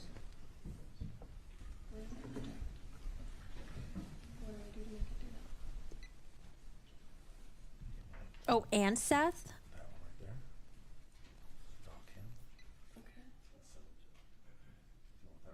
Wait, doesn't make sense. So why would she be texting that to her supervisor?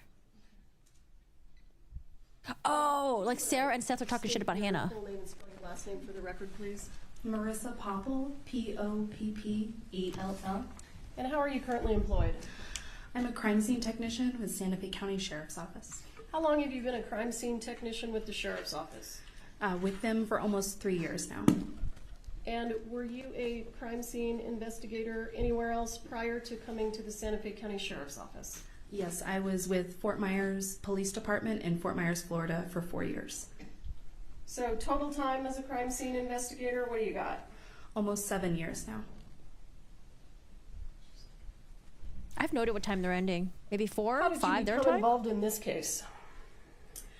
I was notified by my lieutenant in the Criminal Investigations Division that a shooting had occurred and we would be responding as the CID unit.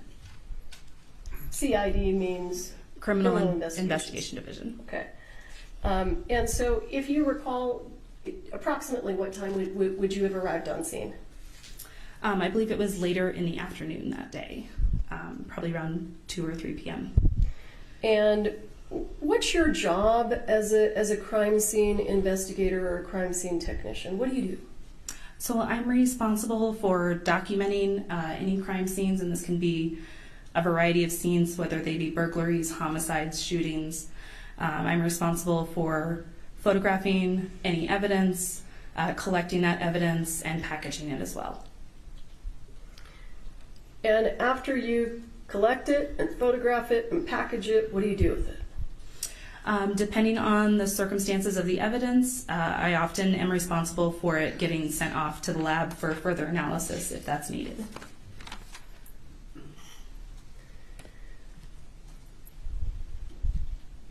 Did you send any of the evidence in this case off to a lab for further analysis? Yes, several items were sent to the FBI to their crime scene lab. Do you recall what items were sent? If I can refer to my report, I can tell you what item numbers I have that were sent. I think it's fine for you to refer to your report. Yeah, I'm a little confused. Why did Hannah give the gun to David Hall? And why did David Hall give the gun to... According to my report, why was he the one that gave the items gun to Baldwin? 1, 2, 3. If I was the armorer, I would be sure. Like, I feel like if I was the armorer, right? Whatever I'm handling, whatever I'm responsible for, I wouldn't leave it into someone else's hands, and then God knows what happens to it. Because at the end of the day, you're responsible for it, right? I feel like, shouldn't she have directly given it to Alec Baldwin and then kept her fucking eyes on it? 25, 26, 27, 140. Hang on, I'm going to stop you. Because we don't speak crime scene technician Can you give us an idea of what those? However, the lab does not do DNA on any kind of ammunition, and that's a standard across most forensics labs. Do you know why DNA isn't collected from basically what I'm going to describe as casings, brass casings? It's just a very small likelihood of getting enough cells to have enough for a profile to be developed, which is why they won't do it. Really? Okay. Not just in case? Thank you. Oh, interesting. So you couldn't actually have them take DNA off those live rounds? Correct. They wouldn't do it? Yes. Okay. They told you no? Yes.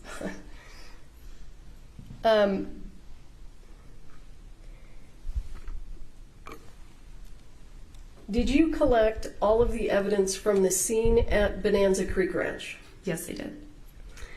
And did you get to collect evidence from other items or other locations on different dates? Yes.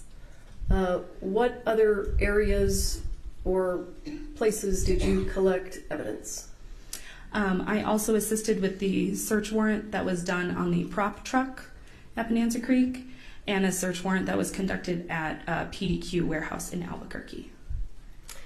And do you recall when you conducted a search on the prop truck?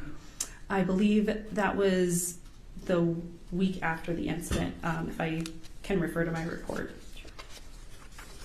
This is the prop truck they were talking about. The 27th of October. And do you recall the date that you participated in the execution of the search warrant at PDQ Props? November 30th. November 30th? And do you know who owns PDQ Props? Seth Kinney. All right. So let's start with some of the evidence that you gathered from the scene at Bonanza Creek. And I see that you brought a box with you. Can you go ahead and pull that box out and let's see what you've got? So defense is trying to say Seth Kenny and Sarah Zachary tampered with the evidence? Well, why did it take them so long for them to get a search warrant on Seth Kenny's property?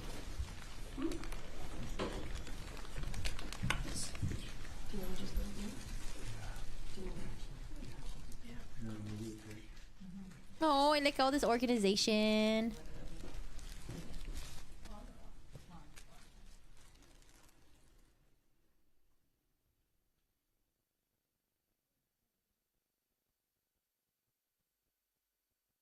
No, I haven't heard about that. Is anyone alleging the setup like the death, like snuck in live animal intentionally, starting behind? I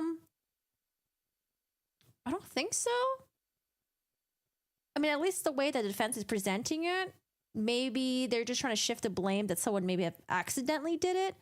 But the sentiment that I got from the defense's opening was not that like someone was trying to get someone killed on set by sneaking in live ammo. It might have just been someone being really fucking reckless and that it was someone else's fault. That's the vibes that I was getting. A box of cocaine? No, it's a jar of cocaine. Okay, go ahead. Yeah.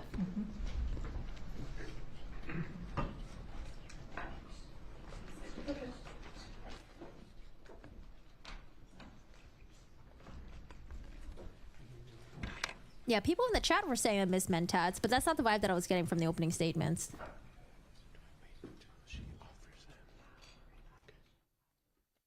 It's an ASMR, guys. Hello. How's your day going? She has been charged with involuntary manslaughter. If they were alleging intentionally setting it up, it would be a homicide.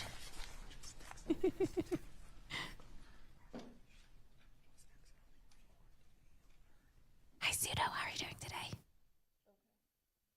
Hope your day's been going well. It should be 4 o'clock in New Mexico right now, so I'm assuming we have another 30 minutes to an hour.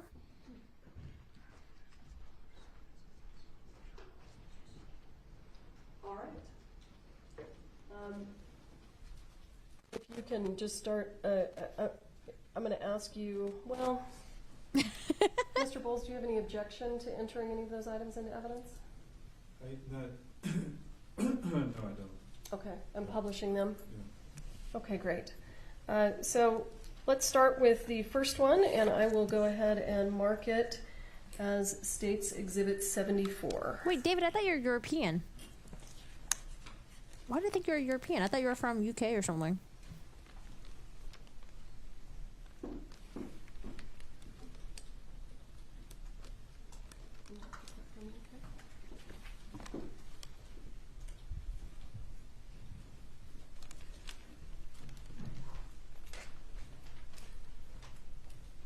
Does it?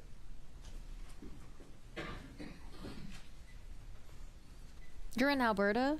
I don't know why I thought you were European. That's my computer.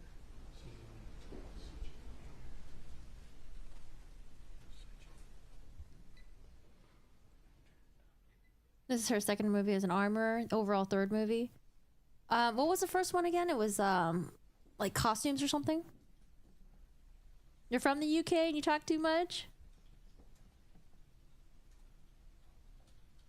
Hey, Design Rhythm, how are you doing today? Where's Alberta?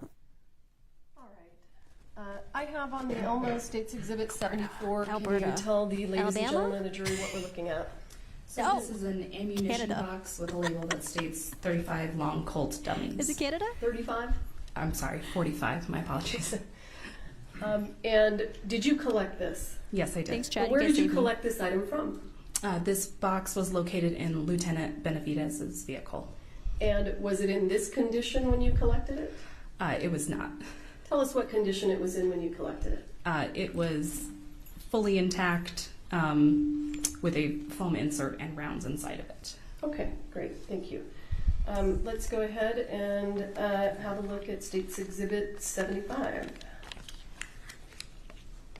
Sweet Home Alabama. I watched a movie recently and it was in Alabama, I think. Isn't Fried Green Tomatoes? It's located in Alabama, right? Or was it Georgia? I watched it for the first time a couple days ago. It's so good.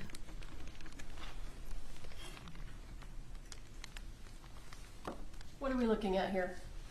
This is the Go ahead. I like This it. is the foam insert that was inside of that ammunition box. And when it was inside the box, when you collected it, what did it have in it? It had multiple ammunition rounds in it. Okay. Let's have a look at States Exhibit 76. Alberta is the Texas of Canada.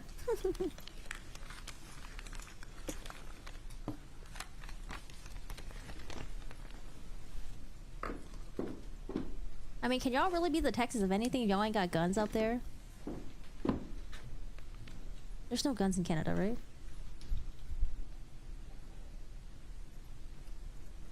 Tell us what States Exhibit 76 is.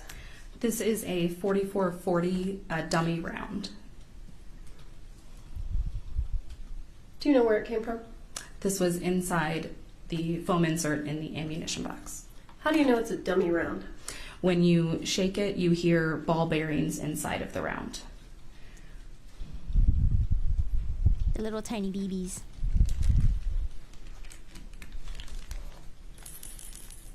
Can everybody hear that? You guys have strict laws, but we have guns in Canada? Oh, okay. Let's have a look at States Exhibit 77. What is Trudeau trying to do? Like the buyback program or something? Do you guys yeehaw too?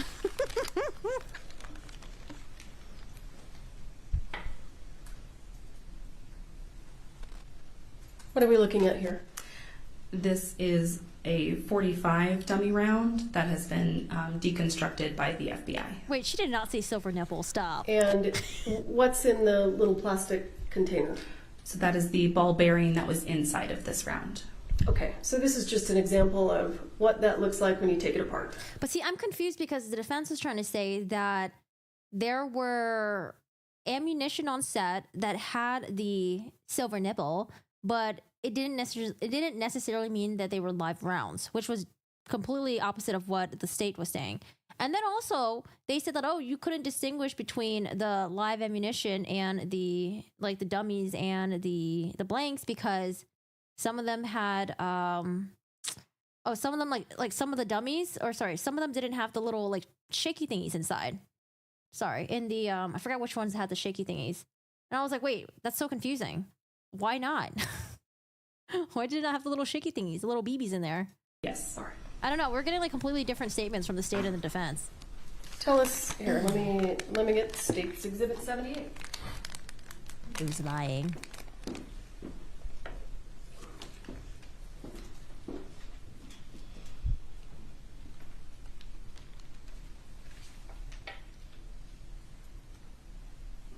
What do we have here? This is a .45 dummy round, but instead of having a ball bearing inside of it, it has a hole drilled through the side of it to distinguish it as a dummy round. So when you shake this dummy round, does it rattle? No. And the dummy rounds that rattle, do they have holes in the side? No.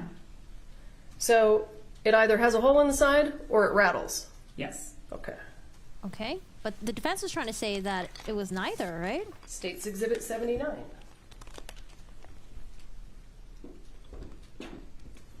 Dummy has holes or it rattles.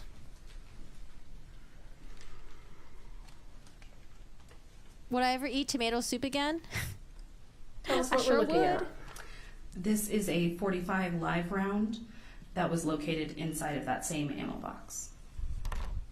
How do you know it's a live round? Inside the plastic cylinder is all of the gunpowder that the FBI forensics lab took out when they deconstructed the round. I love me that barbecue human led go lucky.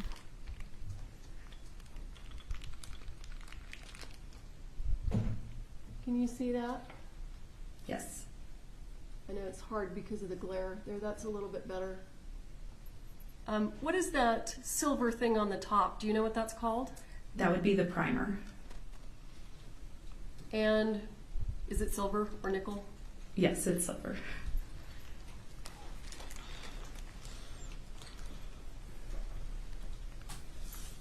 Oh man, I'm so State's impatient. Exhibit 80. I want to hear from the defense like right now.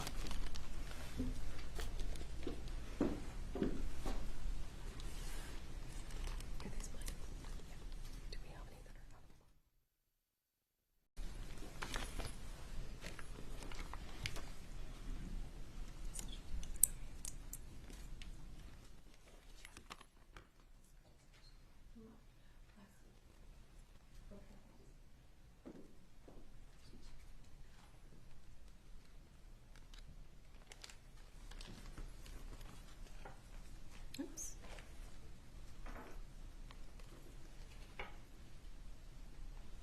State's Exhibit 81. What are we looking at? This is a .44-40 dummy round that was taken out of a box marked 3840. And what does 4440 mean, if you know? I think there's a dent right there, right? That would be the caliber of the round. So is a 4440 different than a 45? Yes. I'm going to show you what we marked as State's Exhibit 82.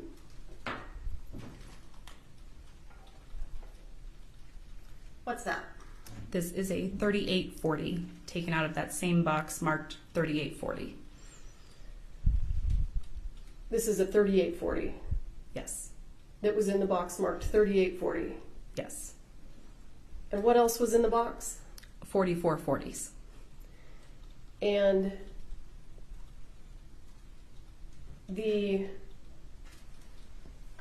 where were the 3840 dummy rounds found?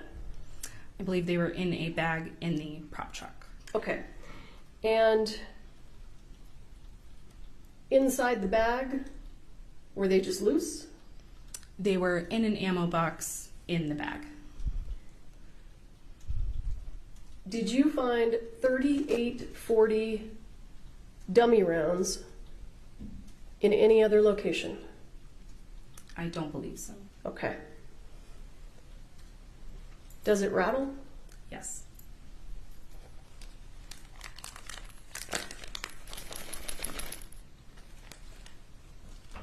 Is Thames where you said they found the dead bodies? State's Exhibit 83. I think they're just trying to show all the different types of ammunition, they're all mixed in together.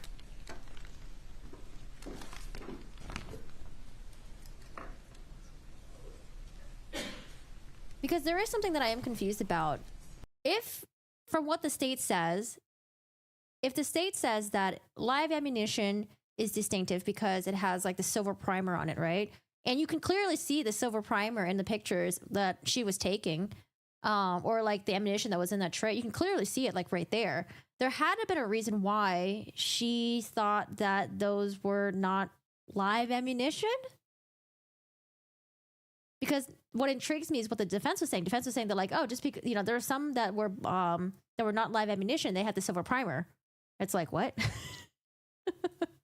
So there must have been a reason why she thought that they were not live ammunition. Because there was like pictures of her and stuff like that. It wasn't like it was just quickly passed off to her, but it seems like she was like working with them. A dummy round taken from a box of ammunition located in the prop truck.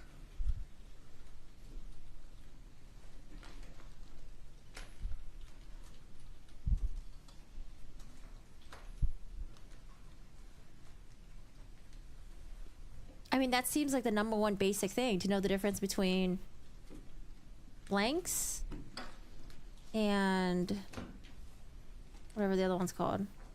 Maybe she's never handled live ammunition before, and so she would never assume there was live ammunition on the set. She was only handling blanks and what's the other one called again? I'm going to show you what we've previously looked at, that is Blanks and State's dummies? Exhibit 78. And I don't know how well you can see because of the glare, but Yeah, that's what the defense was saying. There are bullets with silver primer that are dummy. Definitely didn't like on the safety heads account. That's why I was confused. I was like, folks why will would they be put able that to on there? actually look at them. Like, who needs to make a like? Why would the bullets need to be that real looking for a movie? Unless they had shots of the bullets in someone's hand, you know. But I'm just thinking that like usually it's like the gun and it's fired. No one really does a close up shot of the bullet, unless maybe for cinematography reasons you have like pictures of like, you know, like maybe a zoom in of the bullet or something, or maybe like some 007 shit where the bullet's like flying through the air very slowly. Oh, sorry, that's not 007. That's like Matrix. Is there a difference between 78 and so they look real 83 visibly? Can you tell them apart? There is. Can I see the bottoms of them as well? Yeah, and let me ask you. Let me back up for a moment. The box back it up. that 83 came out of. How many other rounds were in that box, if you recall? There were 17 rounds in total in that box. And what color primers did all of those have? Silver. Flying in the air shots, that's like CGI. No, I just thought that a lot of the gun. Okay, so here's what I thought. I thought all guns were like fake, like the little rubber shit, right? I just thought they were fake, or they're like made out of plastic.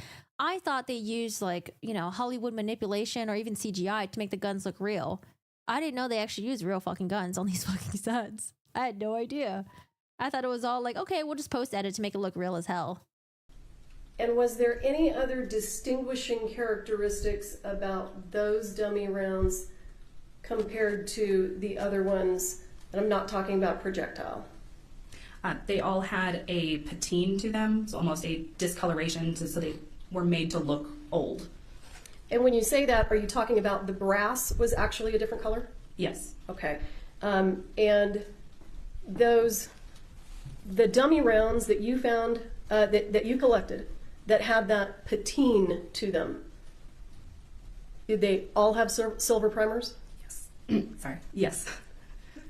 Did you find any other dummy rounds on set other than the ones that have the patine to them that had silver primers, dummy rounds? I'm sorry, you're asking if there were any other dummy rounds that had a silver primer to them? Other than the ones that had the patine? No. So only the patine colored dummies had silver primers? Yes. Okay. Hi, Chai. Only the patine-colored dummies had silver. Oh, is that what the defense was talking about then? Hold on. Colored that had the, If there were any other dummy rounds that had a silver primer to them. other than the ones that had the patine dummy rounds. I'm sorry, you're asking if there were any other dummy rounds that had a silver primer to them. Other than the ones that had the patine. No. So only the patine-colored dummies had silver primers. Yes. Oh, that's what. Okay, I think that's to go against what the defense was saying. Okay, we're getting some answers here. So she's saying that you should have been able to tell the difference because there was a patine to it where the brass looks a little bit aged. Right? Patine dummies that had silver. Okay, I think that's important. Poutine is disgusting. Ugh, soggy French fries. Ugh. Sorry, poutine is horrible. I'm sorry if that's like your national dish or something. It's like French fries, which I already hate, and then like you put stuff on top and it's like soggy. Right. Ugh. States Exhibit 84. What is that? So this is another 45 dummy round with a silver primer. And is it patine? Yes. I'm going to show you what is States Exhibit 83. I didn't, chat did. It's a little hard to see through the plastic, but is there a difference between 83 and 84? No, they are both patined. Is there a difference in the projectile? One projectile is slightly larger than the other right on the nose area. And when you're looking at those, when they're not in the plastic, can you tell that pretty easily? Yes.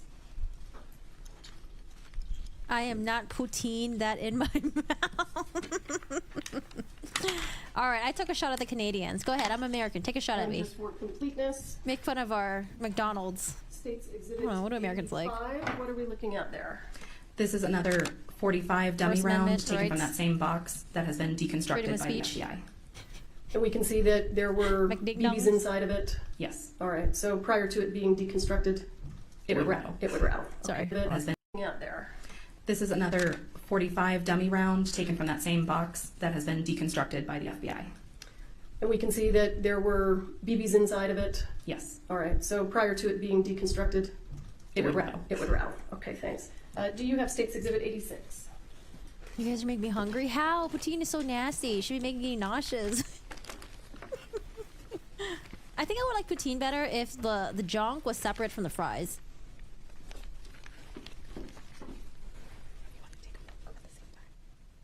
In America, they call it freedom fries. Yeah, I remember I dated someone whose dad would, I forgot what it was like. Oh, like Frenchies, the brand? He like crossed off Frenchies and wrote like America or something on there. Something about being mad being mad at the French for not helping out with some war or something. I don't know, something stupid like that. 86.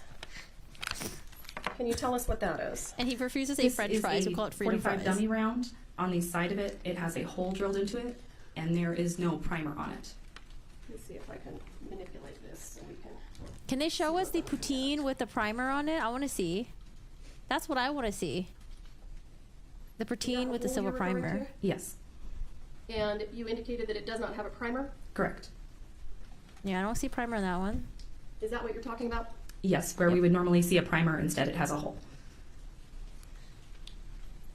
So, how many different kinds of dummy rounds in terms of Oh, was it World War II related? characteristics that would enable someone to distinguish them from a live round? I mean, weren't they getting demolished?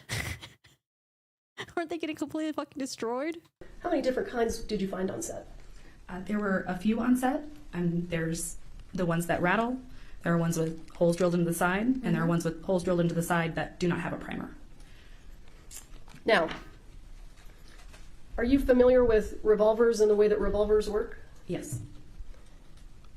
3 dummies. If a revolver is loaded with rounds, can you see the hole in the side No. when you look at the revolver? If you are looking at it from the angle of Oh my god. Oh, this is so frustrating. Hannah, why? I don't know, man. Things are not looking good for Hannah. And I know she hasn't gone yet, but things are not looking good for Hannah. To? Yes, And you indicated that it does not have a primer? correct. It has a Kinds.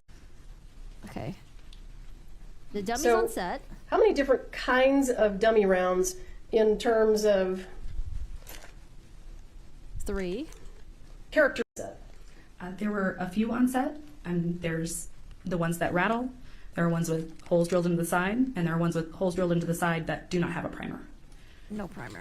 Now, Oh no, because remember, apparently Hannah, when she took the gun and she brought it over to the assistant director, she opened it to show that, hey, these ammunition are good.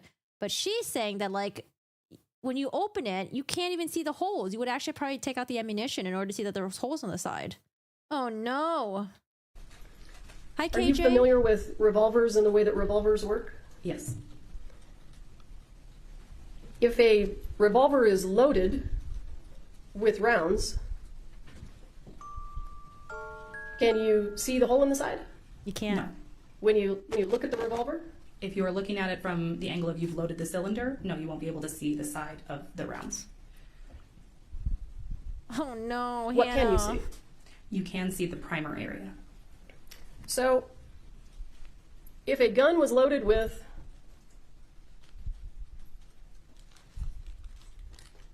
I think they finished filming Number the movie 86. like a year after, right? I think a year after the shooting, I you think be able they to tell resumed that it had shooting. dummy rounds in it without taking them filming the out of the movie. cylinder? Yes. Yeah, honestly, I've never heard of patina as well. The only reason why I know about patina was because when I was younger, I was obsessed with Louis Vuitton purses, and I was told that a Louis Vuitton purse is real if it patinas. If it doesn't patina, that shit fake as hell. That's from my high school knowledge of Louis Vuitton purses. That's the only reason why I know about a patina. Would you be able to tell that it had dummy rounds in it without taking them out of the cylinder? Yes. What would a bullet do if it didn't have a primer, even if it had gunpowder inside? There would be no reaction because there would be nothing for it, the hammer to hit, the fire bullet to hit. It wouldn't fire, right? Correct. Okay. And State's Exhibit 87, Wait, hold on. Sorry, I'm gonna blame you guys. You guys are distracting me. Hold on. taking them out of the cylinder. Would you be able to? I'm paying attention. Would you be able to tell that it had dummy rounds in it without taking them out of the cylinder? Yes. What would a bullet do if it didn't have a primer, even if it had gunpowder inside? There would be no reaction because there'd be nothing for it, the hammer to hit, the fire bullet to hit. It wouldn't fire, right? Correct. Okay. And So I guess she's saying that you can tell that's dummy rounds without taking it out of the cylinder because she would have sawed the silver primer, but then the silver primer was also on dummies that had holes in the side. Okay, where the fuck is she going? I'm a little confused now. State's Exhibit 87. What's that? So this is a different type of dummy round that was located. It's a 45, but it's actually made as a replica round. You can see where there was a hole drilled in the side and then it was filled in. Oh, okay. And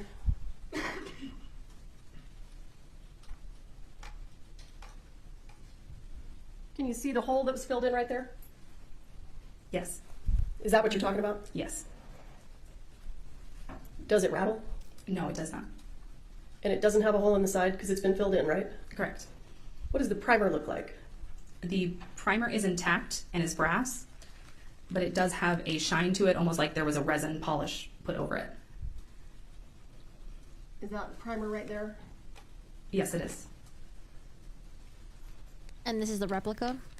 So if it doesn't rattle and it doesn't have a hole in the side and it isn't missing a primer, how do you know it's a dummy round? So even when a live round is shaken, you can hear the powder inside of it move. So this round in particular makes absolutely no sound when you shake it. Okay. What else do you have there?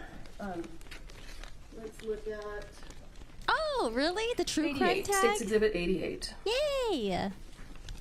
I've always wondered if anyone searches the true crime tag.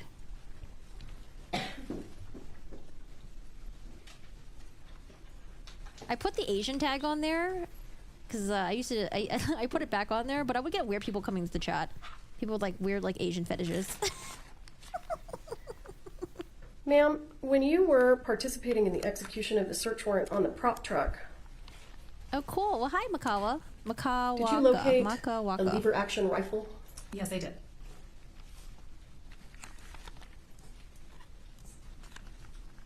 Was law enforcement able to easily clear it, meaning make it safe? No. Why not?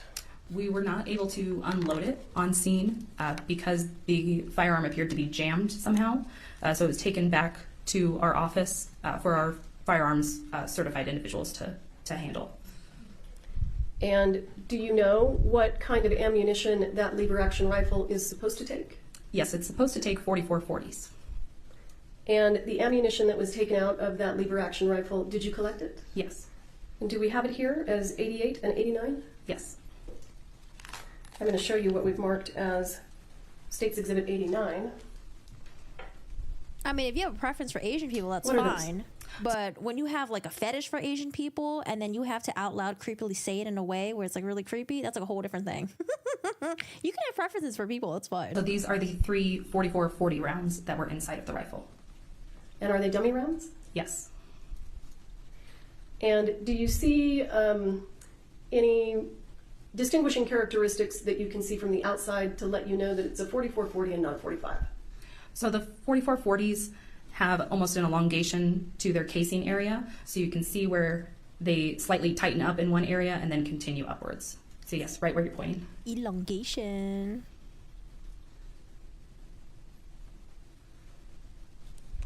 Right? That's what I was thinking, KJ. I was like, who has time to like really listen into it? I feel like you would want to make the job easy, right? So if you shake it, it should be very audibly visible, or very audibly visible. It should be very audible that it's like a dummy. But like, who has time to like shake it and make sure to like fine tune, like, okay, wait a second, that could be the gunpowder rattling, or like, I don't know.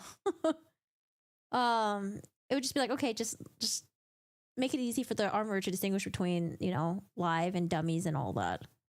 I don't know. Her glasses, they're green, or no, sorry, they're pink and yellow. They're pink on the outside and they're Did you yellow say on that the you inside. found a 45 in there or not yet?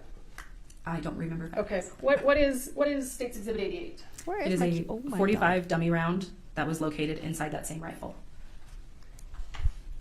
Do you notice? Wait, sorry. Do you guys want to see my cute dog really quick? Hold on.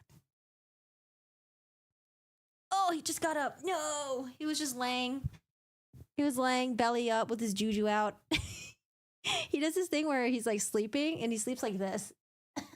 It's so cute. It's like right here. But he just got up. No!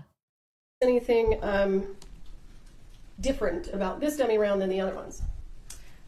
There is some damage done to the projectile head of this round where it was forcefully removed from the rifle. He's too short. Does a 45 caliber dummy, does it fit in that lever action rifle? It does not fit in a 44-40 rifle. All right.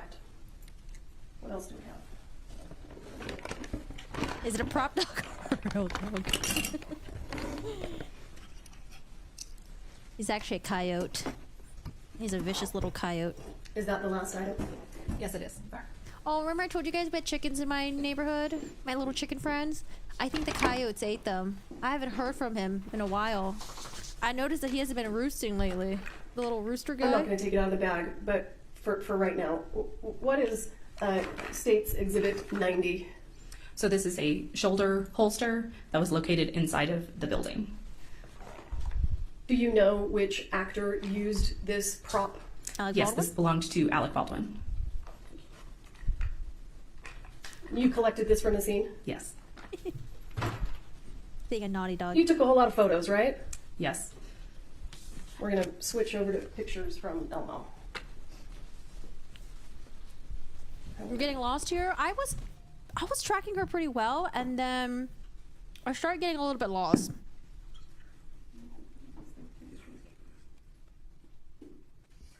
Because I could have sworn the state said that primers were only on live ammunition, but now she's saying that primers can also be on dummies with the holes on the side. Oh, I'm and without holes in the side.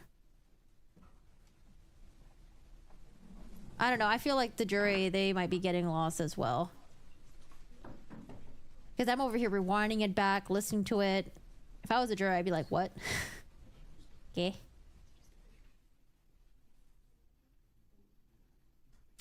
You found a dead coyote on the trail last month? Why? What happened? Oh. Get eaten by a mountain lion or something?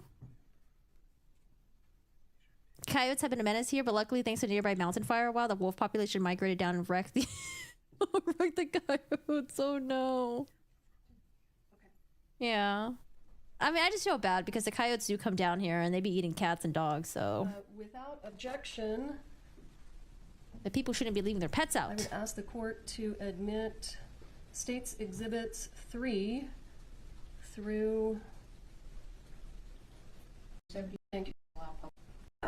This is the prop truck that was located outside of the main building of the scene. You said prop truck. Prop cart? I apologize. Prop cart. Why does the prop cart look like shit? When they said prop cart, I thought it was gonna be like this nicely, neatly organized cart. Like, what the fuck is this? Okay. This is like my teenager bedroom days. Just shit everywhere. And is this the condition it was in when you took your photo? Yes. Did you inspect this cart and remove items from it? Yes, I did. Would you describe the level of organization associated with this cart? There were multiple rounds of multiple caliber all over the top portion of this cart, and additional boxes of rounds on the bottom part of this cart. And were there also just other items? Yes, there were plastic guns, gun belts, earplugs, miscellaneous paperwork. Oops.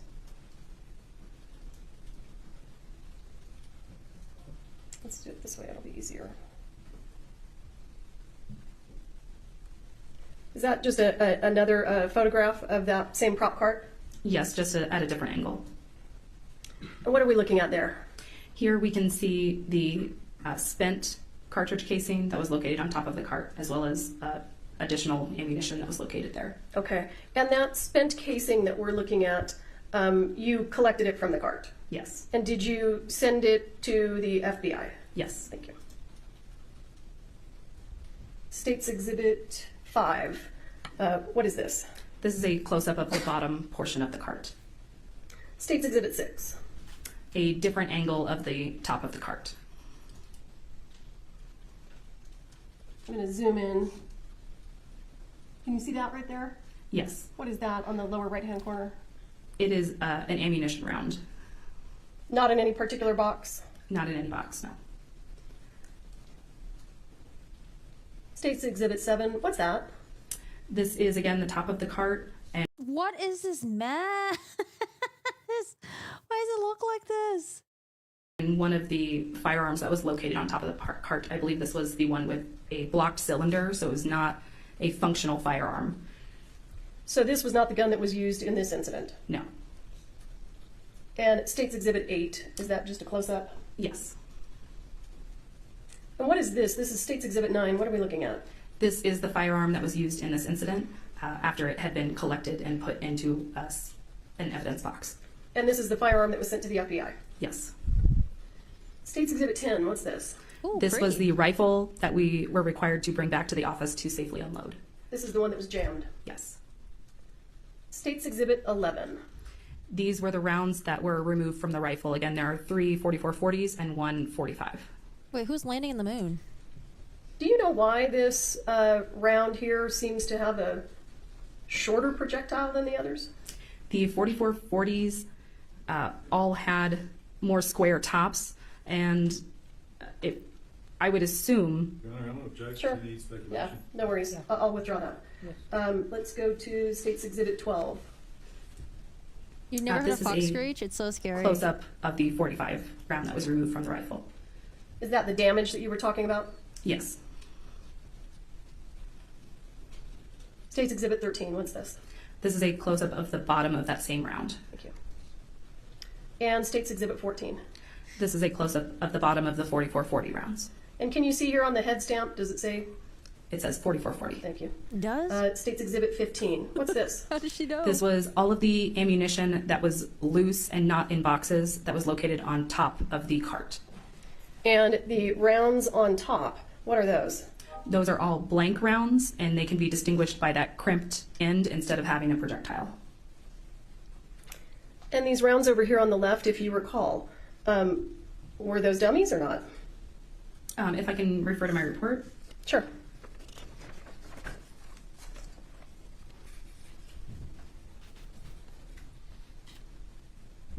So I believe these 2 rounds were dummy 45 rounds that rattled when shaken. And what about these 2 rounds over here on the right-hand side? These 2 rounds were later, I apologize. These 2 rounds were sent to the FBI because they were suspected live rounds, which the FBI confirmed. So these 2 rounds here, this picture was taken before they were sent to the FBI. Correct. And these turned out to be live rounds. Yes. Meaning real bullets. Yes. And what's this one down here?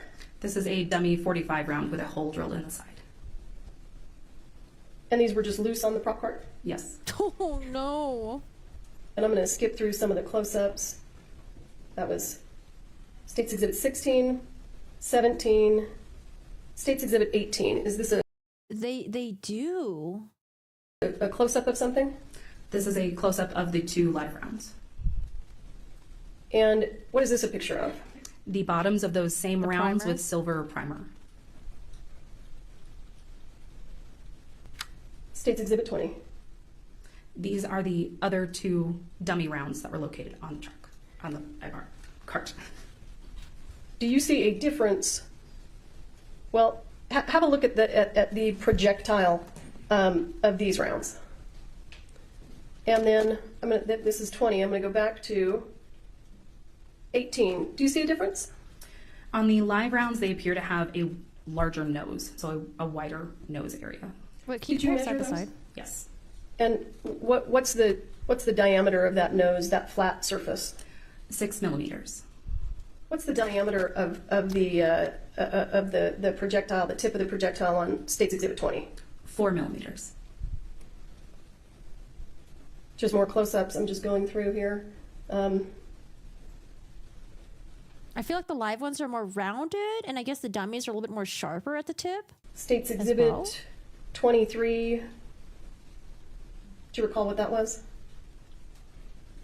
I do not. It was 24. That's okay.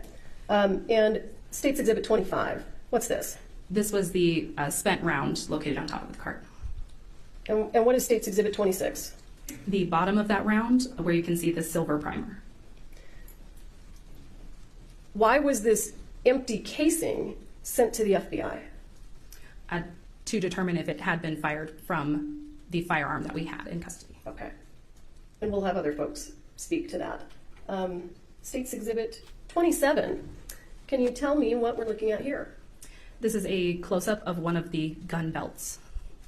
Where was this gun belt collected from? I believe this gun belt was on top of the cart. The prop cart? Yes. Were any of these rounds sent to the FBI? Yes. Which one? The one with the silver primer.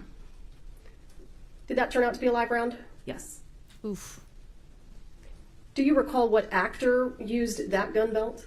I believe this belt was assigned to Jensen Ackles. Oh. And let's look at State's Exhibit 27A. What is this a I thought photo these were of? cute. This was ammunition that was located from the top of the cart. Is it the same ammunition that came from that belt? Yes. Okay. And why do you have it separated out like this? So this ammunition was separated out based on its physical description. So we have ammunition at the top, that's 45s with brass primers. We have one round by itself, which was 45 with a silver primer, and one round by itself, which was 45 with a hole drilled through the side. So all of these turned out to be dummies except this one here on the left. Correct. State's Exhibit 28, what's this? This was a fanny pack that was located on top of that same cart. State's Exhibit 29, what is this a picture of? This is a close-up of the inside of that And what are those things we're looking at? I believe all of these rounds that we're looking at now were blank rounds that were found in the bag. Okay. And did this bag have more than one pocket? Yes. States Exhibit 30. What are we looking at here? This is another pocket in this pack containing blank rounds. And States Exhibit 31. Another pocket in this same bag with blank rounds inside. And States Exhibit... I technically have a fanny pack. I technically do. Exhibit 32. This is inside that bag with a dummy round 45 with a hole drilled through the side of it. Now let me ask you, how many dummy rounds altogether did you collect from that crime scene? I believe, as far as dummy rounds go, I believe I have 255. And does that include the prop cart? Yes. Of those 255, approximately how many were not located in a box and not located on a gun belt? I would say probably around 50. So those 50 rounds, were they just loose in different places? Yes. Yikes. Where were some of the places that you found loose rounds? They were found loose in the bottom of boxes, loose inside of the prop truck, just on the floor. Pretty much any boxes that were located. If there were ammo boxes inside of it, there were loose rounds also underneath the ammo boxes. All right. States Exhibit 33. I think these are close-ups. We can go through them quickly. Okay. 33 and 34, can you see what that is? Yes, this is a close-up of that dummy round that has a hole drilled through the side. Okay. States Exhibit 35. This is the bottom of that dummy round where the primer has been removed. So this is a dummy round that was taken out of that fanny pack? Yes. States Exhibit 36. What is this a photo of? This is a close-up of one of the gun belts. Let's talk about this one for a moment. What actor was using this holster as a prop? This holster was assigned to Alec Baldwin. And are we looking in this picture at all of the rounds that were located in that gun belt? Yes. I see that on the left we have 2 rounds with silver primers. I'm going to ask you about the first one. This first round that my pointer is on, was that a dummy round? Yes. Why is this a different color than the other rounds? This round had that patine wear look to it that we had previously seen.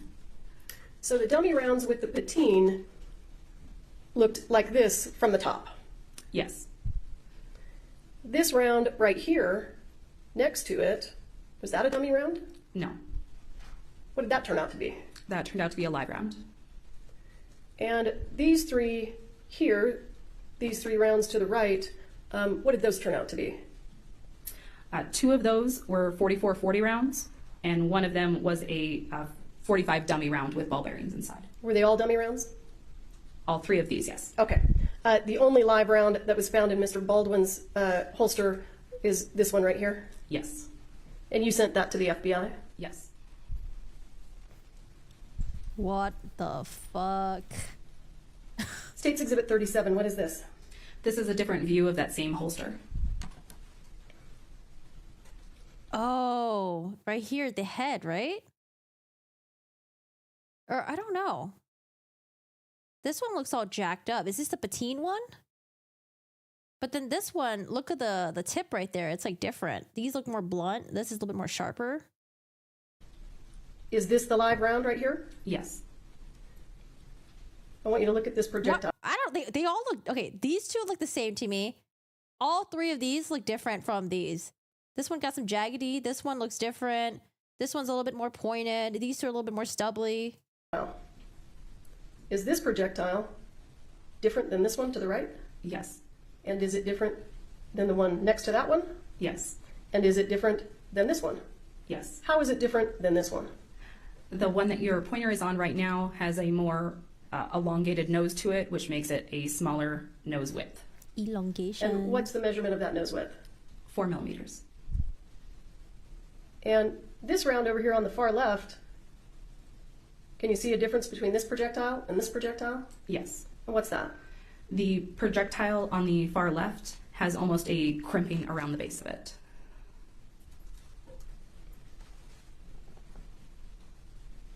I want to ask you about all of the suspected live rounds that you found on set and sent to the FBI. Did they all look like this one? Yes. Did they all have silver primers? Yes. Did they all have the same head stamp? Yes. What is that head stamp? It states 45 Colt and has a Starline Brass logo. And did they all have the same shape projectile? Yes. Did they all have the same color brass? Yes. Meaning they were not patine? Correct. Okay.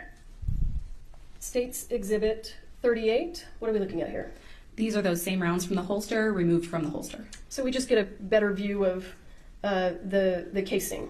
Correct. All right. States Exhibit 39. This was a gun belt that was located inside of the prop truck. And what kind of rounds were in this belt?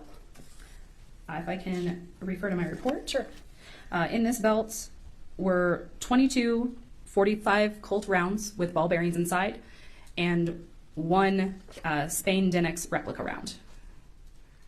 And do we have the Spain Denix replica round here in evidence? Yes. And all of the rounds in this gun belt, did they all have the patine color? Yes. And were any of them found to be live? No. States Exhibit 40. These are those same rounds removed from the gun belt. Thank you. States Exhibit 41. This is a close-up of the silver primer on the rounds. What's States Exhibit 42? This was a box of ammunition collected from the prop truck. I don't know. This might just be showing to the jury how hard it is to distinguish between live and dummies and blanks. I would be very confused right now. Is this the condition it was in when you collected it? Is this state, Kimmy? States Exhibit 43. What's this? This is a close-up of a different box located in the prop truck. And what's in all those white boxes? Different types of ammunition. And what's this here? What is that, I believe it was a Red Bull. All right. What's States Exhibit 44? This was a Mary Kay bag that was located in the prop truck. Mary Kay? And what's in these white boxes? Various types of ammunition. And we can see some brass things down here in this little pocket. Do you know what those were? I believe those were spent blanks.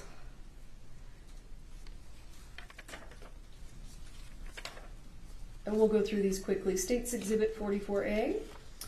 This was a close-up of the ammunition in that bag. What do we see over here? Where your arrow cursor is? Yeah. I believe this is spent blank rounds.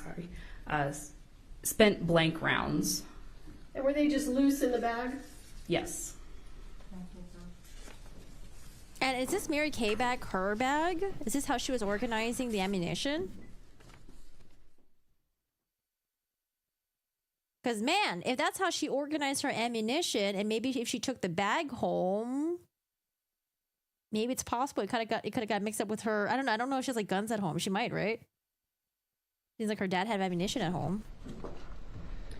We're going to break for the day, okay? So follow George. Take your tablets. Please don't talk among yourselves or anyone else about the evidence received here in court. Do not read any stories about the trial or any subject matter related to this case. No, things are just getting interesting. Don't do any research. Have a good evening. Thank you. All rise.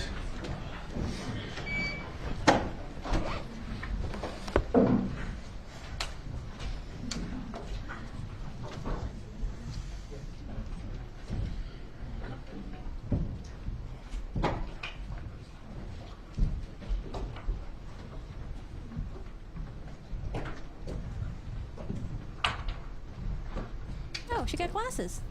Oh no, they're sunglasses. Yeah, just put them on top You of your may be head. seated. Are we going to take those and lock them up? Yeah. Okay. Can you Yes. email George or text George and tell him to come back into the courtroom? All right. Did you say, I just wanted to let her know. 8:30 in the morning? 8:30. Hi, Faraya. And How are we're you going doing to lock today? up the What's going on, exhibits Damien? that have been entered into evidence, okay? All right. Is that box empty? Yes. Can we use that box? Yes. I hope the jury can take notes. Oh my gosh. That's so much to take in. Especially if you're someone that's not very well versed with. Counsel, can you think of anything that Screaming, you yes. need to bring to the court's attention so that we don't take up jury time? Oh yeah, there's some states that allow juries to ask Don't questions. think tonight either. Pretty cool. Okay. Or jurors to ask questions. All right, thank you. We're in recess. It's almost midnight. Oh, things are getting so interesting. So tomorrow, I'm pretty sure I'm going to stream this tomorrow as well. But I'm not going to start when they start because it's early. There's usually a lot of dead noise. They got breaks. So I usually start probably like a couple hours late. And then we usually end up catching up with the live anyways. But I can't sit here for 8 hours for trial stuff. Okay, I just can't. Today was already pretty long, 5 hours. But we're going to start late tomorrow. And we'll play catch up like we always do. Ain't nobody got time to sit there for 8 hours. What I learned today? All right, everyone. What did everyone learn in chat today besides poutine sucks?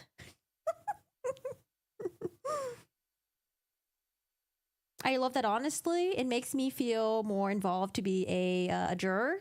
What, the questions thing or taking notes? This is Nikita, her lawyer. Poutine is so good. I just hate fries. I don't like fries.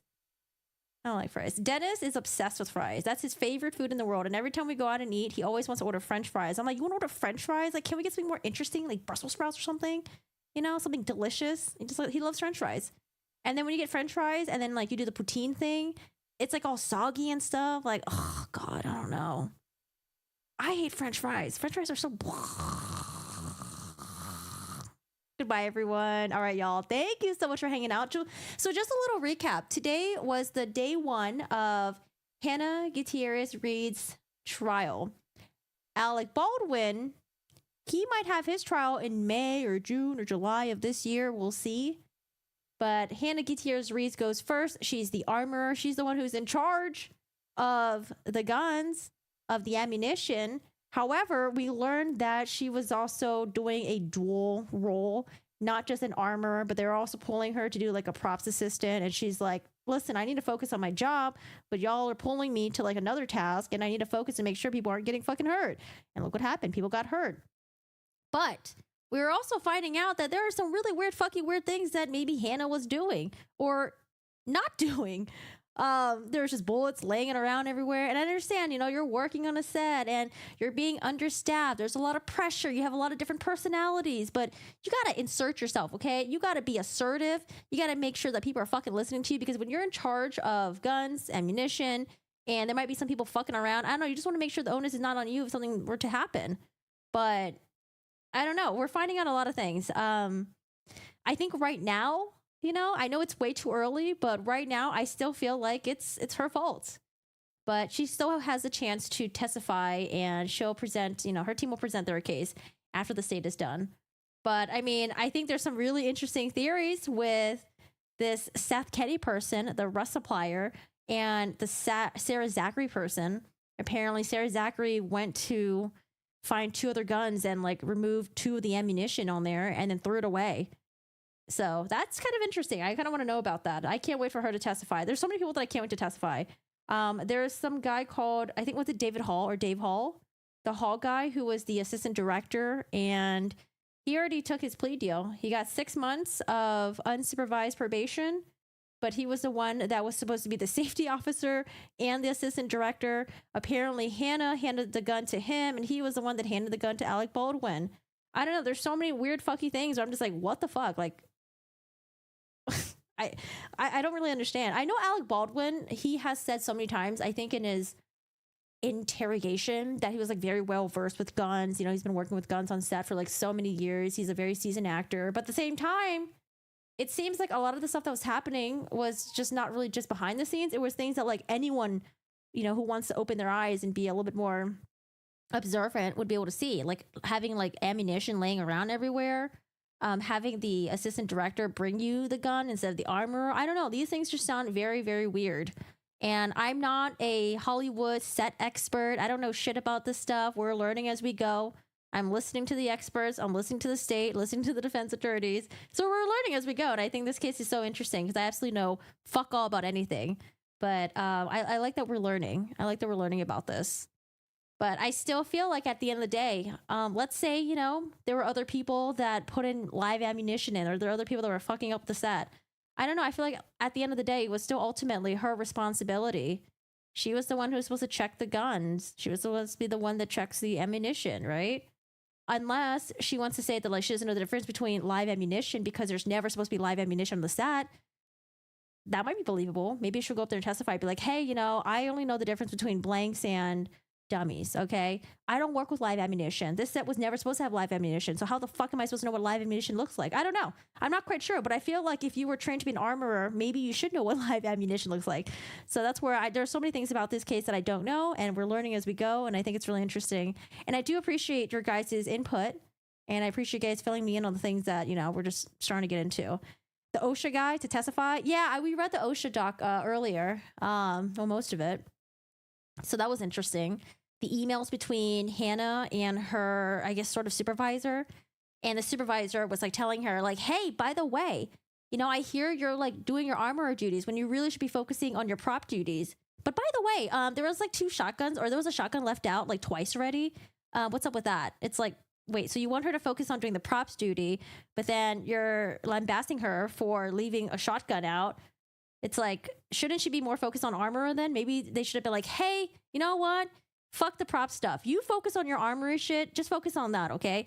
We'll get someone else to do the prop stuff. Like, I don't know, the prop stuff, they made her like roll cigarettes or something like that. It's like they couldn't get someone else to do that? I don't know. But I do think this is very interesting. And I don't think this is going to be a very long trial. It seems like they're moving pretty quickly. We have 2 law enforcement officers who'd already testified, crime scene tech. And yeah, I don't know. Maybe this will be like a 1 week or 2 week trial. I feel like it shouldn't be long, but who knows? You never know, right? Sometimes it just, things are just thrown in, and sometimes trials just get extended, like the Murdoch one. Thanks for the stream. Yeah, I will see you guys. I believe tomorrow we will be streaming this tomorrow. So let me sit up. I'm like, ooh, blah, blah, blah, I'm ready to melt into my chair. I will see you guys tomorrow. I will do the stream. I will start late though, because again, I like to skip through the lunch breaks, the dead air, and the times where attorneys are just taking forever to get their shit together, which is okay because they're organizing and stuff like that. And this is all happening in real time. Thank you, Dax. I appreciate that support. Thank you for the 249. I'm gonna hit that heart and that like. And for those of you guys who are here, don't forget to like the stream. If you haven't already, subscribe to the channel. And that's about it. I stream on Twitch. I stream on YouTube. I hope you guys have a great day, and I'll see you guys tomorrow. We are gonna start later, but usually we end up catching with the live anyway. So I don't know. I think today I could have started early, way later, because there are times where we're just sitting there and we're just like, what's happening? What's going on? But I mean, the good thing about this trial, there isn't a lot of sidebars though. Like not a lot of objections and not a lot of sidebars. Things are moving kind of smoothly. It just seems like they're just doing all the tech stuff. But anyways, have a good one. Are you guys, wait, you guys are fighting about someone? Sorry, I wasn't paying attention. Are you guys arguing right now? I'm too lazy to go through it. I don't know. Don't argue. I don't know. I'll moderate the chat next time. I saw like bits and pieces here and there. I saw the conspiracy stuff. I usually don't really feed into like the conspiracy stuff. I try to focus on like what they're presenting in trial. Everything else, I'm just kind of like, I don't know. I don't really care for it. Unless maybe if the state prosecutors, if they want to talk about it. I don't know. But even sometimes with the defense attorneys too, I'll kind of be like, let me see what the evidence says. All right, y'all. I hope you guys had rage like fight. Yeah, y'all can have disagreements. That's completely fine. You can have disagreements, just be respectful towards each other. But I don't really care for conspiracy theory shit. Kind of like meh about it. All right, y'all. I hope you guys have a good one. Take care. Thanks for hanging out. And I will see y'all tomorrow. And you know, who knows? Maybe one day I'll visit Canada and maybe there'll be some amazing ass poutine out there and I'll just be blown off my mind. And maybe I'll end up liking poutine. But for now, I just don't like French fries. Peanut butter flavored stuff sucks. Milk chocolate sucks. White chocolate is not even chocolate. Dark chocolate is the best, but that's based off of American chocolate. All right, guys. Have a good one. I'll see you later. Bye.